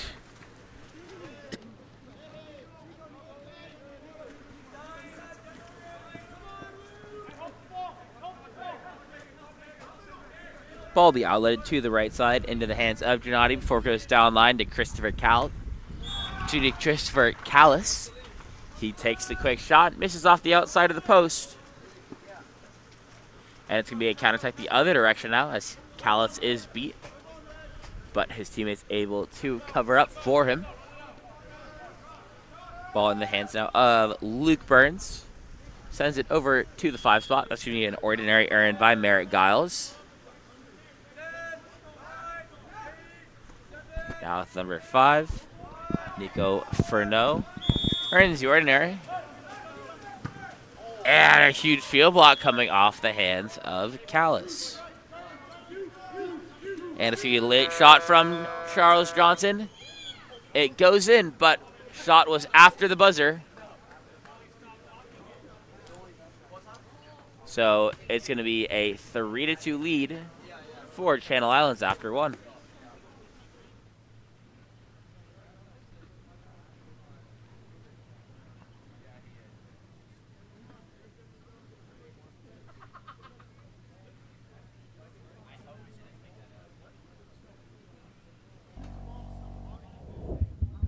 Explore every corner of Europe with water polo experience.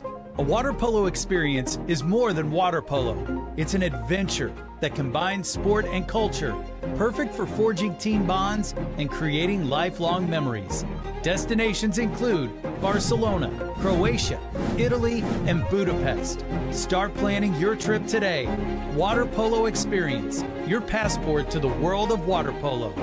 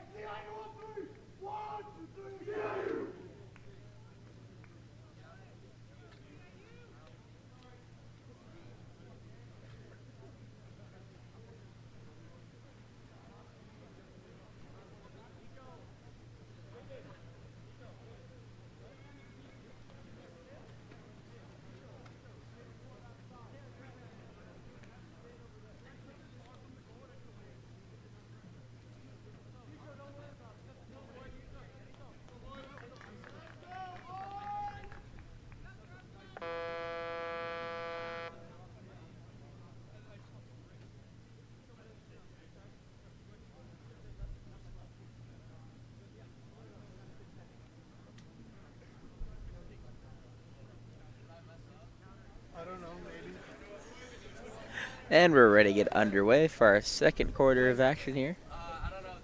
That coach looked mad. Oh, yeah? What's going on with this shot clock? It's resetting itself? It says blue. Blue lead. Yeah. Number 3 is wearing number 18 now. Copy that? Yeah, you hear it? Yeah. Okay. Yeah, just for those at home, Callis is now wearing number 18 after losing his cap during that first quarter. And the ball drops. And the sprint will be won by number 11, Charles Johnson. Ball eventually finds its way center pool. And an M zone will be played here. Immediately driving through is Trojan to try and break the M. And that's going to be a contra foul, I believe, called on Charles Johnson as he tried to earn the ordinary for a high elbow. And it's going to be Furneaux who's up on the counterattack for Channel Islands. And that ball will be stolen away by a goalie and 2 crashing defenders. So it's now going to be a 6-on-5 counterattack the other direction here for Trojan.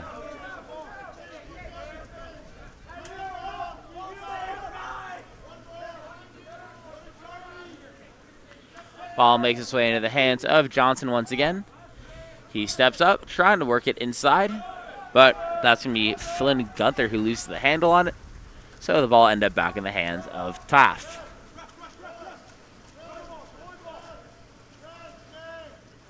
Keep up. And the ball will be outletted into the hands of Moore. Being pressed away at 3, trying to get it to this left side of the pool so they can work it to Smith. Instead, he goes down to 5. Smith going to try and swim into the position there. He's able to get enough to it where he can get a shot off, but will go off the crossbar. And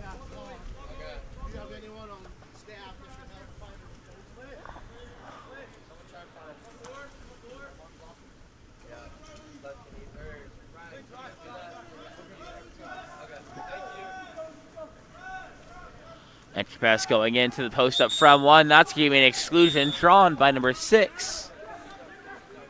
By number 6, John Fisher. Excluded players number 15, Owen Fanua. 6-on-5 for Trojan. Great chance for them to try and equalize this game. Johnson takes it in at 6, bringing Fisher into the pocket. And that's going to be a goal from number 4, Colton Fine, stepping for center, hanging on his legs and bearing it into the back of the net, giving Trojan their 3rd goal of the game as we're all tied up. There was an exclusion foul before that On 15, right? where's the Hoya guy? Okay, great. We lost one of our shot clocks here, but should be back up and running momentarily. Just going to run with one for now. As play resumes, it's going to be Obando sending it down line. He tries to go over the top there, intended for Jaden Moore, but the pass is short and will be stolen instead. And is immediately outletted to Johnson. Johnson earns the ordinary, pops live, starts moving center.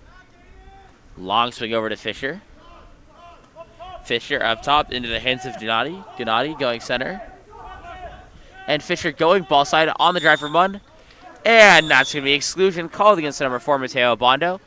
Drawn by Fisher, quickly giving back to Fisher. And he's hit from his backside. And we'll lose the handle on it, so it's going to be picked up and controlled instead by Taff. He throws it back to Obando, who's coming out of the exclusion box.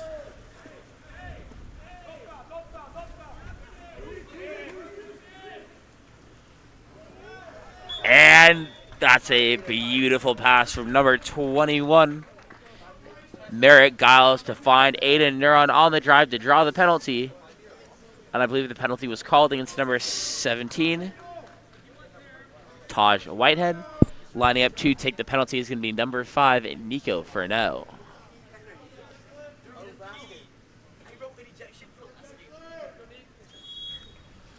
And Furneaux goes high corner, finding the back of the net and giving the lead back to Channel Islands as they lead by 1 with a score of 4-3.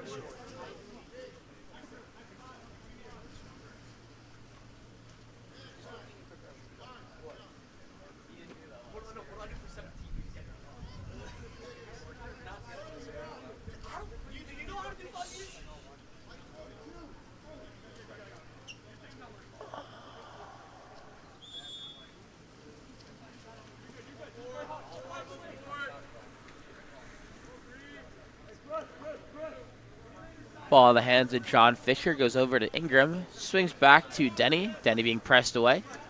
Goes down line into the hands of Callis. And the entry pass inside to Lucas Pierce results in a quick shot that goes nut on Taff. And Trojan have immediately equalized the game at 4 goals apiece with 3.5 minutes left to play here in this period.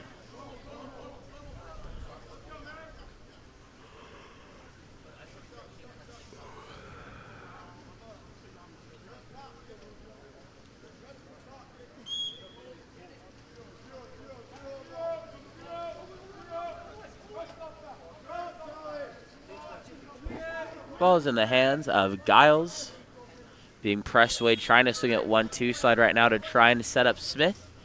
He throws it to Neuron, but pass skips long. So Trojan is able to refront, denying Asher Smith that ball side position. And that's going to be an offensive foul on Neuron. Counter ball will be thrown in as the ball was tipped out of play during that sequence. So ball will be now in the hands of number 5. That's Denny, who sends it down line to Callis. Callis tries to turn but puts his head under, has the ball hit away. So it's now controlled in the backcourt by Fresnel. Fresnel plays it risky, trying to send a deep pass out intended for Merrick Giles, but sails long and will be picked off instead by... Sorry, my phone is glitching out. We picked off by Declan Goldstein. Eventually makes its way up top, and the entry pass goes in. Oh my god, the camera is not moving. And that entry pass went in to number 4. Colton Fine, and Fine's going to be excluded after the play.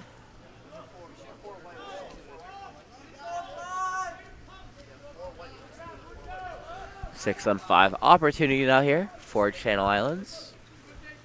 That's Giles taking it into 6, up top to Moore. Back to Giles. They're going to try and bring... Ooh, that's a nice pass there from Myrick Giles, finding number 10.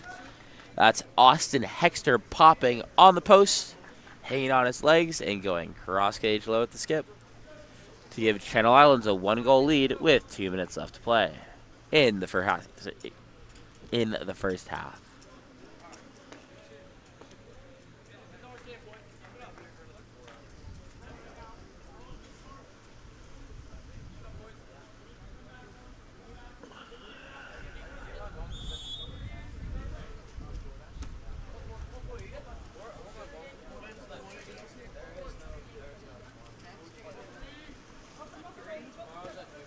Callis to Fisher. Fisher going back to Callis. Back to Fisher. And that's going to be an offensive foul called on Austin Lee on the entry. Sorry, I meant Andrew Lee. As he came up too high, trying to step away with that left shoulder. Now an ordinary foul will be called for number 15, Owen Fanua. Eventually getting it 4-5 so they can work it inside to Smith. Hexter attacking in, drops it inside, but will be too far to the inside shoulder, so that's going to be a ball under, forced by Trojan to take it away from Asher Smith. And the ball's going to be outletted to Fisher. Goes inside to Callis. And Callis' shot will be turned away. And there's going to be an offensive foul called against Hexter in transition. So it's going to be a new clock and a new possession here for Trojan.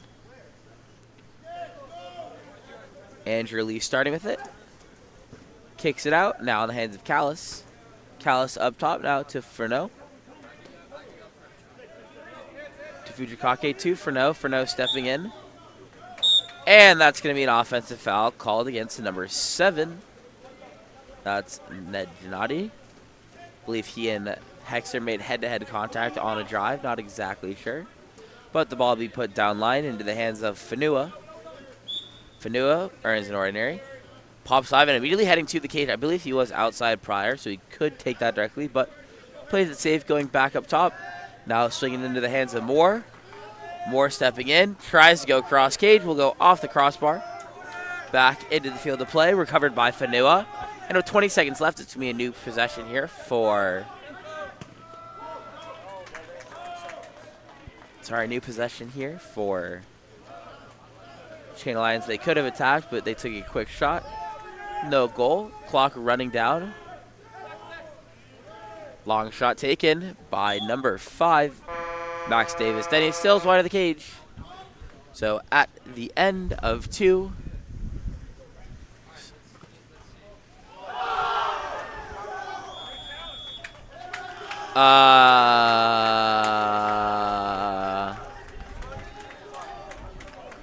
So the buzzer sounded. Channel Islands complained that the clock kept running even though it was dead time technically.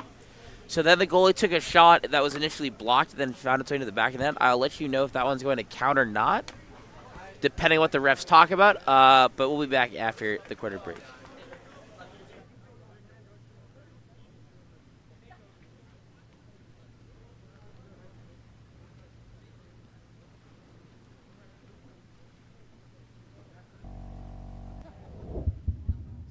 Look no further than Game On Live Studio. Introducing our exciting highlight reels and game content. Capture the most epic moments from your season with our professional highlight reel service. Our talented team of editors will transform your gameplay footage into action-packed, adrenaline-pumping reels that showcase your skills like never before.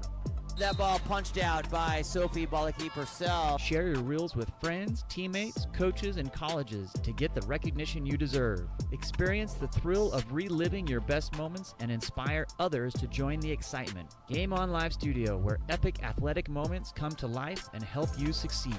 Visit our website or contact us today to get started.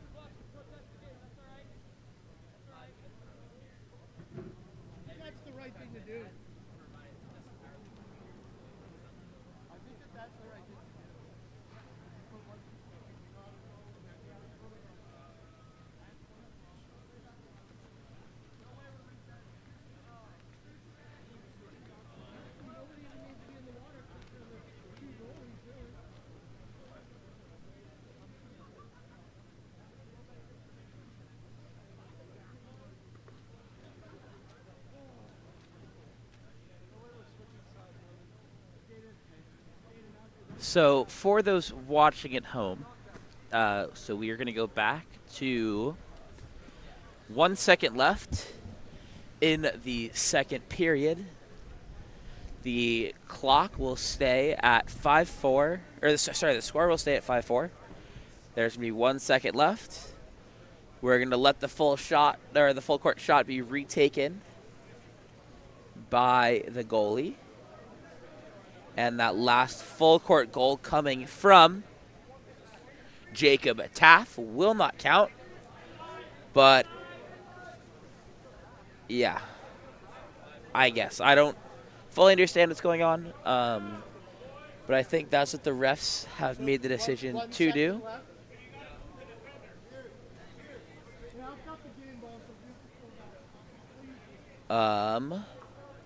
So it's going to be a full court shot that'll be taken, and then that'll end the half because we went back to the point of the error.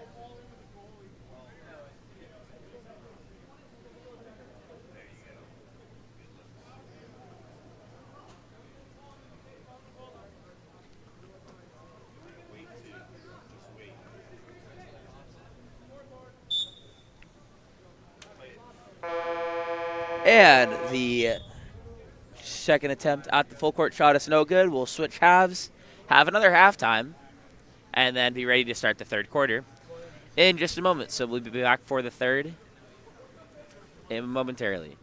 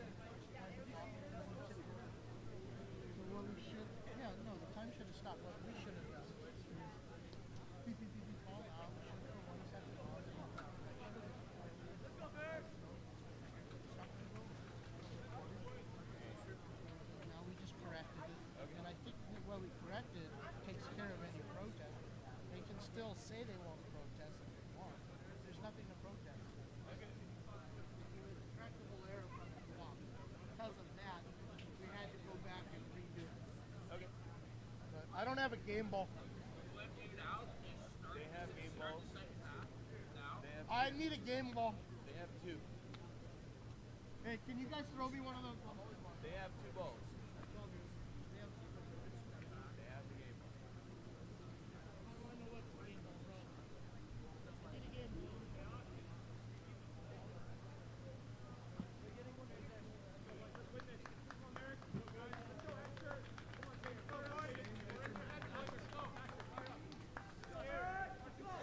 And we're ready to start the second half following all that confusion. So score will be 5-4. As it says there, Channel Islands in the lead. Trojan win the first sprint.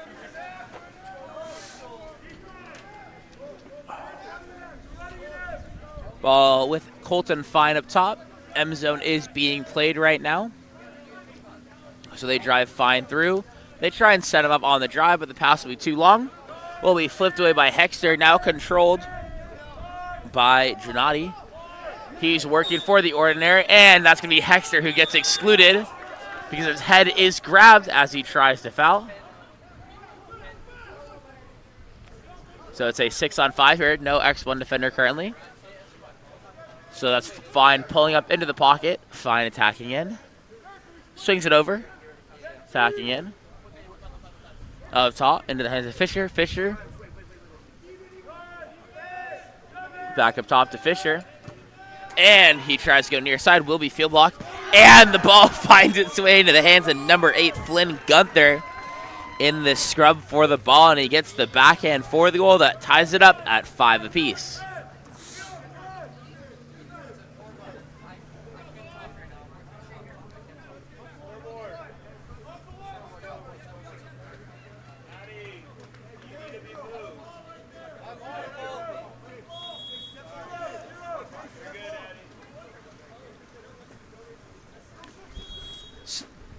Channel lines beginning with the ball going from Obando down line into the hands of Giles, trying to get it inside to their center. He's able to turn and keep it protected before kicking it back out to Giles. And Giles finds more, but shot will be denied. And it's controlled in the backcourt by Goldstein.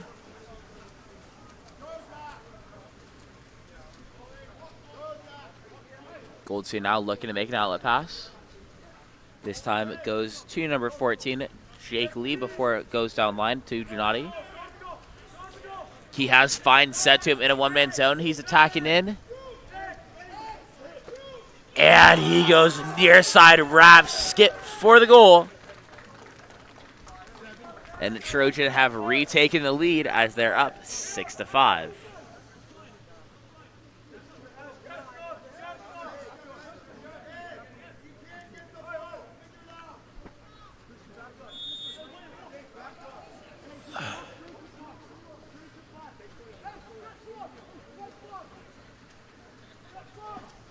Ball sent directly to the 5 spot. They're bringing Smith ball side right away. Nice little set play being written up. And that's going to be exclusion called against number 14. That's Jake Lee heading to the exclusion box. 6-on-5 opportunity now for Channel Islands to equalize. Obando. Downline to Giles, back to Obando, bringing in one pocket. And they're looking for the 2. Don't get. He's able to get it and then kicks it back out. And that is a pass from Giles inside to number 17, Jaden Moore, whose arm is grabbed by number 7, Ned Giannotti. Therefore, meaning it's going to be a penalty here.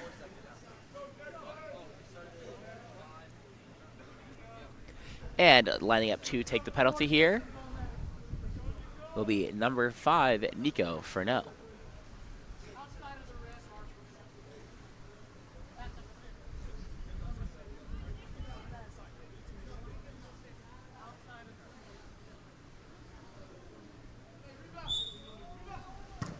And that's a save there for Goldstein, turning away the penalty. So Trojan comes even and heads back the other direction. Ball will be in the hands of Callis. Callis sends it down line. That's going to be number 11. Sorry, that's Charles Johnson with the full turn. And he gets to the inside, but the ball under will be forced by Asher Smith. Before it's outletted down left to number 15, Fanua. And pass was intended for Fano, but will be picked off by Fisher, who's able to earn the ordinary. Gets to Goldstein before it's outletted deep right to Johnson.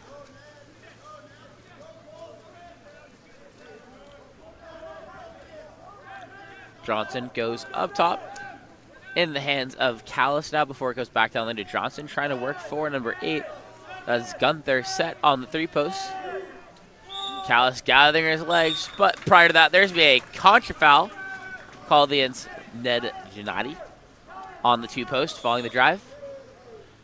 And a foul, this time drawn by Fanua, before it swings deep right into the hands of Giles Smith, coming ball side to him. So now Asher Smith is set to the 3-4, able to set to 2 as well. And this that pass will be tipped. Eventually recovered by number 11. Johnson gets it over to number 8. That's Gunther. 4-on-4 offense right now based on the lack of numbers. Callis has the ball under force as he tries to go one-on-one. And now it's going to be Merritt Giles coming up. And he's going to be blindsided and have the ball taken away as well.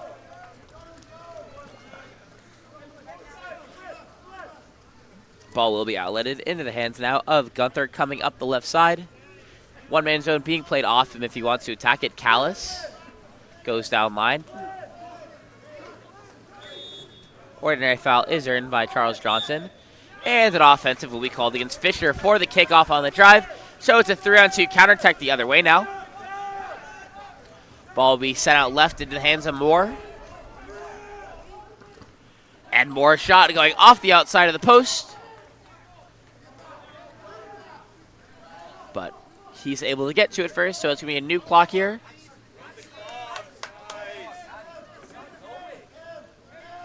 Ball up top now to number 5. Fanua tries the long shot. That will be sailed wide of the cage.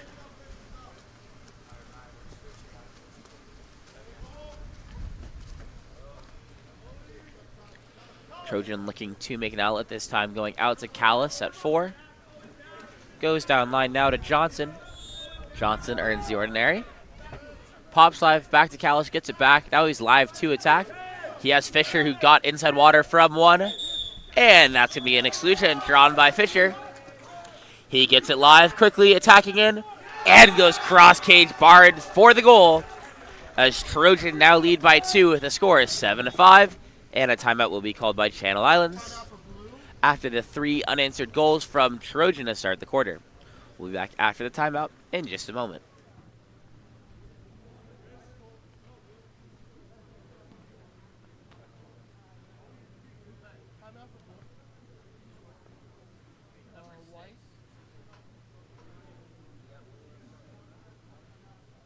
How about the ejection foul? Did you record that one?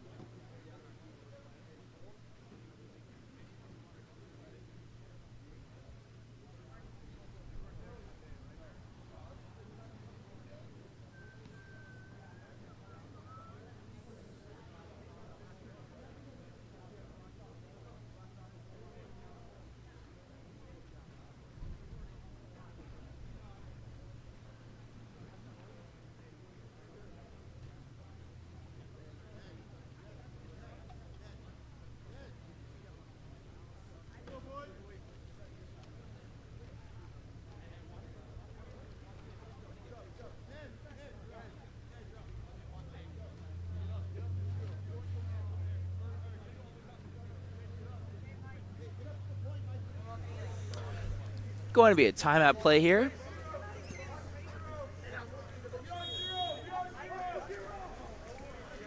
They send 5 across on a drive, using that to get Giles open to release for the ball. Bringing now both Moore and Furneaux ball side. And that's going to be Furneaux, who is intended for the pass, earns the ordinary with it. And a beautiful catch and shoot from number 23. That's Asher Smith, who finds the back of the net and brings it back within 1. Makes it 6-7 with 1:44 left to play in this third period.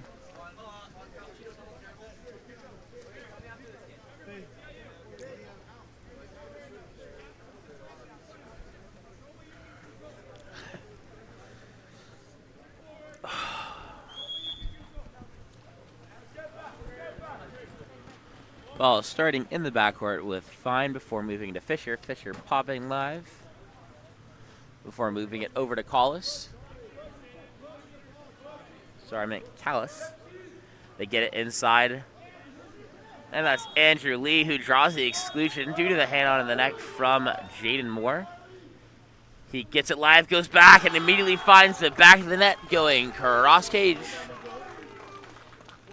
And that gives Trojan their 2-goal lead back in only 24 seconds. As Trojan now lead 8-6 with 1:20 left to play in this third period.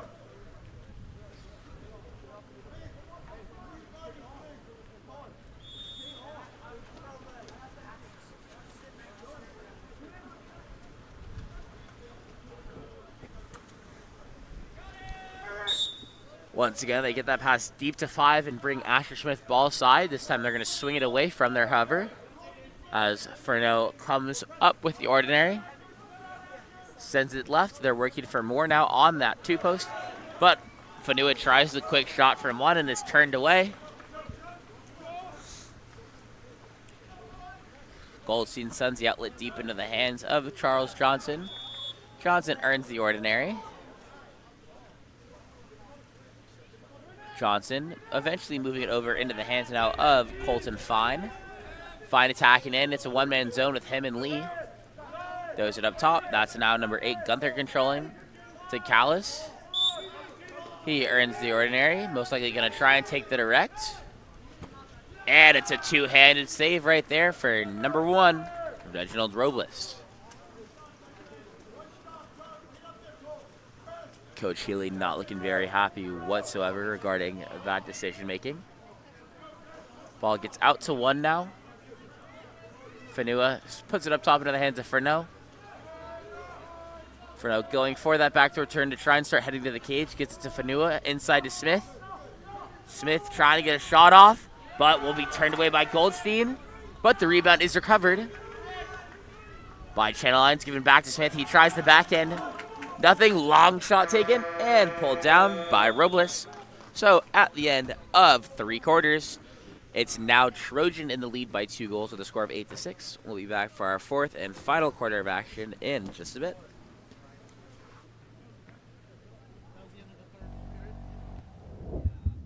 Explore every corner of Europe with water polo experience. A water polo experience is more than water polo. It's an adventure that combines sport and culture, perfect for forging team bonds and creating lifelong memories. Destinations include Barcelona, Croatia, Italy, and Budapest. Start planning your trip today. Water Polo Experience, your passport to the world of water polo.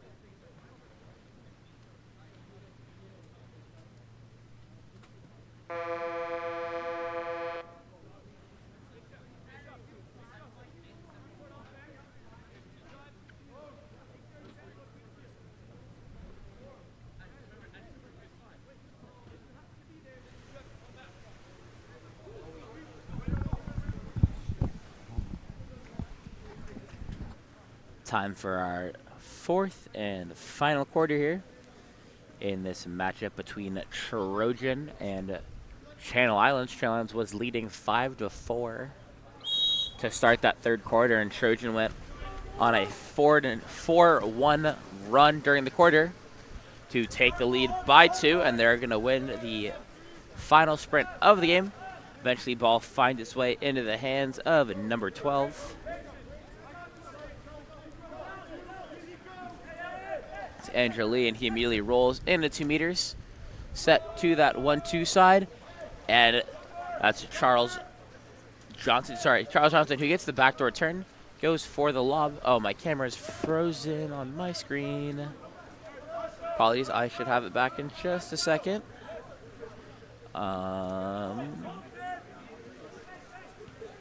Apologies. There we go. That's going to be an ordinary foul earned by Hexter up top. Goes down line to Giles. Hexter immediately going on a backdoor drive here, trying to get something going. Gets it. Hexter going for the backhand, but swallowed up by Goldstein.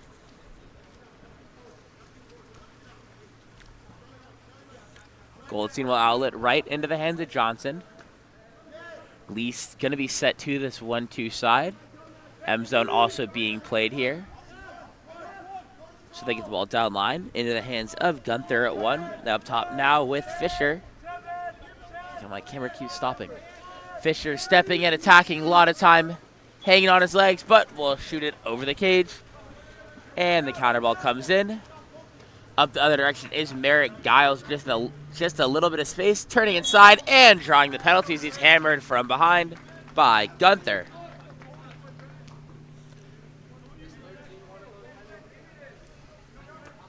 And lining up to take this penalty for Channel Islands will be number 5, Nico Furneaux. We saw him miss his last one after being blocked by Goldstein. Curious if he can do it again. And he's able to bury it. Brings it back within 1.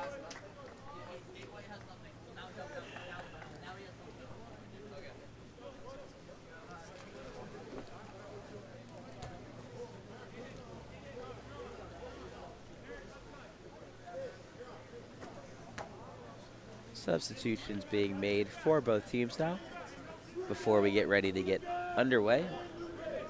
5:26 left to play. Say you only trail by 1 now.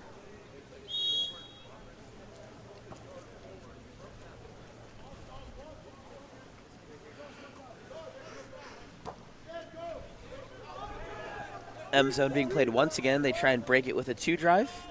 Eventually swing it over into the hands of number 8. Now up top with Whitehead once again. And Whitehead tries to go cross cage skip, but will go just wide of the cage. And that's going to be Merrick Giles trying to counter him, but Whitehead able to come back around. And the outlet pass is tipped away, but is recovered by number 6, Tobin Fujikake. And he sends it across to Giles on the drive, but shot will be blocked out. So it's going to be a corner throw now for number 5, Nico Furneaux. And there's no pop, so it's going to be an offensive foul. Ball given back into the hands of the goalie before being outletted left to number 8. That's Flynn Gunther. Gunther stepping into space. Goes up top to number 11, that's Johnson. Trying to move it to that right side of the pool so they can get it into Lucas Pierce. Johnson stepping in, going to be hit from behind. And ball under will be forced before he can take a shot. So Channel Islands head out the other direction with the ball in the hands of Reginald Robles.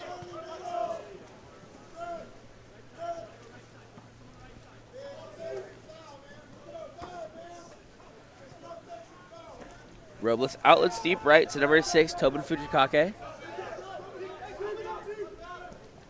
And a beautiful lob from him. Fujikake going bar in, tying the game up at 8 apiece.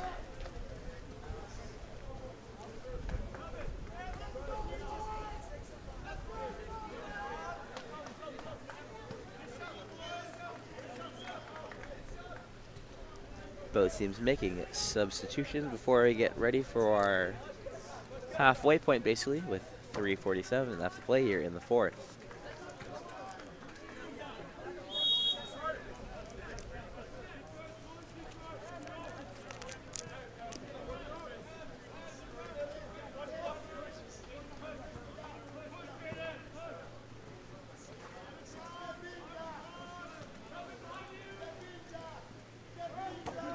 M-zone being played. Fisher attacking in, goes down line to Callis. Callis going one-on-one and trying to step off and lob, but goes off the crossbar and eventually given back to Robles. Robles to Furneaux, sends it down line. I believe that's Giles who is set up at 1. Not too far. Now a long swing over to Hexter. He's able to get up to it. And here's the penalty as his arm is hit from behind as he steps to the goal. So it's going to be the third exclusion for number 17. He'll be heading out of the pool. And it's going to be Furneaux lining up to take the penalty once again.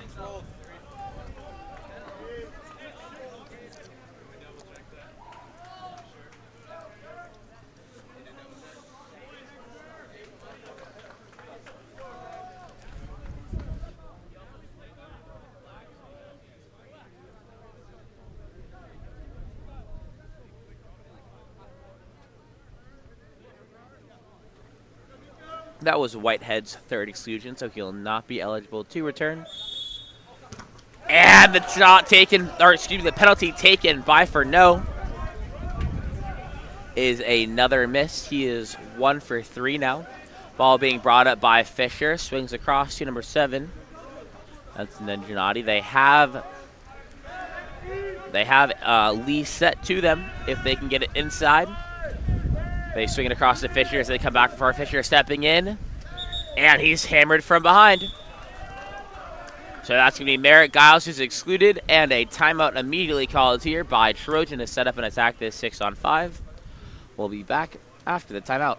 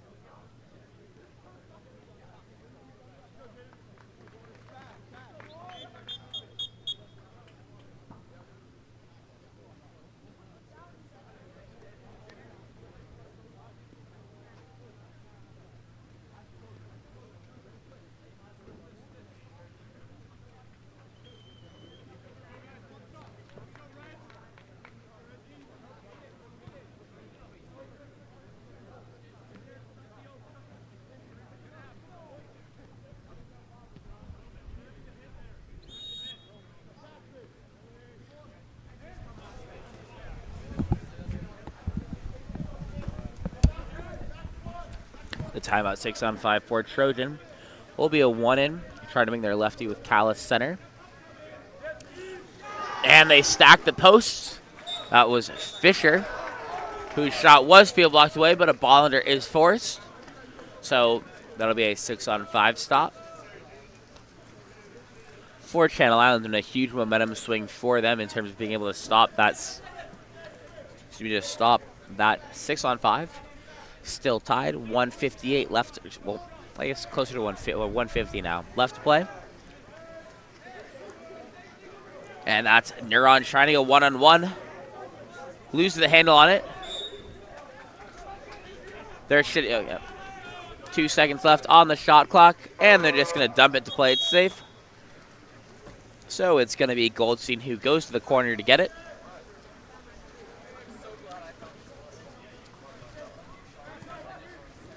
And the ball goes to Giannotti, eventually making its way deep right into the hands of Denny. Denny moves it up top to Callis. Minute left here, last guaranteed full possession most likely for Trojan. So they need to score here to try and put the pressure on for Channel Islands, and perfect for them. They draw an exclusion. Was drawn by number 4, Colton Fine. Excluded players number 17. Got some more who's heading out. So another 6-on-5 chance here.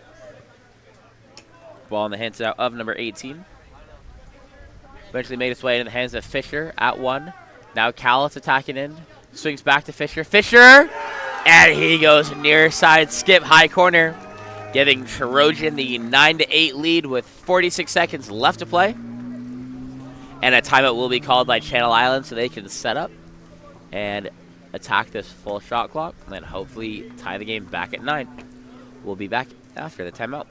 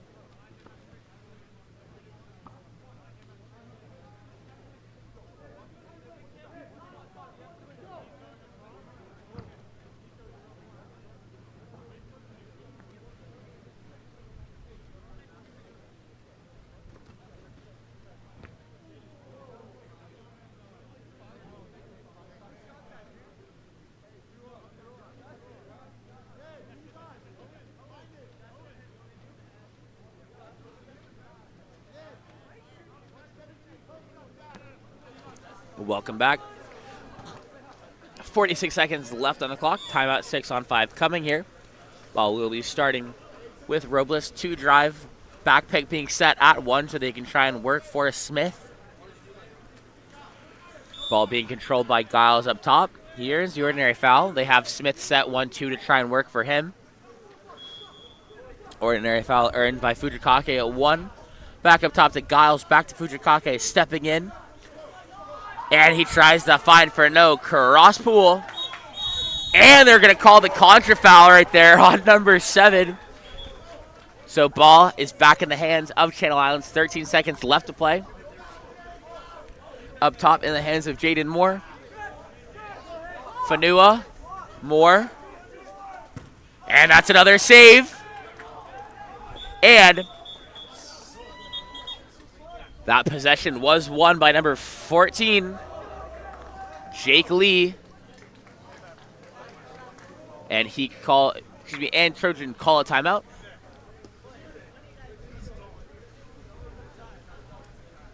Crazy sequence of events. There were 2 players inside there, but but Jake Lee was able to come to that inside and make the steal. Timeout called by Trojan, looking to just run off these final seconds. So we'll be back after their timeout for the final few seconds of play.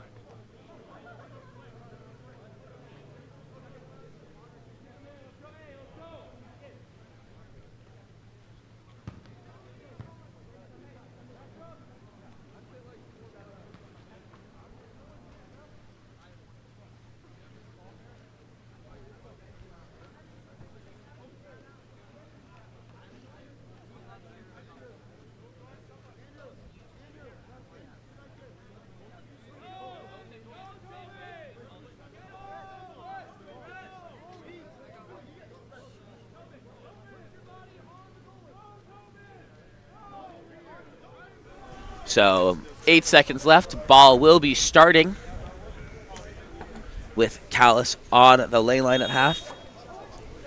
Just needs to run off 8 seconds and not lose possession. Here it's an ordinary foul. Pops it live. And that's going to do it. Trojan take the win over Channel Islands 9-8. We'll be back in just a moment for our next matchup of the day. So if you're tuning in then, I will see you then.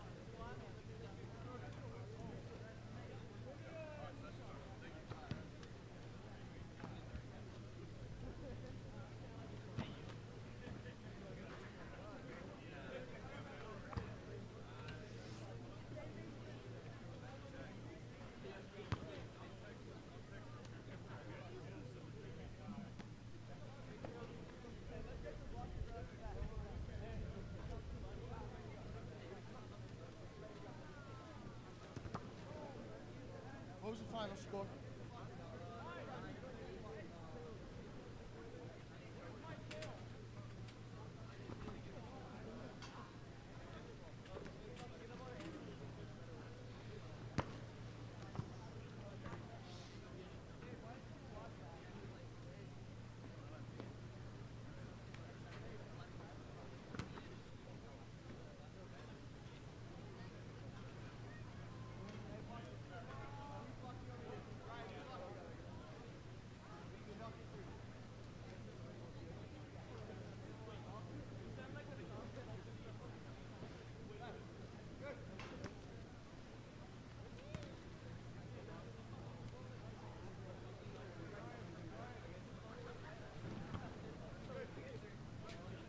need a roster for La Jolla United?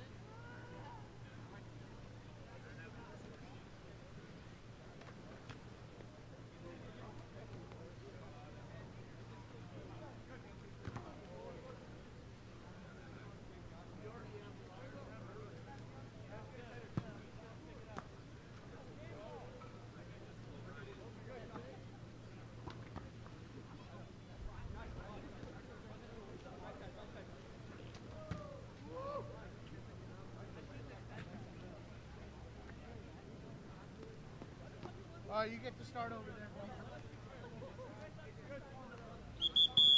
2 minutes.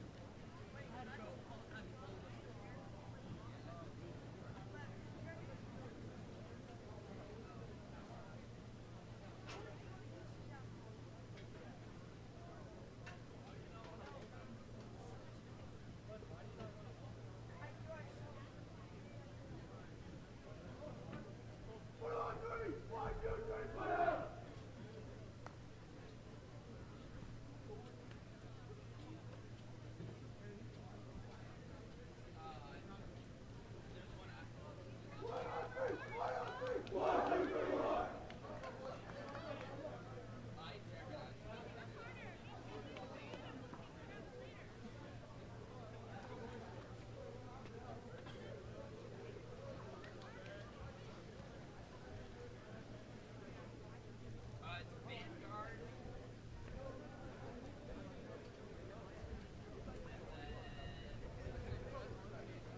Yeah, well, I don't know, because I think Trojan is both differential in that one. Everyone's one is one. Or no. I don't know. Yeah.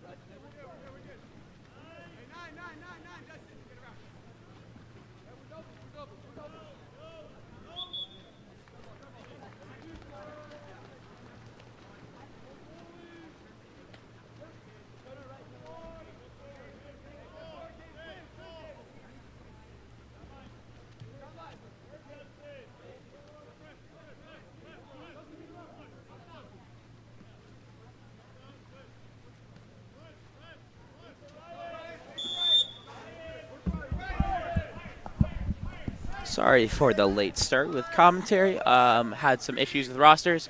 Welcome back to our second to last game of the day here at La Jolla, featuring La Jolla United in the dark caps versus Foothill in the white. First two possessions have gone scoreless. Ball be outletted right into the hands of number 6, Jonah Aguilera. Aguilera tries to go inside, but number 8, Ryan Jackson, doesn't see the pass coming. So it's going to be picked off instead by Vega. And he looks to move it down the pool now for La Jolla. He goes out to number 2. That's Benson before setting it down line into the hands of Kula. Kula back up top to Benson. Now center into the hands of 5, Roger Harrison. Entry pass will result in the ordinary foul being called for Dustin Drobeck. Going to try and work it back to four so they can get it inside of Drobeck. They get it there. And he gets the bar in from the backhand. Goal coming from number 7, Dustin Drobeck, to give La Jolla the 1-0 lead over Foothill.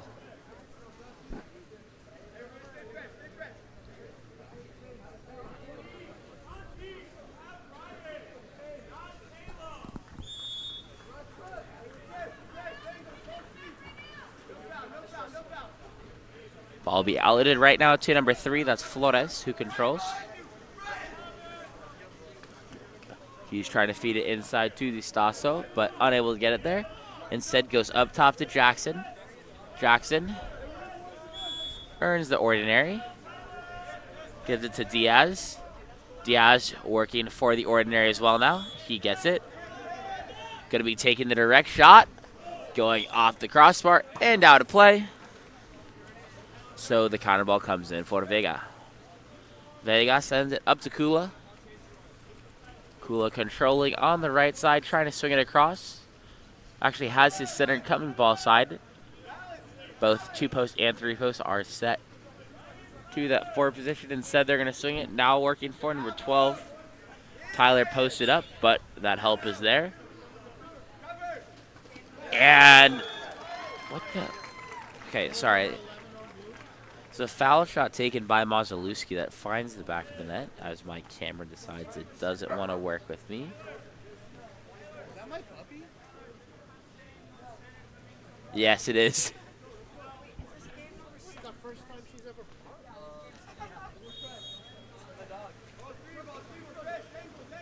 As play resumes, ball will be going outright and in the hands of number 6. That's Aguilera. He's repressed, following him popping it live. It goes down line to Flores. Flores also earns the ordinary, goes back to Aguilera. Swings it across to Di Stasso. Di Stasso working 1-on-1, able to get on the 5-meter foul line. Tries the near side lob, but is caught with 2 hands by Vega. Yeah, what is going on?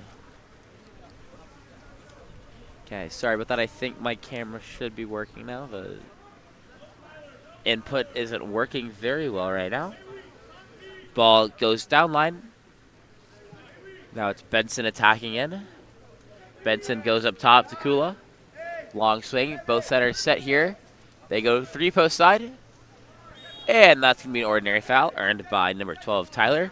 And he quickly kicks out to Benson for the catch and shoot as La Jolla jump out to a 3-0 lead, and a timeout's called by Foothill to try and slow the momentum here from La Jolla.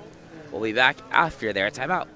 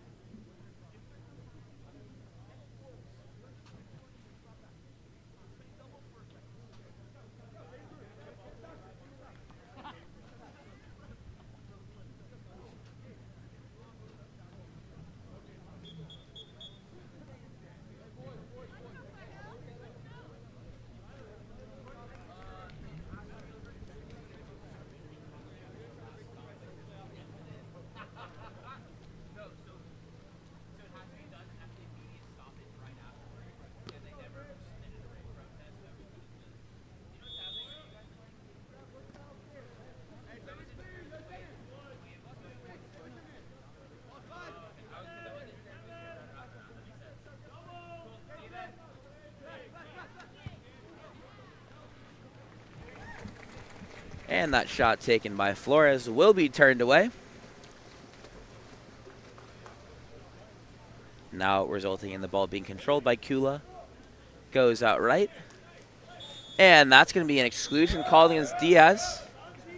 Drawn by number 2, Gabriel Benson. So it's be a 6-on-5 here for La Jolla. Benson out top to Kula. Bringing 4 center, now bringing 1 into the pocket with Gonzalez. He takes it back in, now bringing 6 pocket with Benson. They worry to him. He's hit. They swing it back to Gonzalez. 3-post diving, and the dunk is there. Gonzalez connecting with number 12, Tyler Pate for the dunk, giving La Jolla a 4-0 lead.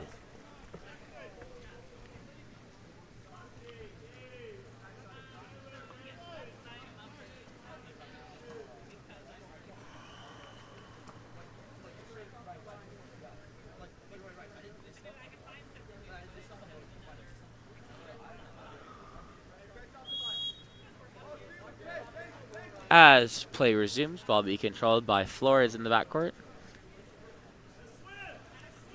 He throws it left to Diaz. Diaz earns the ordinary, takes the quick direct, goes off the post, and will be collected in the corner by Vega.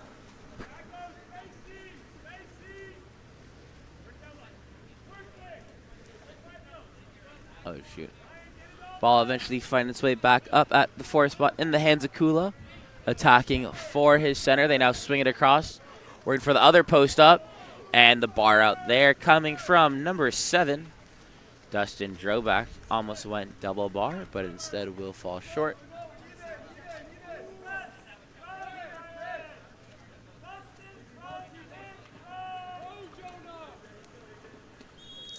Ordinary foul is earned up top there by number 17. That's Jacob Carlson. Carlson attacking in now. And Diaz will earn a contra foul. So ball will be collected by La Jolla. Thrown back to Vega. Outletted right to Kula. Eventually going down line now. Into the hands of Grandinetti, who enters it, but ball will be stolen away by Zaid Kareem.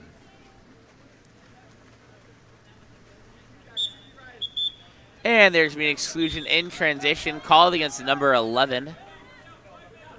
That's Modzelewski heading to the exclusion box. So it's going to be a 6-on-5 for Foothill. Ball taken in at 6 by Aguilera. Up top, 5 wide. And that pass was intended to go to Diaz from Distaso, but he puts too much on it, so it hits the lane line. And the counter ball will come in for Vega. Vega controlling. Goes out to number 13.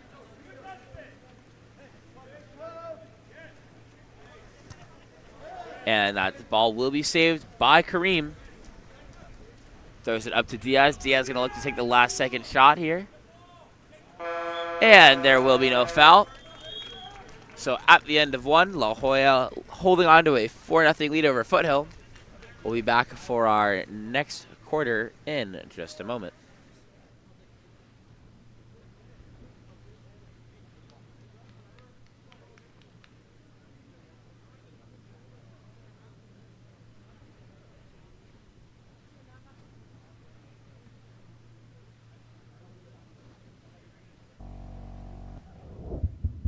Explore every corner of Europe with Water Polo Experience. A water polo experience is more than water polo. It's an adventure that combines sport and culture, perfect for forging team bonds and creating lifelong memories. Destinations include Barcelona, Croatia, Italy, and Budapest. Start planning your trip today. Water Polo Experience, your passport to the world of water polo.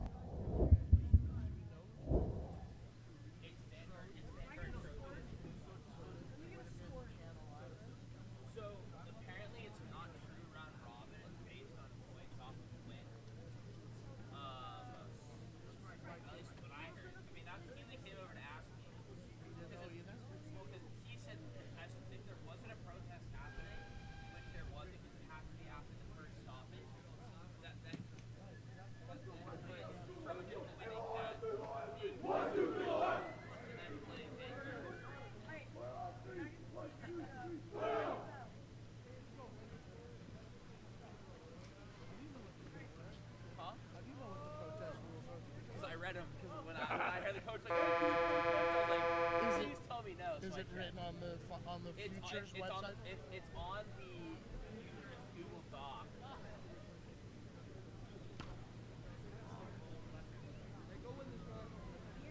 It's on the very first page. When you scroll down to finish.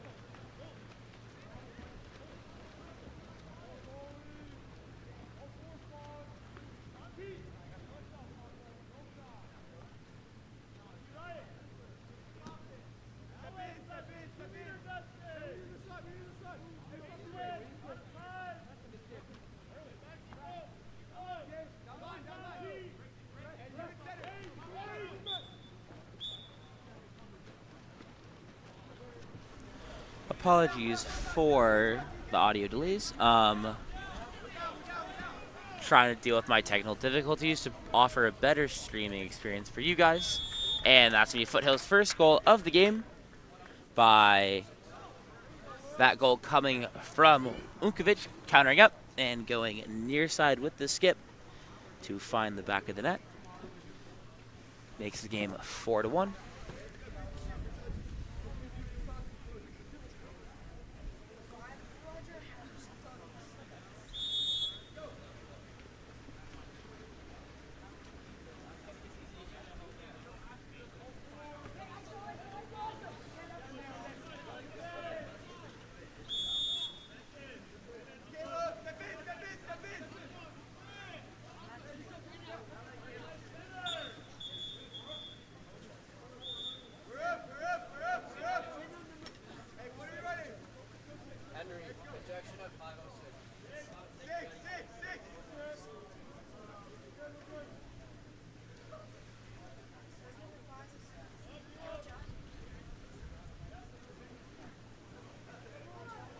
Apologies, still trying to resolve some of my back end issues. In the 6-on-5 shot taken from the outside by number 11, but turned away. But it's gonna be number 12, Tyler Pate, who's able to get the rebound and find the back of the net, which makes the score 5-1.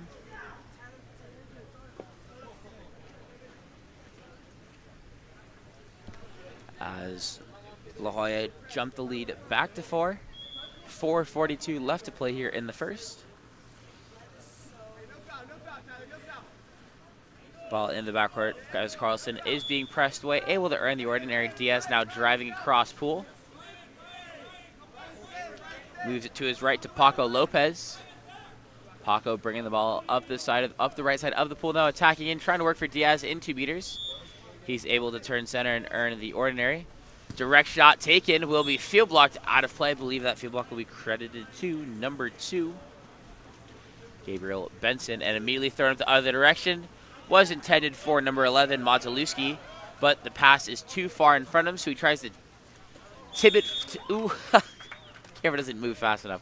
But Diaz is still on the other side of the pool, catches the pass directly from Zaid Kareem for the quick catch and shoot, giving Foothill their second goal of the game. Score is 5-2.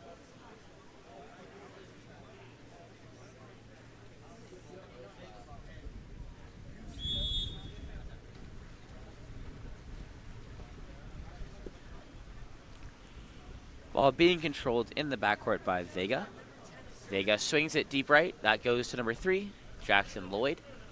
Lloyd drops it inside to Benson. Benson able to step out away from the incoming help and go near side for the goal, as La Jolla are once again up by 4.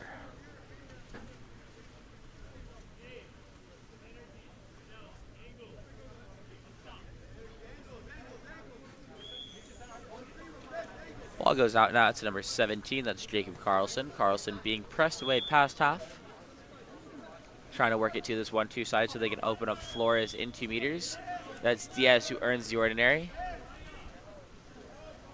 Eventually find its way down to Unkovic at 6. He swings back up top into the hands of Carlson. Diaz trying to post up at 2. And Carlson tries the long lob, but sails over the cage, so the counter ball will be dropped in here, as Vega looks to send it down the pool.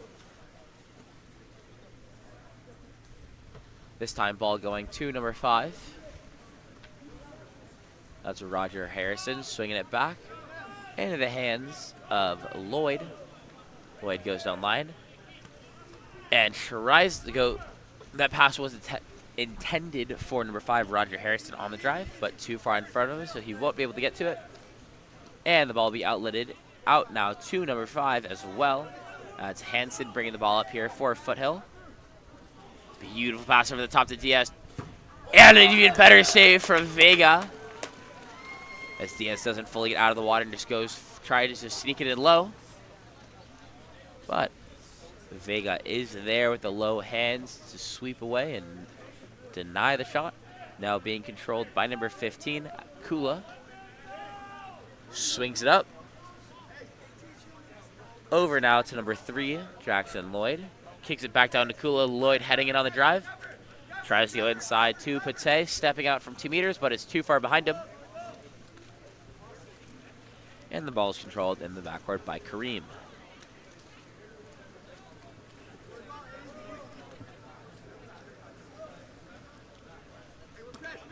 Pass goes out into the hands of Unkovic at 5. Unkovic being pressed away now, trying to move it. Goes up top. Was intended there. Excuse me, was intended for Carlson, but goes long, picked off by Diaz instead. He's headed straight to the cage, and that's going to be an exclusion drawn by Diaz, calling us number 3, Jackson Lloyd. 6-on-5 opportunity here for Foothill.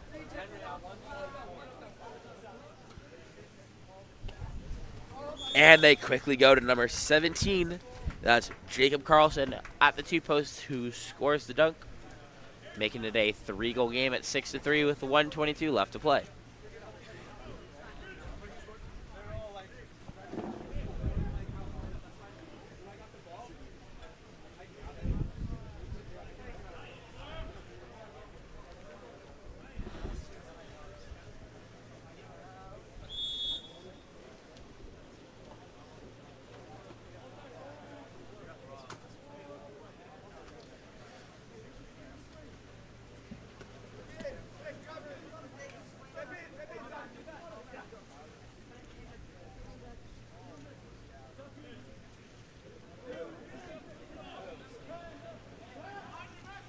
And entry pass goes in there.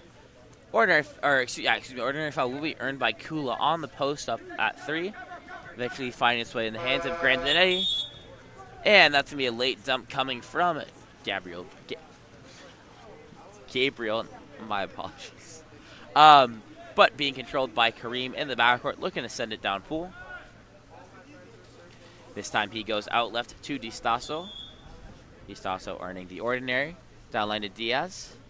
Diaz also earns the ordinary. Now in the hands of Distaso, stepping in, attacking from 2. Goes into Flores. Beautiful turn there from Flores to get inside. And he draws the exclusion. 13 seconds left here for this 6-on-5 for Foothill to attack. Diaz stepping in, no one in front of him. Plenty of time. And it goes off the crossbar, falling short of the goal line. And there's going to be an ordinary foul earned at the end of the clock. So with that, it's going to be a 6-3 half as La Jolla hold on to their lead. We'll be back in just a moment. for our second half of action.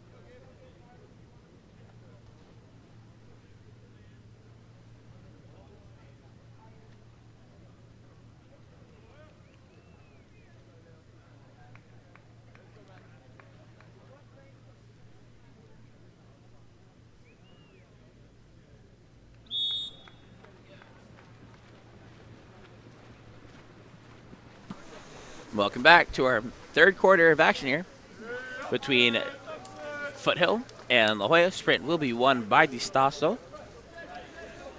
Eventually moving to its right, now being controlled by Paco Lopez. Lopez goes back center to Carlson. Carlson attacking in. Back to Lopez. Lopez with plenty of time and space. Goes down line. And that shot will be taken by number 6, Jonah Aguilera, but is blocked out of play. So it's be a corner throw from the one spot here. Will be inbounded by Flores.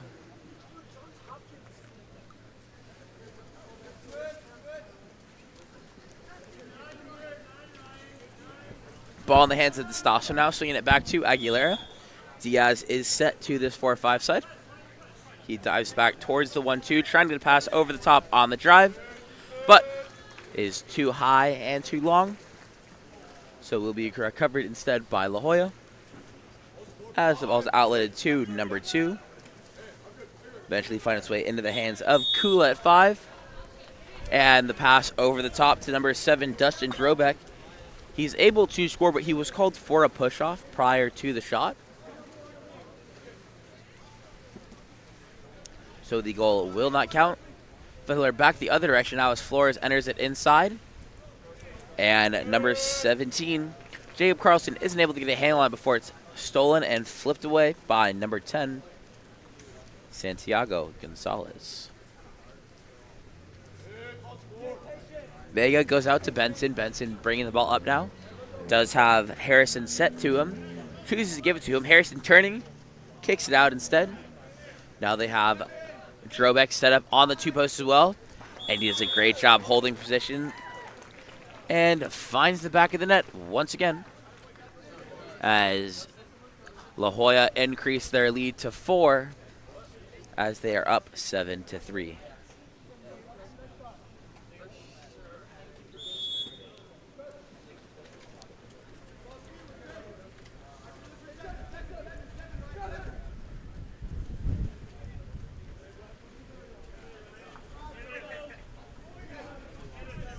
Ball on that right side of the pool.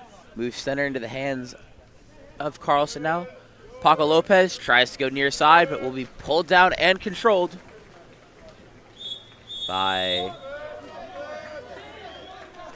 Was pulled down by Vega. I believe there's a pull through causing a contra foul against number 2, Gabriel Benson.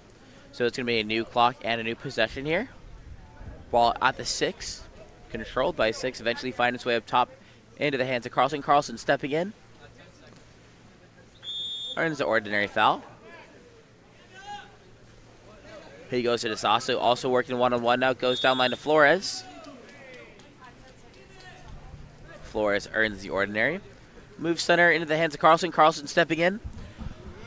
Tries to move to Lopez, but Lopez already leaving to cover on defense, so it will be in the hands of Aguilera. And he's just going to play it safe, dumping it to the corner as Vega goes to collect it.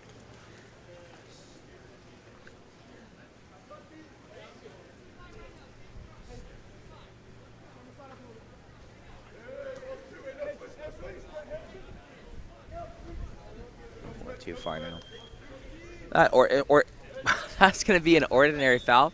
And a contra foul will actually be called against number 5. That was Harrison because he had a high left hand that hit Diaz in the face when trying to earn the ordinary. So now it's going to be brought up this left side by DeStasso. And a contra foul the other side of the pool. Not sure what number that was called against, but ball will transition back into the hands of La Jolla as Vega controls. He's looking to move it down pool. Will go out left to number 7. That's Drobek. Drobek has a ball under forced on him by number 17, Jacob Carlson. So immediately, Foothill looking to go back the other direction now, bringing this game back within 3 if they can score here. They go to Stasso, quick entry into Diaz. Diaz trying to turn, able to earn the ordinary. Goes over to Carlson, and the near side shot from Carlson will be pulled down by Vega. Still at a 7-3 game with 3 minutes left to play. This time ball's outright into the hands of Benson. Coming center is DeSasso. No one guarding him, and he goes a low near side skip and finds the back of the net as La Jolla now lead 8-3.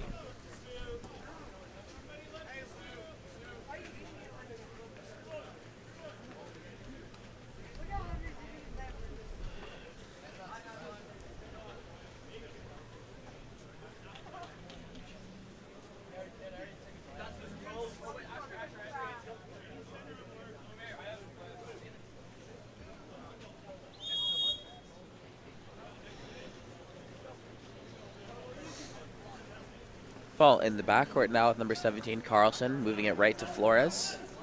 Trying to move it to this 1-2 side so they can get it into Diaz, who has set up shop in 2 meters. Flores still struggling to get this ball moving to the left side. Eventually gets it to number 5. That long shot will be taken by Hansen, who tries the lob but will be pulled down by Vega. And it's going to be a 5-on-4 counterattack the other direction now with how far Carlson went to try and press the goalie to force a steal. Swings it over. Now that's number 9. Davis Parr attacking it, puts it down line. Eventually getting back to Parr. Up top now in the hands of Hogel. One-man zone, plenty of space, tacking in. However, he throws it inside to number 12, that's Tyler Pate. But ball will be stolen away by Flores. 2:11 left to play here. Ball in the backcourt being controlled by Hale. He tries to go deep left, but the pass goes too long, so the ball will be stolen by number 13, Albert Schoenberger. They get now looking for an outlet, goes deep left. The center is set to the side, so it's a one-on-one attack here. Entry pass goes in. Ordinary foul will be earned. I believe that's number 7, Dustin Drobek, who was in 2 meters. He has lost his cap. Now it's with number 4. That's Ryan attacking in. Takes it in at 5. Long swing across. And the outside shot taken there is field blocked out of play. Cannot tell what number that was. Yeah, okay, that was number 6, Caleb Hogel. Ball's outlet left to Distaso. Set down line into the hands of Hansen. Hansen trying to turn to the cage. Puts it inside, and that's going to be exclusion. Drawn by number 17, Jacob Carlson. 2 players from La Jolla leave, but a timeout will be called by Foothill so they can attack this 6-on-5 and bring it back within 4. 1-3 left to play.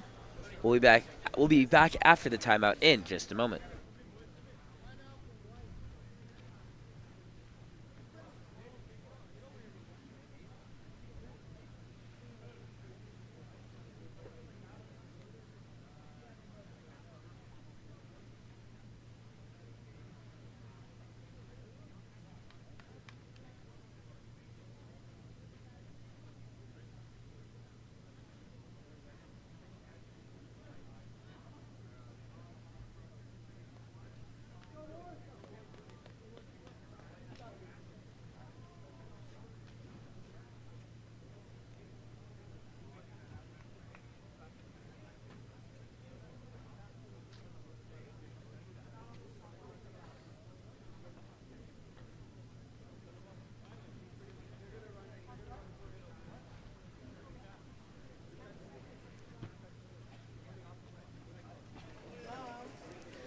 Welcome back. Timeout 6-on-5 going to be set up here by Foothill.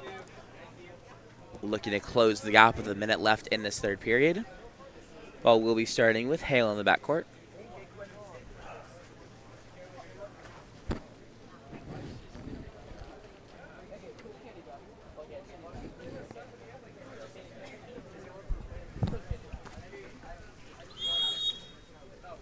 Hale pops live, goes to Diaz, downline to Distaso, immediately pulling up into the one pocket, as Flores will now take it in from 6, further shifting him.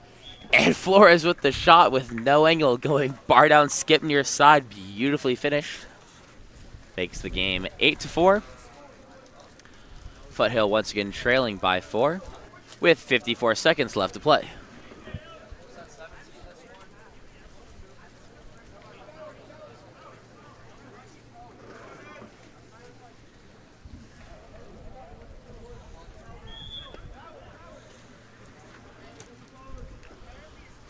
Ball will be in the backcourt with Vega looking to move it forward. This time goes out left. Eventually moving to Benson. Benson working one-on-one here at the 6-meter foul line. Going over into the hands of Kula. Kula has his center set on the 3-post, but Diaz able to get there first and take the steal from number 5, Roger Harrison. It's a 2-on-1 on this left side. Flores attacking in, and he goes for the quick near side shot and goal. As the score is now 5-8. Foothill trailing by 3 with 18 seconds left to play here in this third period.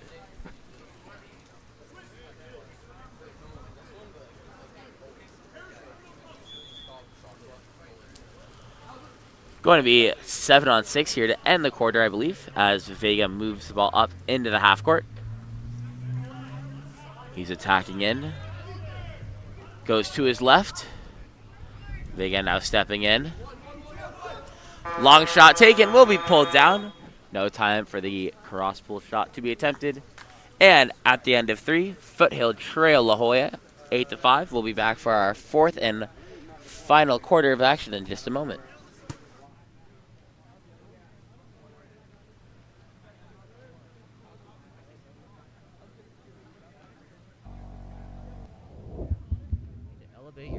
school, club, or tournament events? Game On Live Studio can stream a single game, a tournament, or your entire season. With Game On Live Studio, you can take your events to the next level by live streaming them to a global audience. Goals can stream any event from any location. Imagine the excitement of your audience as they witness every thrilling moment, from the intense competition to the triumphant victories, all from the comfort of their own screens at home, on the road, or at the office. Our cutting-edge technology and professional production team ensure top-notch video quality, crisp audio, and expert commentary, making each live stream an unforgettable experience. Forward, pass is coming. Reese is going to fire and hits to bring us tied. Don't just take our word for it. Our clients rave about our seamless streaming, engaging graphics, and the ability to connect with fans like never before. Don't miss out on this game-changing opportunity. Book Game On Live Studio today and let us transform your event into an unforgettable live broadcast event. Game On Live Studio. You play, you race, we live stream.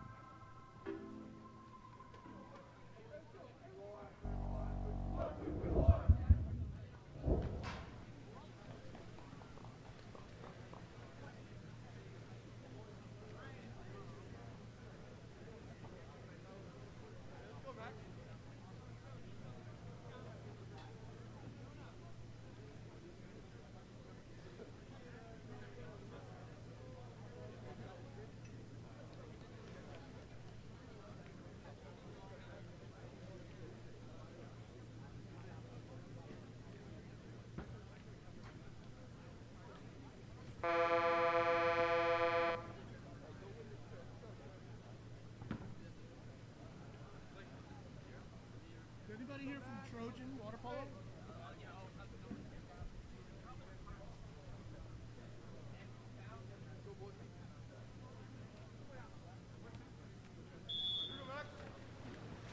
Welcome back for our fourth and final quarter of action here between Foothill and La Jolla. Sprint will be won by Distaso, so Foothill will start the quarter on offense. Ball in the hands of Diaz, eventually making his way over to Aguilera, being pressed away now. Center is set low, so they have to get the ball 2, 1, or 5 if they want to try and get it inside to Carlson. They send it down to Flores. Pass is wide, and it will be stolen away instead. I believe that's number 11, Ryan Modzelewski, crashing back to make the steal. Goes out to Kula, down line into the hands of Benson. Benson drops the entry pass inside, and that's to be an exclusion called against number 17, Jacob Carlson. Drawn by, I believe, at number 5, Roger Harrison. They try and throw the quick pass to the 2-post. Will be tipped away by Diaz, but recovered by number 11, Modzelewski. Modzelewski earns the ordinary. 10 seconds left on the 6-on-5. Kula goes down line, this time going to a quick shot for the 3-post. But possession will be won by Distaso for Foothill.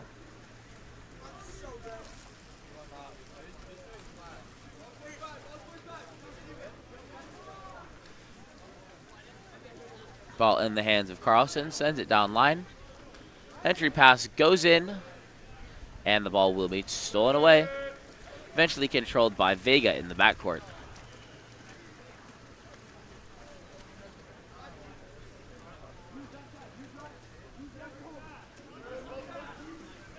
Vega goes out left, eventually finds its way up top into the hands of Gonzalez.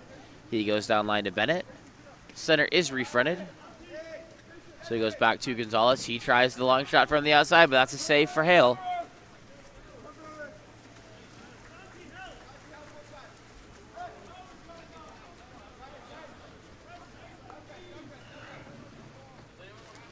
Flores trying to seal in the backcourt to open up that drive going ball.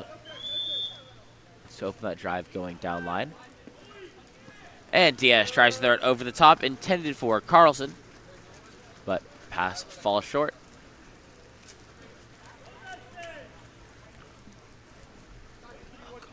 And makes its way into the hands of Gonzalez. Now to start the front court for La Jolla.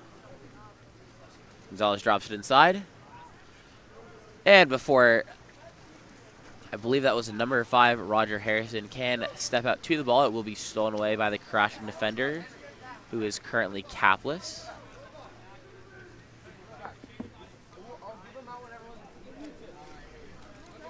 Ball outletted to number 2, Max DeSasso.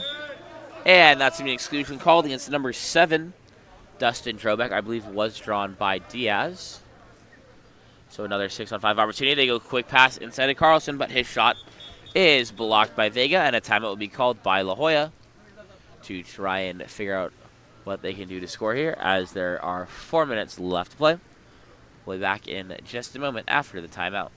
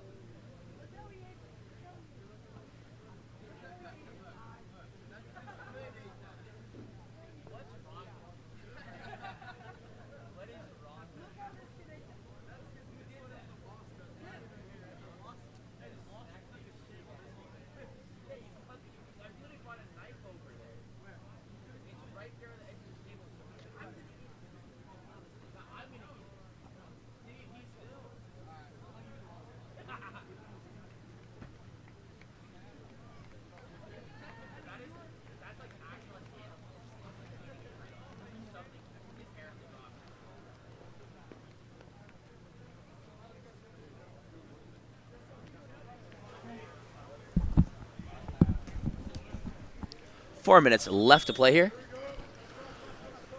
Timeout play will be coming. Goes out to number 2. Makes its way up top into the hands of number 8.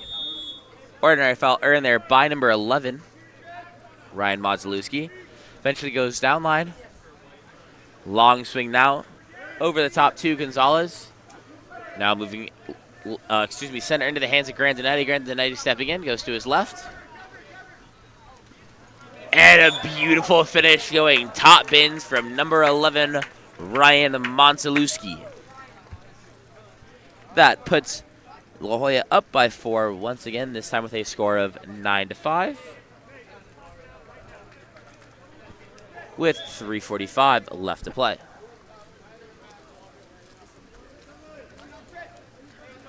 Ball going to be brought up into the front court by number 17, Jacob Carlson.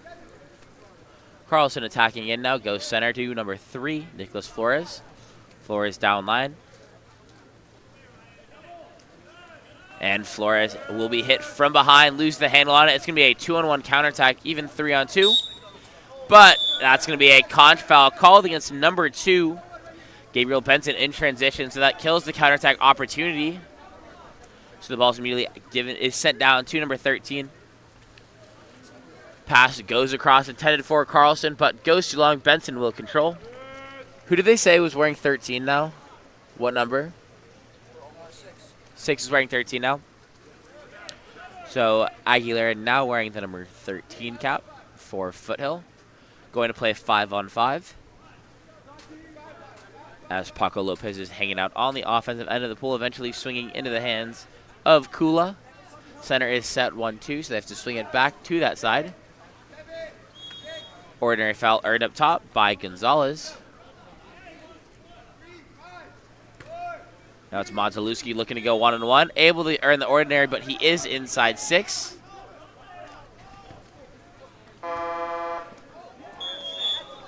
Correction, he actually wasn't outside. He wasn't inside. He was outside 6, so that shot does count. Therefore, ball pops in front of number 12, Tyler Patai, who's able to put the ball into the back of the net off the rebound, making the score 10-5 in favor of La Jolla.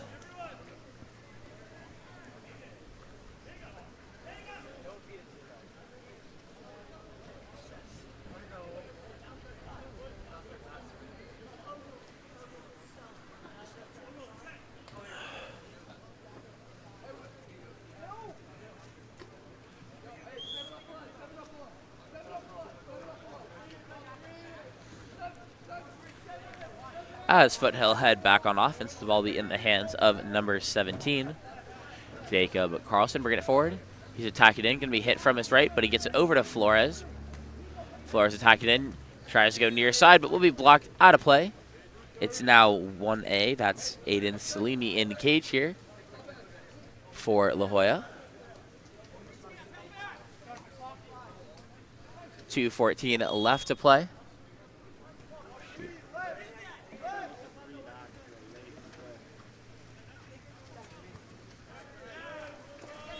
And that ball will go into the lane lanes, so possession switches back over to La Jolla.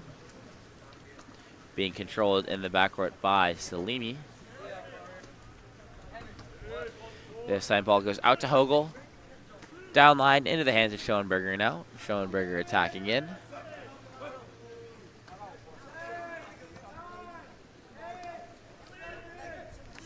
Schoenberger drops inside, turning. And that's going to be a goal coming from, I believe, number 4, Ryan C. Hammering it through the hands of Hale. Giving La Jolla a 6-goal lead now as they're up 11-5 with 1:38 left to play.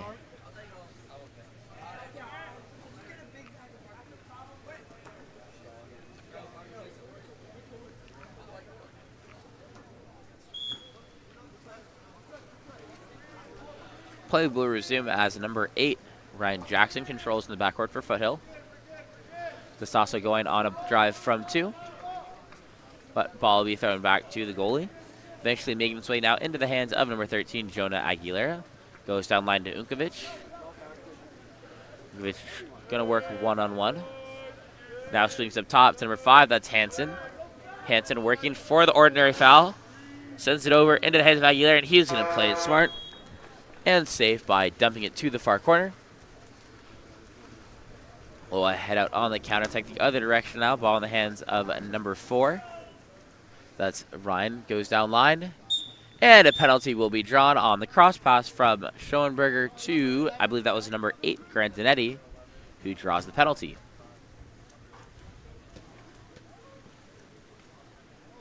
And lining up to take the penalty here for La Jolla will be Ryan C.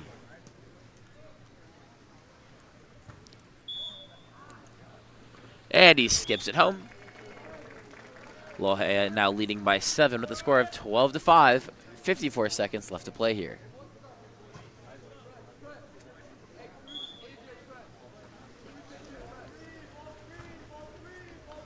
Foothill's last guaranteed offensive possession starting in the hands of Jackson in the backcourt, throwing it back to Hale. Hale, outlets deep left, going to D'Estasso. D'Estasso working for the ordinary. Sends the entry pass inside. Very high lob being taken by number 13, Jonah Aguilera. And that'll find the back of the net as the game is now 12-6. Why is the clock running? The clock should not be running. I got it. What did you 12 seconds later?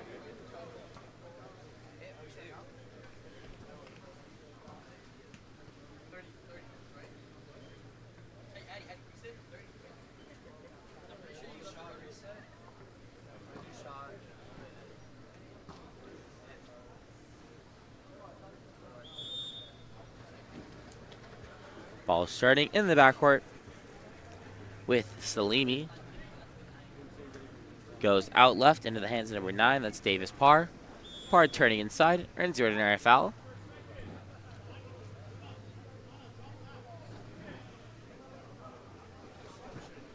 And D'Estasso is going to be able to come over and force the steal with 7 seconds left to play. Ball in the hands of Inkovic, looking to throw it forward. That's going to be an ordinary foul earned by number 17. Long shot taken, will be knocked away by Salimi. And with that, La Jolla United take the win over Foothill 12-6. We'll be back in a few moments with our last game of the day between Vanguard and Trojan.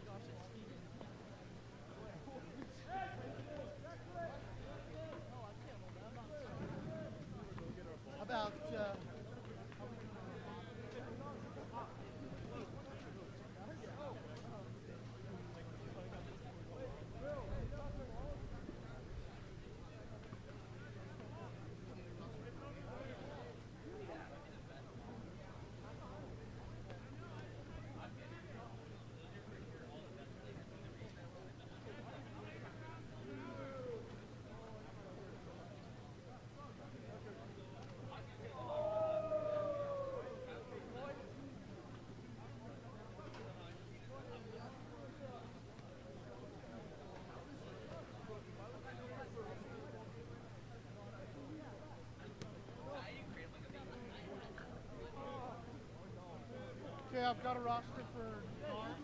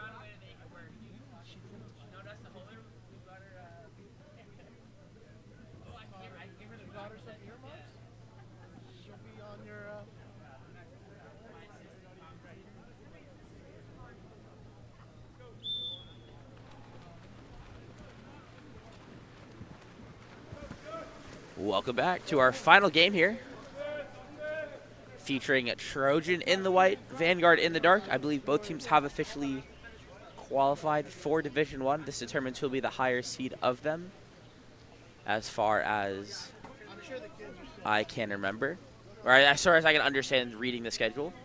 Vanguard will win the first sprint of the half, or first sprint of the first half, so they're starting on offense. That shot was attempted by Corbin Stanley. Looks like he lost the handle on it, so tried to turn out, but then ended up not choosing to finish and just trying to kick it out, but also not controlling that one. So it's being controlled in the backcourt. And outlet pass. Outlet pass was stolen by Oleg Shotsky, but Shotsky tries the quick shot right away, and it sails wide of the cage, but was tipped before. So Oleg will now be inbounding the ball here from 1. Goes up top, eventually finding its way into the hands of number 3. That's Christian Hammonds before it goes down line into the hands of Oprah. Oprah back up top to Hammonds, moving it center into the hands of Djordjevic. Back to Hammonds, stepping into space. Goes down line to Oprah. Oprah hanging on his legs and goes near side skip. bearing it home and giving Vanguard a early 1-0 lead with 5:50 left to play.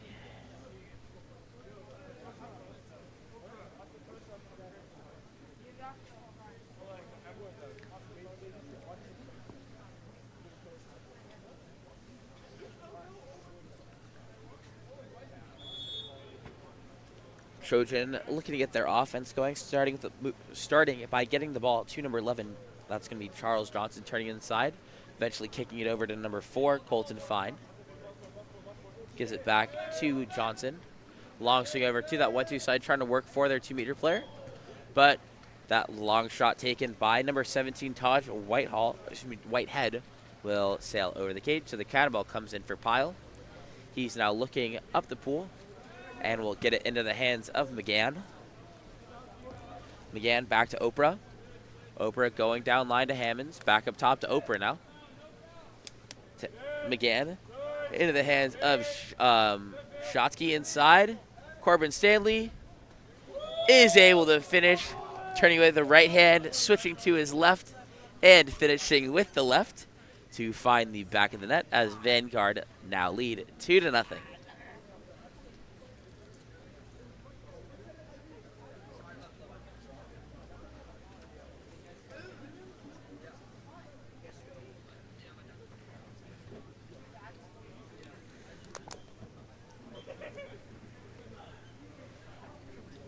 Refs are getting players to move back. And ball will start in the hands of Andrew Lee before being sent to Charles Johnson once again.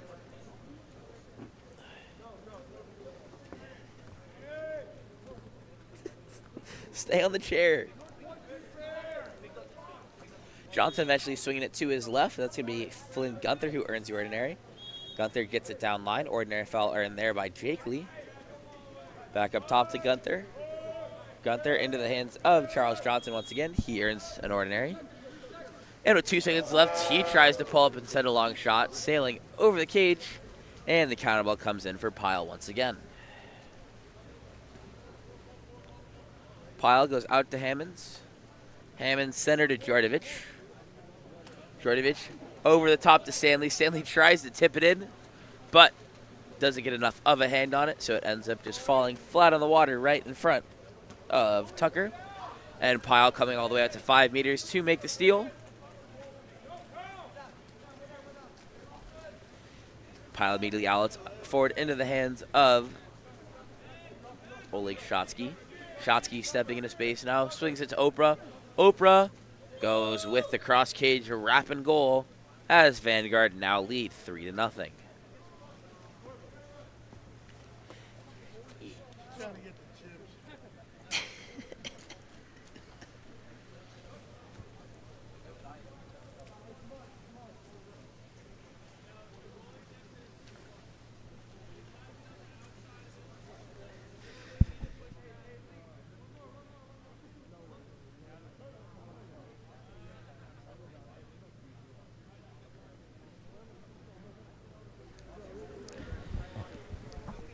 Trojan is still looking to get their offense going now, making a few substitutions to see if that can provide the answer.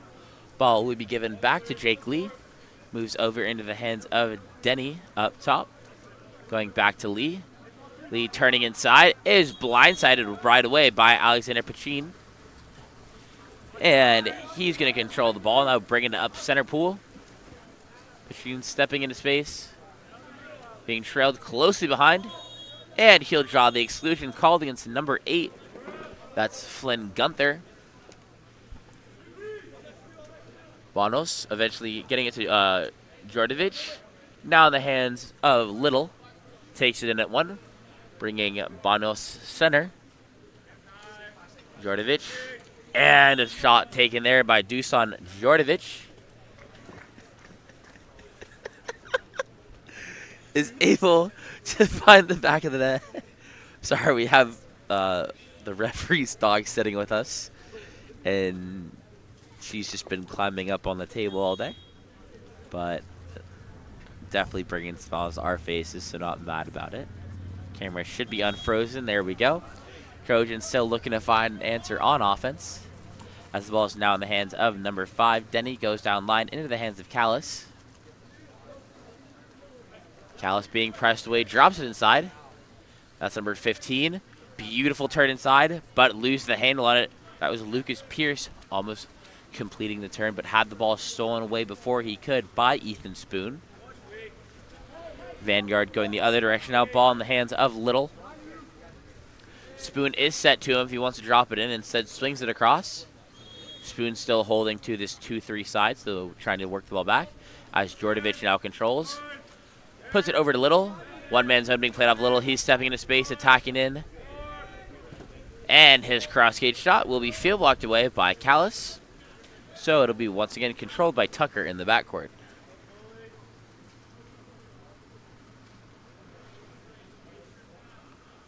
Tucker still trying to find an outlet.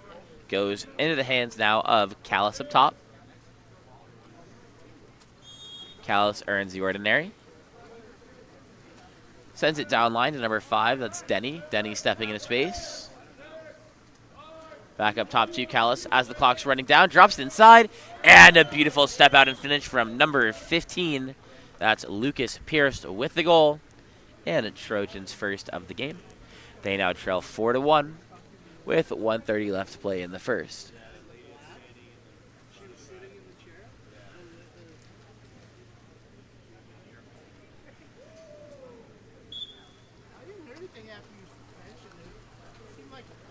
Ball in the hands of Djordjevic before it's moved left to Pachin.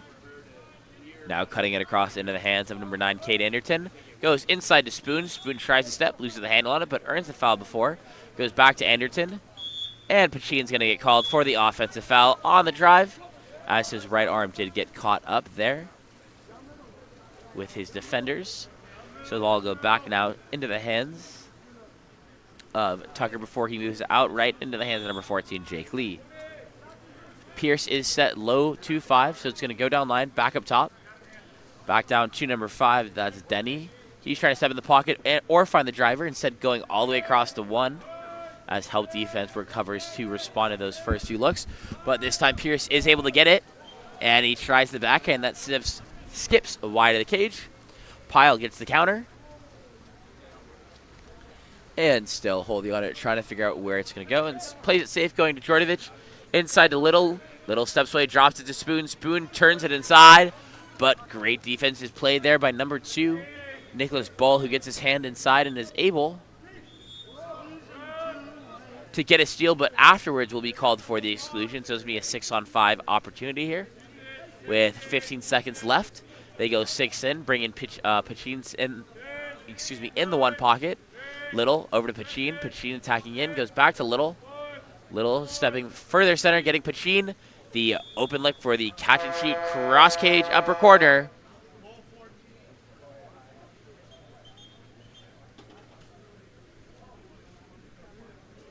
One second should be added back onto the clock, which we will do. Can we put 1 second?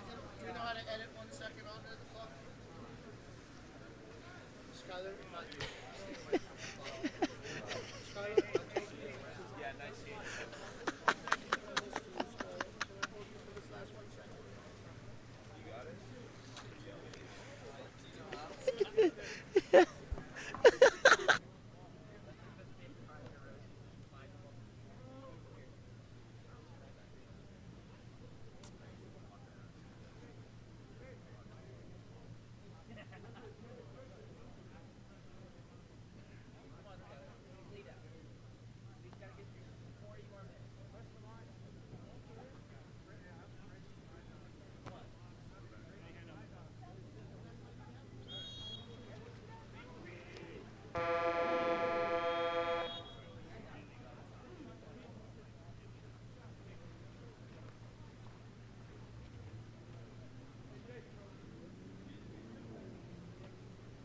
Last second shot to end the first quarter will not go, so the score will be 5-1 in favor of Vanguard. We'll be back for our second quarter of action in just a bit. Skyler. Explore every corner of Europe with water polo experience. A water polo experience is more than water polo. It's an adventure that combines sport and culture, perfect for forging team bonds and creating lifelong memories. Destinations include Barcelona, Croatia, Italy, and Budapest. Start planning your trip today. Water Polo Experience, your passport to the world of water polo.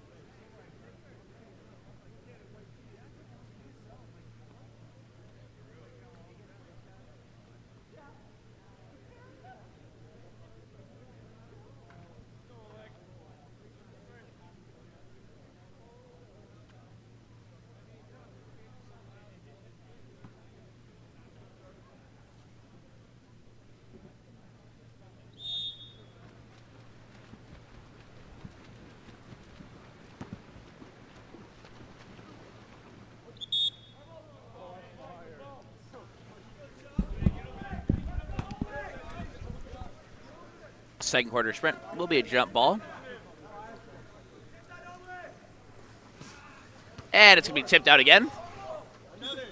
They're going to call that Shotsky touched it last and hit it out of bounds.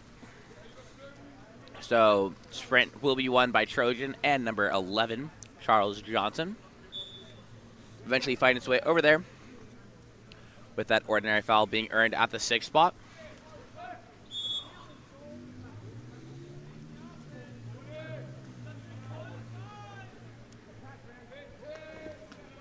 Excuse me. Little hiccup attack. Ordinary foul now earned up top by number 4. That's Colton Fine who tries to direct, but will go over the cage. It's now a 2-on-1 counterattack the other direction. McGann tries to throw it up to Stanley, but the ball will be tipped away by Callis, and he's now the one bringing it up. Sorry. He's now the one bringing it up for Callis. Eventually swinging it across now to number 11. That's Charles Johnson working one-on-one at 6. Puts it up top into the hands of Colton Fine. Fine swings it to the 1. That's Johnny working for the ordinary. Then number 17, Taj Whitehead tries the lob. Goes off the post, will be recovered by Charles Johnson. So it's going to be another offensive possession here for Trojan. Ball once again in the hands of Whitehead. And he sends it inside to... That was intended for John Fisher, however, it's too far to the inside shoulder, so the ball under was forced. Pile will control, goes out to number 10. That's Shotsky, eventually moving it over. Now swinging to the 1 spot into the hands of McGann, trying to find Corbin Stanley on the drive inside. They swing it over to Oprah, but pass is too short. So it's going to be picked off instead by Taj Whitehead. And this time, ball will be outletted right, but the ball skips when intended for Charles Johnson. So it'll be picked up by Oleg Shotsky once again.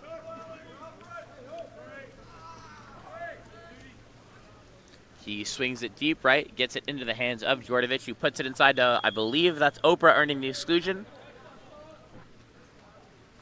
Given it to Corbin Stanley, but will be tipped away. So once again controlled in the backcourt for Let's drop my output rate to 3,000. Okay. So hopefully this should work better. That's going to be an exclusion on Shotsky, drawn by number 11, Charles Johnson. So we're going to have a 6-on-5 opportunity for a Trojan. Johnson controlling, letting his teammates set up, and eventually putting it up top into the hands of number 6. Goes down line to the 1 spot. That's Whitehead back to Johnson, who takes it in, bringing 1 pocket now. 1 pocket and 5 center. Looks like there's miscommunication regarding the rotation they were going to run. But a beautiful finish by John Fisher, going cross gauge low. That is Trojan's 2nd goal of the game, as they now trail by 3 with a score of 5-2. 3:58 left to play.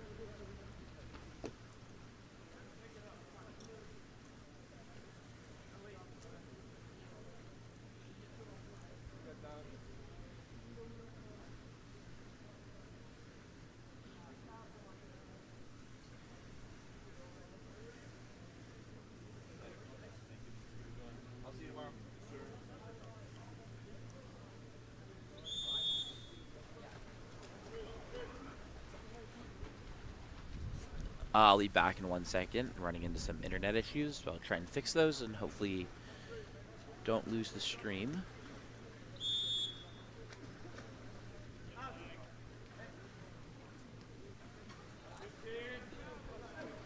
Okay, I think we should be good, but as Vanguard go back in the attack, Little controls at 1, trying to work inside 2 Spoon, but Little takes that shot, will be field blocked, but he recovers, so the clock will reset. And Vanguard will have another 30 seconds of offense. Pachin earns the ordinary, gives it over to Anderton. Anderton to Shotsky, back to Anderton. He goes catch and shoot near side and skips it home. Vanguard lead by 4 once again, this time with a score of 6-2.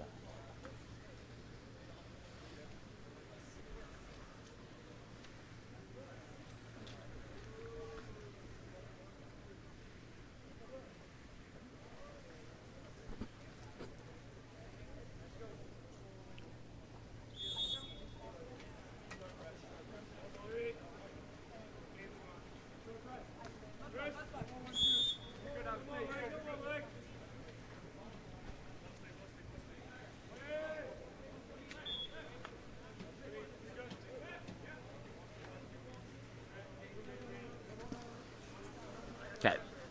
Ball being pressed out at number 8. That's Flynn Gunther struggling to get this ball moving to start the offense for Trojan. Eventually gets it down line, but that's going to be a contra foul called against number 2, Nicholas Bull, for the high left hand when he was trying to earn that ordinary foul. So ball is being controlled by Pyle. Eventually swings it center into the hands of Pachin up on the counter. And he takes his time and lobs it over the top of Tucker, giving Vanguard a 7-2 lead, with 2.5 minutes left to play here in the first half.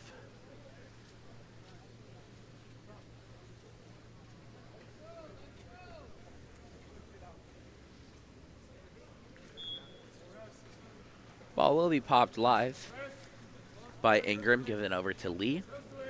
Lee being pressed away by Pachin.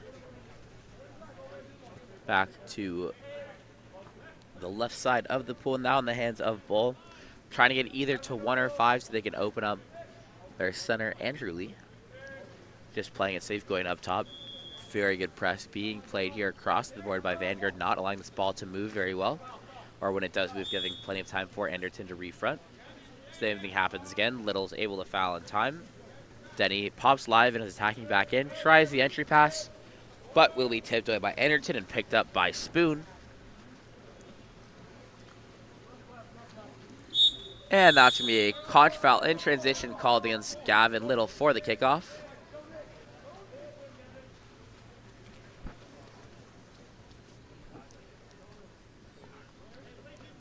Ball will now be in the hands of Andrew Lee to start the possession. Pops it live. Looking to swing it. Goes up top now to number 9. That's Michael Ingram attacking in. Swings to the right into the hands of Denny. Back to Ingram. He's blindsided but able to flip it over in time to Gunther. Gunther stepping in. Goes off the post, off Pyle's head, but not enough on it as it stops flat in the water. And Pyle controlling with a minute left to play. Well, outlet right into the hands of Bonos. Long swing over to Little. Now they have a little 2-on-1 counterattack here. Little keeps heading to the cage. Doesn't earn the ordinary or exclusion. Gets the ordinary this time. Gonna look to swing to Anderton. Able to get it there. They go to refront, but Spoon able to step away, tries the tip in once again, but doesn't direct it the right way, so it'll be another save made by Tucker. This time Tucker sends a deep outlet pass to number 2, Nicholas Bull, at the 5 spot. Andrew Lee is set inside of them, but Bull puts it too far to the outside, so that's going to be a steal for Anderton. Ball given back to Pyle. 20 seconds left to play here. Pyle going to bring it up and play 7-on-6 or take the last shot. We'll see what he decides to do as he gets closer in. Stepping into space. Passes it over to Oleg Shatsky. And Shatsky takes a shot with 2 seconds on the clock. No goalie in the cage. Full court shot will be taken. But Pyle's able to get back in time. So at the end of 2, Trojan trail Vanguard 7-2. We'll be back in a moment for our next half of action.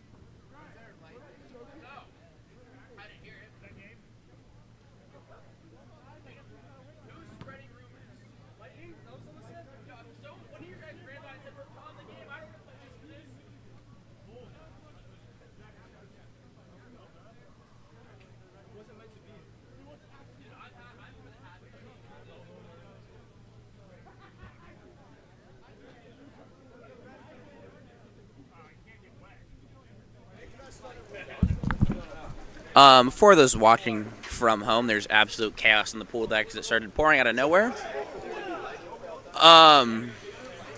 So apparently someone saw lightning. We're going to figure this out right now before we decide to do anything. I will keep you guys updated as I hear things. But I'll figure it out and let you guys know in a second.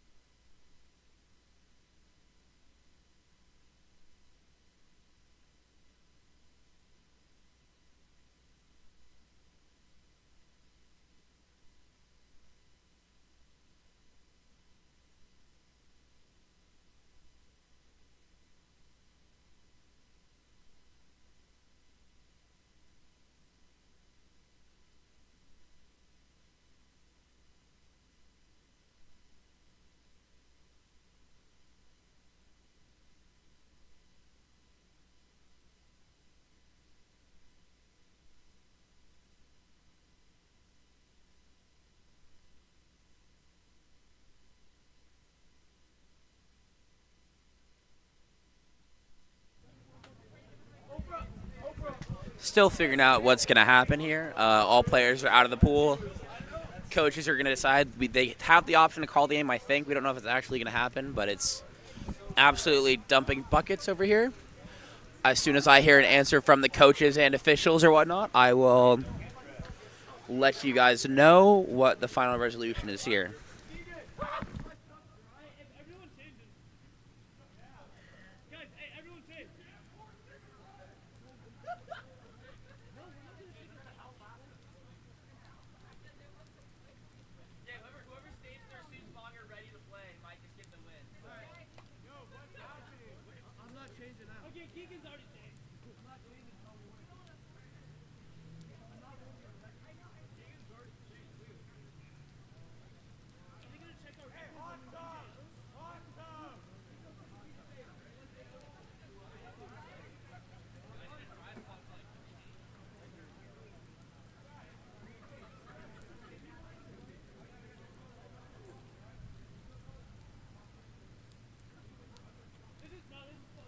Oh yeah, one person get it, we'll just run this walk through.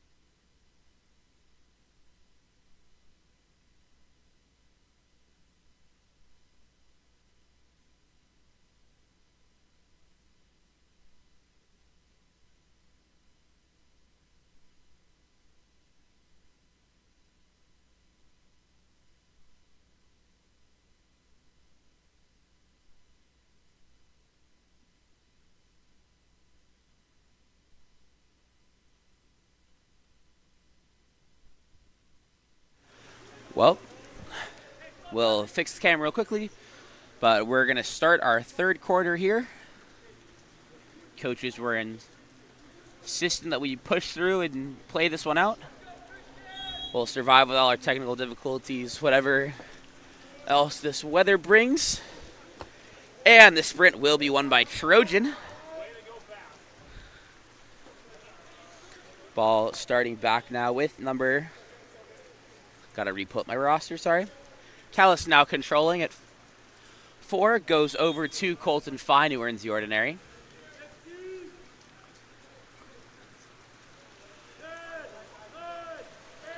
Ball goes down line to Taj Whitehead, and there's going to be a contra foul.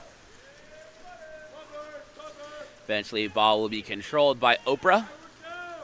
Slowly bringing the ball up this right side of the pool on a small 6-on-5 counterattack. And a ball under will be forced, so the ball will go back in the hands of Trojan. It's now Declan Goldstein in cage. He goes out right into the hands of Christopher Callis. Callis attacking in from 4. Swings across to Fine. Fine stepping in. Tries to go near side, but his shot sails wide of the cage, and the counter ball comes in for Pavogi.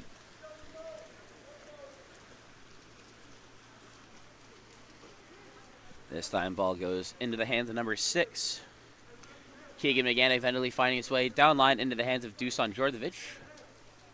Djordjevic goes back up to McGann. McGann stepping in, attacking, drops inside. Corbin Stanley turning, and will earn the ordinary. Kicks it out to Oprah. Oprah attacking in. Tries to go near side, goes off the post, and eventually finds its way into the hands of Declan Goldstein.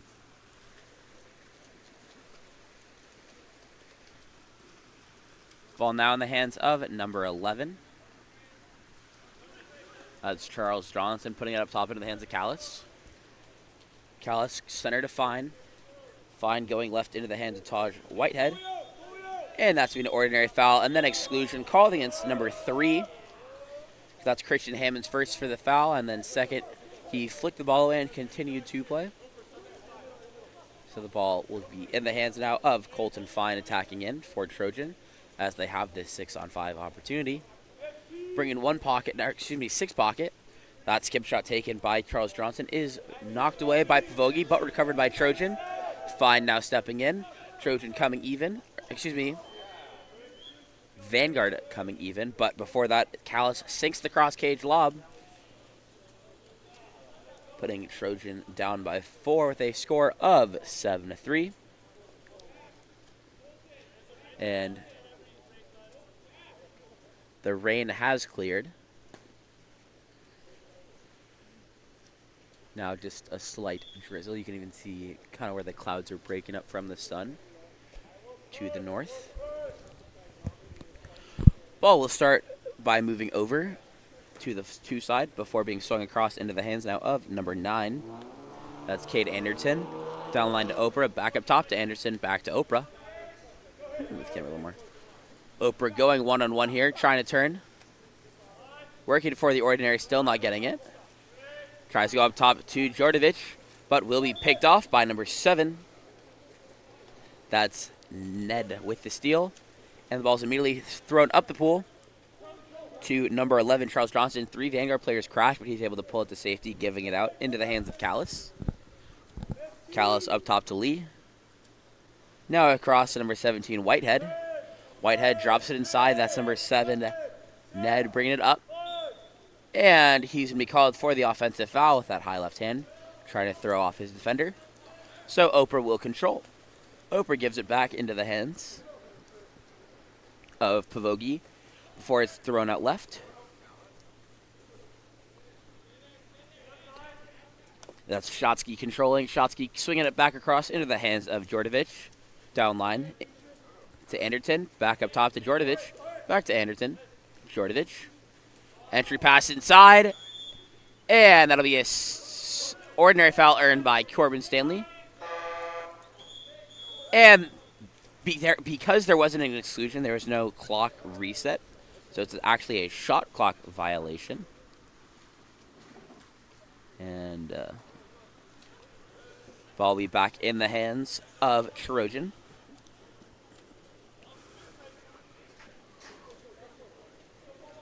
That turn by Charles Johnson eventually getting free, going center into the hands of Taj Whitehead. Whitehead going one-on-one, but the ball will be stolen away by Djordjevic before Whitehead can get a shot off. Pavogi controlling in the backcourt now for Vanguard.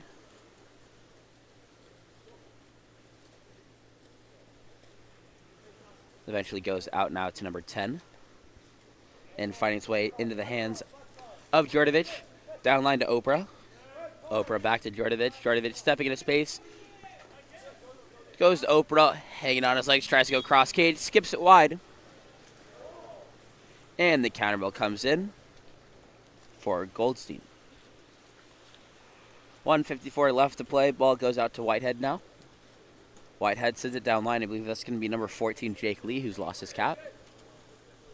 Tries to find his man inside.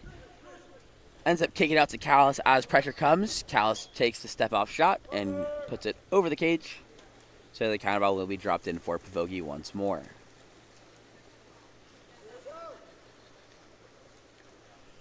This time Pavogi goes out into the hands of Djordjevic at 6. Oprah has rolled into center here for Vanguard. Djordjevic taken all the way to the goal and the lane line. Earns the ordinary foul. And that's an exclusion on Whitehead for grabbing Djordjevic's head. And that's going to be another exclusion for the over-aggressive foul on number 11, or by number 11, Charles Johnson. McGann going to throw it up and stay back so Vanguard can attack a 5-on-4. Eventually made its way to Corbin Stanley. Stanley attacking in, down line to Djordjevic. Up top to Shotsky.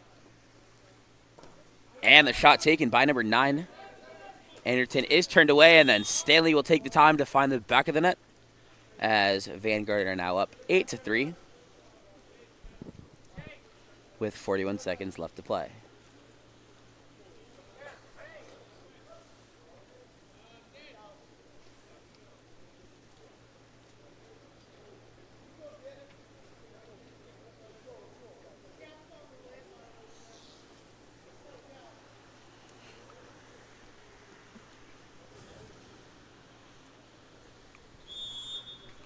.41 seconds left to play here. Ball in the hands of number 5. That's Denny eventually moving it to his left. Going to be controlled by number 16, Jack Swenson. Swenson goes for the long entry pass into Gunther. Great read by Gunther, able to kick it out. Now Bull trying to go one-on-one. Earns an ordinary outside, swings it across into the hands of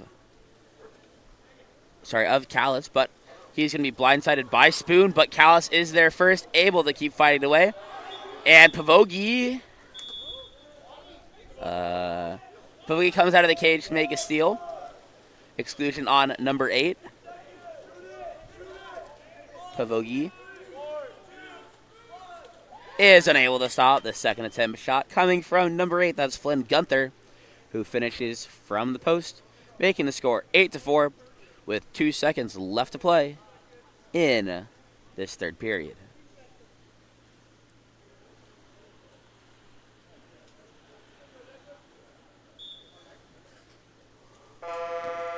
And that'll be field blocked by Trojan. At the end of 3, they lead 8-4.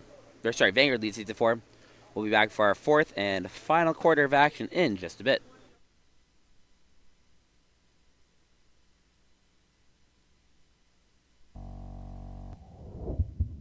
Explore every corner of Europe with Water Polo Experience. A water polo experience is more than water polo. It's an adventure that combines sport and culture, perfect for forging team bonds and creating lifelong memories. Destinations include Barcelona, Croatia, Italy, and Budapest. Start planning your trip today. Water Polo Experience, your passport to the world of water polo.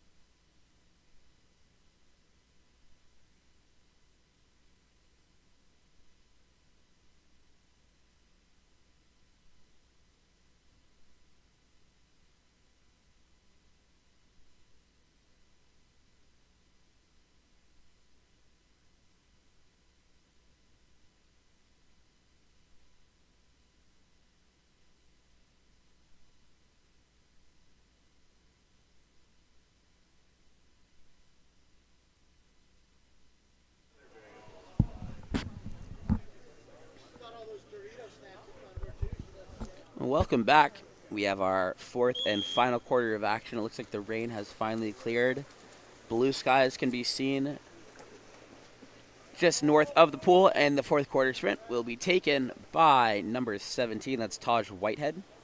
Trojan to begin this quarter on offense. Ball will be sent down into the hands of Callis at 5. He sends it back up top. They're trying to get the ball down to Andrew Lee if they can get it over to the 1 spot. That's going to be an ordinary foul earned up top by Fisher. Fisher over to Callis. Callis trying to get 1-on-1 in turn. And he finishes with a skip shot near side high, finding the back of the net. As the game is back within 3. Vanguard lead 8-5.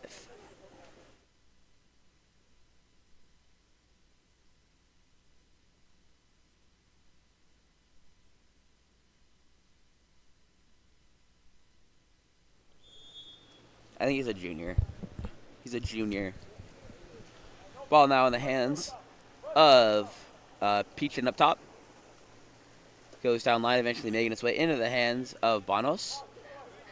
Now with number 9, that's Anderton attacking in. Gives it over to Hammonds. Back to Anderton. Anderton stepping into space. And Spoon's going to get called for the offensive foul. So ball will be back in possession with Declan and Goldstein. Looking to make an outlet pass.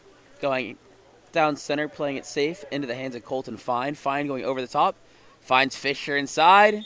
And that's going to be a penalty there. Earned by number 6, John Fisher. Called against number 3, Christian Hammonds.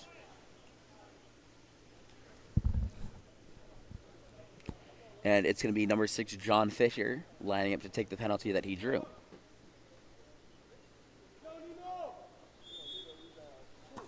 And a huge save there by Nemaya Pavogi.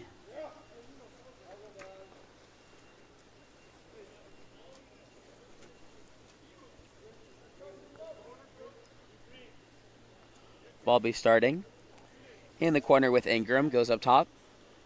That's going to be Fisher, eventually moving it over to Whitehead. Working inside. They have their center.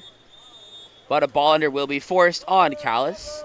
So it's going to be a 5-on-4 counterattack the other direction now here. They get the ball out to Bonos. 4-on-3 counterattack now. That's going to be Hammond stepping in, no one in front of him. Tries to go nut, going off the crossbar. And will be recovered by Taj Whitehead before it can hit the end line. And given back to Goldstein before they go out to offense. This time ball goes out deep right into the hands of Denny. Goes down line. Working for Callis, earning the ordinary foul. Goes over the top, trying to find the tip in from Colton Fine. But his arm will be hit.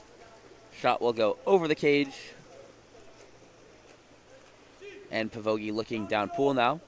Finds Pachin stepping in. And that shot will be pulled down by Goldstein.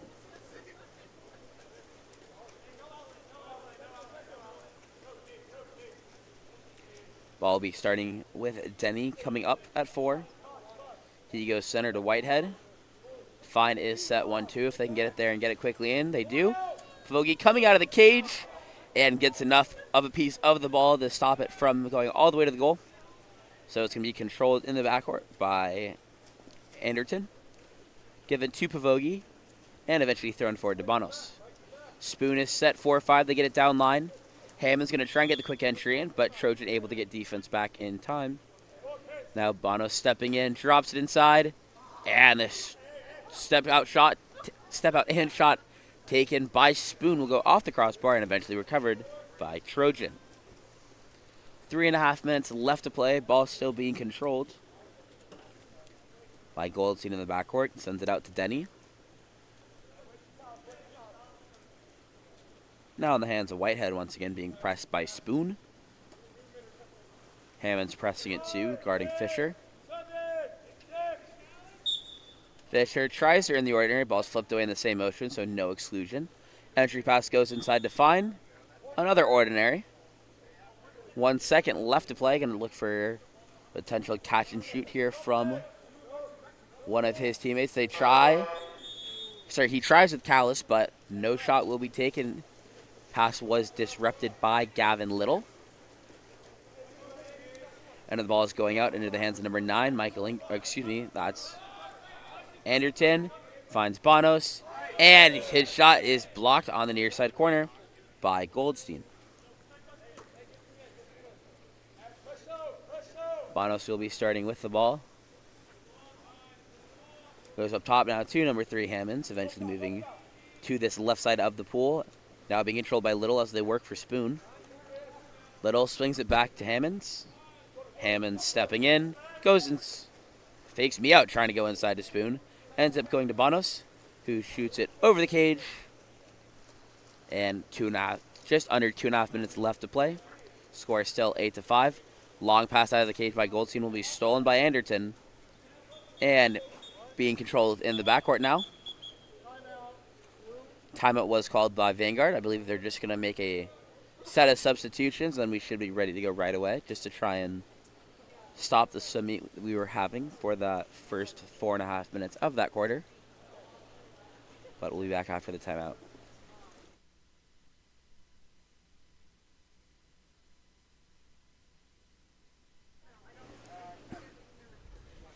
And Vanguard is ready to get back to play. Both teams just subbing. Ball will be starting with Pavogi.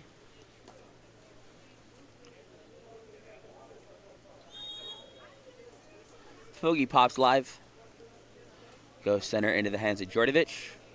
Moving to his left now is to Shotsky. And the pass into Corbin Stanley. He's trying to turn, but has the ball stripped away by multiple Trojan defenders before he can get a shot off. So once again, it'll be controlled by Goldstein. Goldstein, it goes out to his right. That's Bull who controls. Now down line into the hands of Charles Johnson. Johnson earns the ordinary. Throws center now into the hands of Bull. Once again, being pressed away by Stanley. Now up top to number 7, Gennady. Gennady stepping in, attacking. Earns the ordinary at 6. Has the direct if he wants it. And it will be stuffed by Anderton. Possession recovered by Vanguard and given back to Pavogi. Just over a minute left to play here. Pavogi just sitting on it. Gonna look for a last second shot or exclusion to potentially reset that clock. Oh, went too far, my apologies. Ball in the hands of Oprah. Over to Shotsky. Shotsky stepping in and attacking. Drops it inside to Stanley. And he earns the exclusion call against number 2, Nicholas Bull. 19-second differential between shot and game now. Shotsky attacking in to Oprah. Back to Shotsky. Now in the hands. I believe that's McGann at 1, bringing Oprah center with the 1 in. Oprah attacking in. Back up top to Shotsky. Again. Oprah. Oprah attacking in. Goes down line to Anderton. Oprah, and he goes cross cage low for the goal. Vanguard now lead 9-5 with 22 seconds left to play in the quarter. One last possession here.